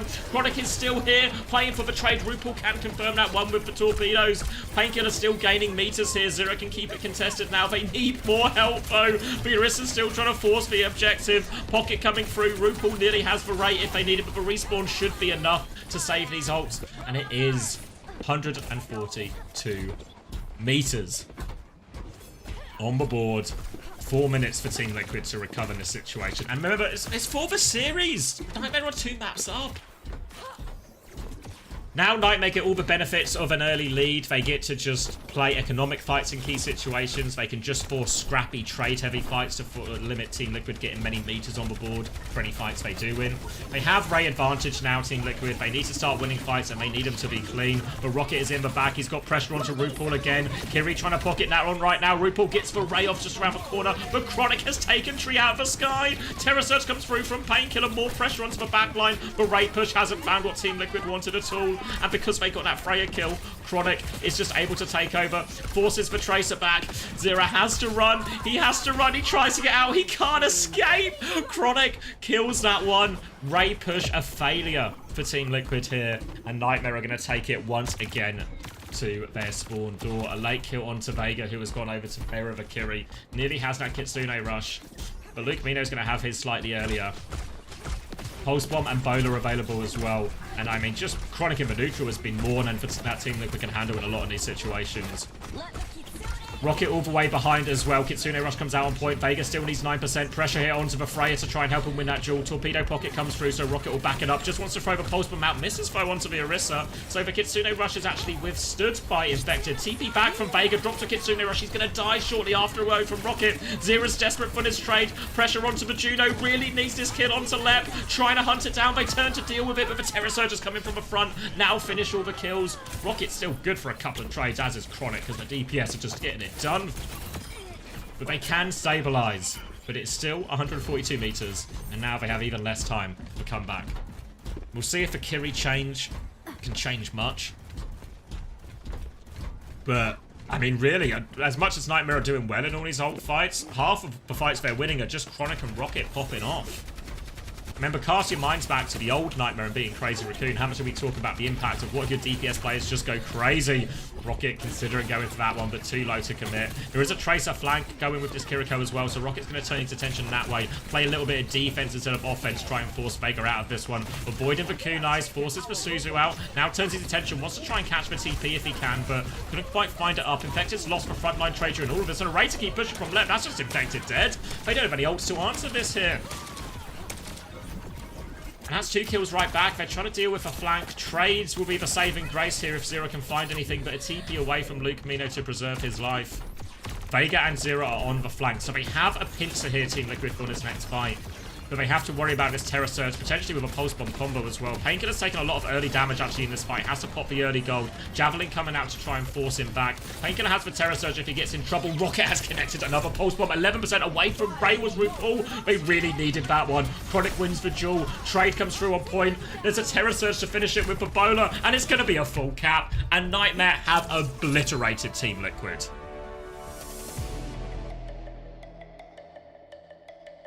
Quite rightly, chat are asking, does Kasaurus do any legitimate coaching? Painkiller drops a final boost. Mate, you didn't even need him today. You have bulldozed Team Liquid. Yeah, what a performance from Nightmare. Obviously, the whole team played well, right? Even Lep on,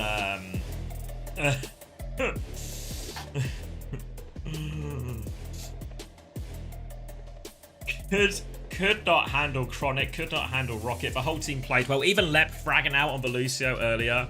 Insane performance from Nightmare.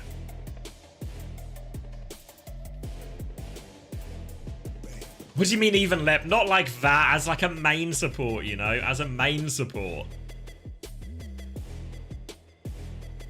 Alright, map 3 scores, negatives across the board for Team Liquid. -5 for Infected. Why did I transfer Infected in? 11.5. Rocket is saving my week. Lep got a 5.5 there. Luke 4.5. 8 for Chronic in that. Yeah, minuses across the board. Should we see the totals? Should we see the totals? -3.5 for Infected. -13 for Tree. 0 remains positive 3.5. -7 RuPaul. -13 Vega. -2.5 Knife. Painkiller with a respectable 9. Luke Mino a good 11.5. Lep 9.5. I should have kept Lep. I need Grapes to outscore 9.5 now to justify the transfer. Rocket has scored 25 points, by the way. 12 for Chronic and all of that. 4.5 for the one map for Rhino. 25 from Rocket.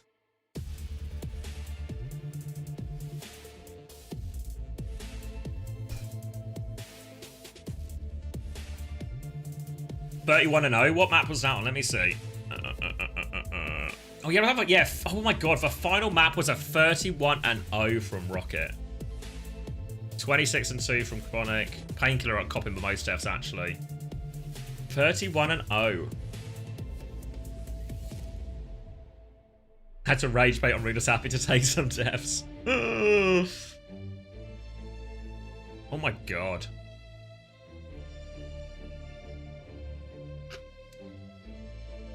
You have Landon, Ziad, Sugar-Free and Rocket. You've had a great day there. Rocket and Tread joint first. Not too shabby considering Rocket 3-0'd his game and Tread lost his game. Who do you see in the finals at Riyadh? Bloody hell. I don't know anymore, LEG. I don't know. I thought I had a clear picture before. But Falcons don't seem to be cutting the mustard. After Team Liquid are up and down. Voice only SSG lost all the big games. Let's listen to Chronic though. Yes, I can hear you. Perfect. My Sion skills are on point. Great to hear from you, Chronic. Let's just talk about your team in general. I mean, no one expected heading into this stage that it's going to be Nightmare, like the new Nightmare squad, taking basically the lunch money off of SSG and Liquid, the teams that we expected to be at the very top of the region. What is it? Is it the meta right now? Is it the Nightmare aura buff? Is it your morning routine? What makes your team so strong right now? I think us as players, I think we mend together like really well as a team. And then obviously the meta, Freya is just my character. I don't know. It's just literally made for you, actually. Yeah. Yep. I want to ask, like, what are the vibes like after that second map? Because that was it was the 3-0, and you stomped them out on the first 2 points. Like, there was classic Freya gameplay where it's like, okay, the Freyas are getting picked, so like the fights are like super extended, but it was like 100-0, then a 200-0, and it got 99-99 at the very end. But you were like doming Tree. Like, you must have been kind of elated because people are saying Tree's like the best Freya in NA right now, and you kind of, well, just kicked him out the door and shot it in his face. Yeah, I think Tree is insane at Freya. I think him and I are like at the standings of the best Freys in EMEA, but obviously I think I showed that might be going to me. He's right. Do you He's enjoy playing right. Freya? Because we talked to Exodial earlier today, and he's like, "Yeah, I mean, I'm doing well, but like, I really don't like playing her." You seem to enjoy it. I love Freya. It's like my favorite character added to Overwatch. She's so fun. All right, Chronic, quick question for you. You know, I'm not gonna make it too complicated. I need your sensitivity and DPI settings, bro. What are they? 1600 2.25. That's the truth. That's the truth. Bam. That's there you true. go. There you go. Okay. For all the 8-year-olds in chat. Sorry, you won't get that reference, Chronic. But there you go in chat. There you go. That's the settings for you. That's for all the 80-year-olds in chat. Thank you so much. Aspiring Freya players. That's how Chronic does it. Chronic, thank you so much for sharing some He has a insight 1K monetary for sensitivity putting matter up sees a a clinic future. on the server. With that, you also earned yourself the player of the match honor. Piss So off did he spend $1 grand on a congratulations to you. monitor. And of course, Insane performance. Yeah, once again, congrats to the team. We continue seeing That's you guys literally just your pop up sense. like that. It's been an absolute joy. He stole it So from thank you, so much for Agent joining us. Z-Main. Yeah, thank you so much. All right. It was a gift? Oh, okay. That's more justifiable then. I mean, it's still a lot, but maybe it's paying for itself at this point. All right. What a day of Overwatch. We had a lot of banger 3-2s. Dogfights at the bottom. Kind of rolls at the top in a lot of situations, but unexpected rolls, you know, like I thought Alcad could really beat VP today, but I was not expecting a 3-0. Likewise, were GK favourites against SSG? I think the answer is yes. I was not expecting a 3-0. All right. Well, I said it would be a good day of Overwatch, right? I that's how I build it, and I think it's delivered, honestly. Yeah, SSG down in 6th. Team Liquid down. Fuck. Is it a curse to be a partner team? There's something about the partnership curse.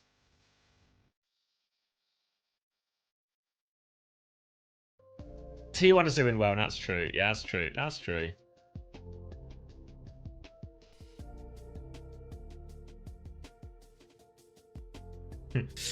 All right, confirmation of our games tomorrow. And while we had a lot of top of the table clashes today, we're going to get some more bottom of the table clashes. Quick and Frost Tails for 2 newly promoted teams. Dildux and Supernova, similar situation for 2 newly promoted teams. Extinction and Sakura. I think that's going to be a pretty good game. I'd favor Sakura in it.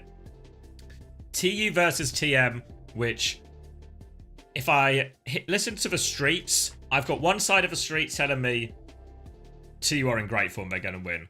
I've got the other side of the street telling me TM are going to dominate. To be fair, even the TU side of the street was saying, wow, TU might be back. TM are even more back and potentially the strongest team in Europe right now.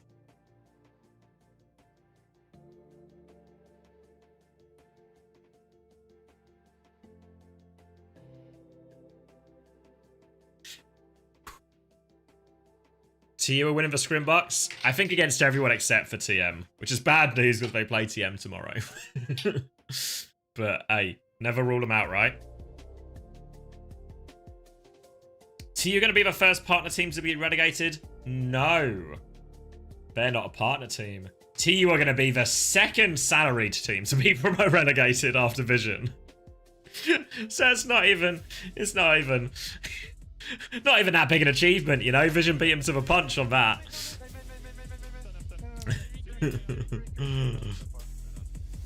Alright. We're getting comms, but I don't know if you guys can hear it. The comms are really quiet.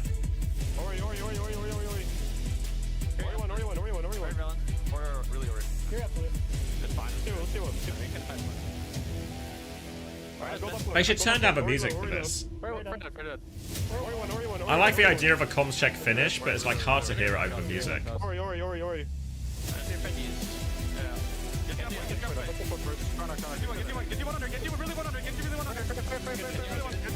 Heard there was a dogfight.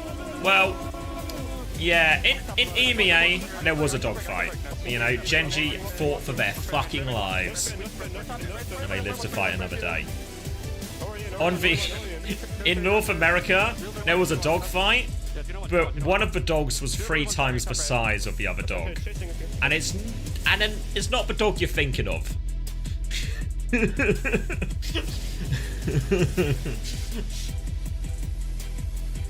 Nightmare with a big dog all along. Alright, I can turn this down now.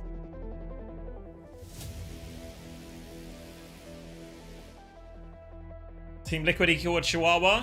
True. True. How is Nightmare always good for it? I don't know. I mean, this team did look good on paper. Don't get me wrong, this Nightmare team, good on paper for sure. But yeah, I thought they'd be in the mix for one of the Esports World Cup spots. Remember, top 3 from North America qualify. So I thought they would be in the mix, like maybe a dark horse for it, outside chance type of thing. But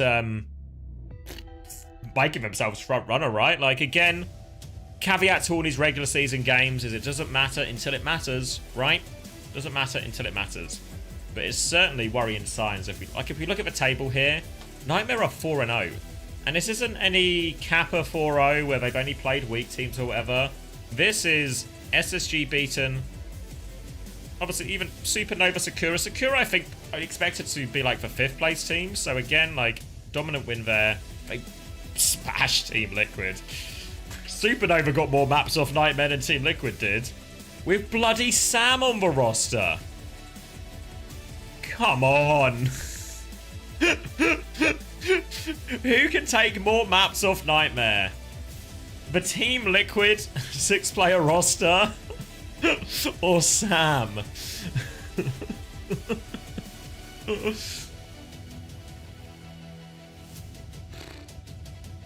And what are Nightmare's... They have to play Extinction next week. Feels like a slam dunk. Then they got Dildux, another slam dunk. And bloody... This GK Nightmare game in week 6? Is this going to be the 1st and 2nd place decider? I mean, seems that way as well. Seems that way, right? Right?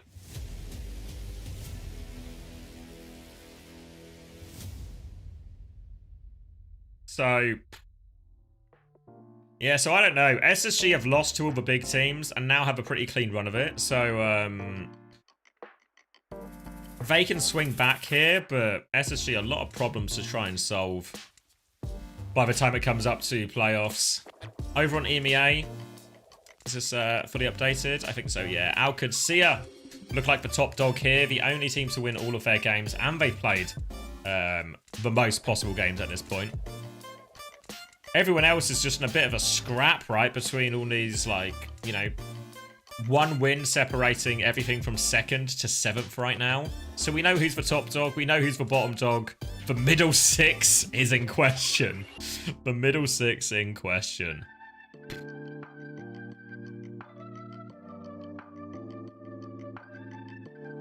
So yeah, EMEA is going to be a dogfight. I mean, even if we go to Korea, like, honestly...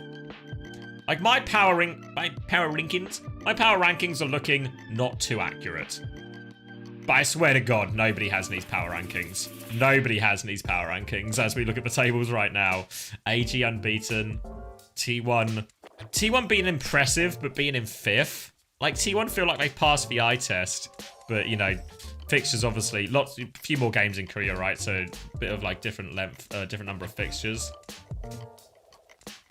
But yeah, bizarre. Freya has really topsy-turvied a lot of the power rankings in many ways. I think the prevalence of Hazard as well has swung it. The inability to play Winston is probably part of the reason we're seeing such a big swing in North America as well. Playoffs haven't happened yet, so there's still chance. Yeah, there's still chance.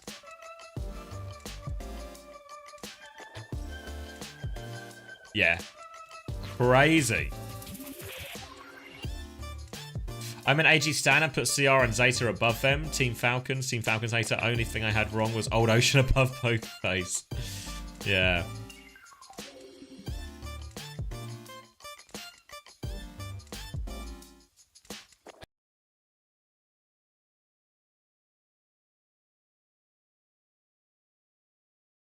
Yeah, I mean, Yeah, all right. Should we do a quick preview of tomorrow, and then I'll get to bed because I need to be up in a few hours for more Overwatch.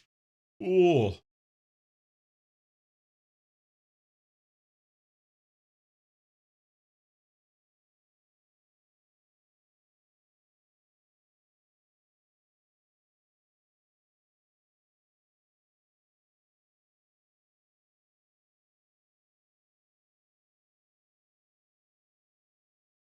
All right, let's see. Yeah, where am I going? Fixtures. Let's start as it will happen in the day. So T1 versus Vesta will kick off our day. So, sorry, to answer your question quickly, Ayua, T1 versus Zeta, 100% T1 versus Zeta. Outrageously good. If there's one game you're going to watch from today, if you're joining now or you missed some of the action earlier, that is the game. T1 versus Zeta. Game of the day. All right, good night, No Idea. Appreciate all the work today. But yeah, fixture-wise for tomorrow, Vesta versus T1. So, you know, a nice, easy start, right? Or maybe wake up a little bit tired. I'll have a breakfast sandwich. We'll ease ourselves into the day. And we'll get a nice, easy one to kick us off. Because then we need that warm-up. Because Crazy Raccoon are going to play All Gamers Global. Big fixture. Big fixture for both teams. All Gamers Global defending their unbeaten run, looking for a perfect regular season. Crazy Raccoon stand in their way. And if you can't see it right now, but Crazy Raccoon have 3 games left, and they have to play All Gamers Global, then Zeta Division, and then Falcons. So Crazy Raccoon have a really end or like late. Their schedule's loaded at the back end of the calendar. So even though they're 4-1 now, Crazy Raccoon, honestly, that it get really ropey, actually. So then Zeta are going to play Poker Face, and we should just be back in, you know, comfort zone. Zeta strong favourites for that one. So that'll be sort of like more chilled bookends to the big fixture in the middle. When we go to EMEA, we're going to get Frosttails versus Quick. For 2 newly promoted teams, obviously it feels like Frosttails haven't made a huge amount of progress from a promotion, but Quick's ability to play and to look like a team that belong in OWCS really seems to be there, right? A narrow loss to VP followed by a narrow victory over TU. Feels like Quick Esports are very much earning their place in OWCS. And what they've done now is they've had good results or good performances against some of the more established or higher paid teams. Quick now need to make sure they do the job against Frosttails. So an important game, could turn into a bit of a dogfight, but really important for Quick to win, because as much as it's nice to have good performances against VP, send them to map 5, etc., and obviously even nicer to beat TU, gotta win the games you meant to win. So important one for Quick. Then we get TU versus TM. Scrimbucks have TM as the current best in EMEA, so we'll get to see that in practice. TU are also reportedly trending up, so we'll see a bit of a clash there. We'll see if TU have maybe made a bit of a bounce back from a disappointing Quick result. So that should be probably the best series in EMEA for sure. Then NA we saw the top 4 teams play today, which means, of course, we're going to see the bottom 4 teams.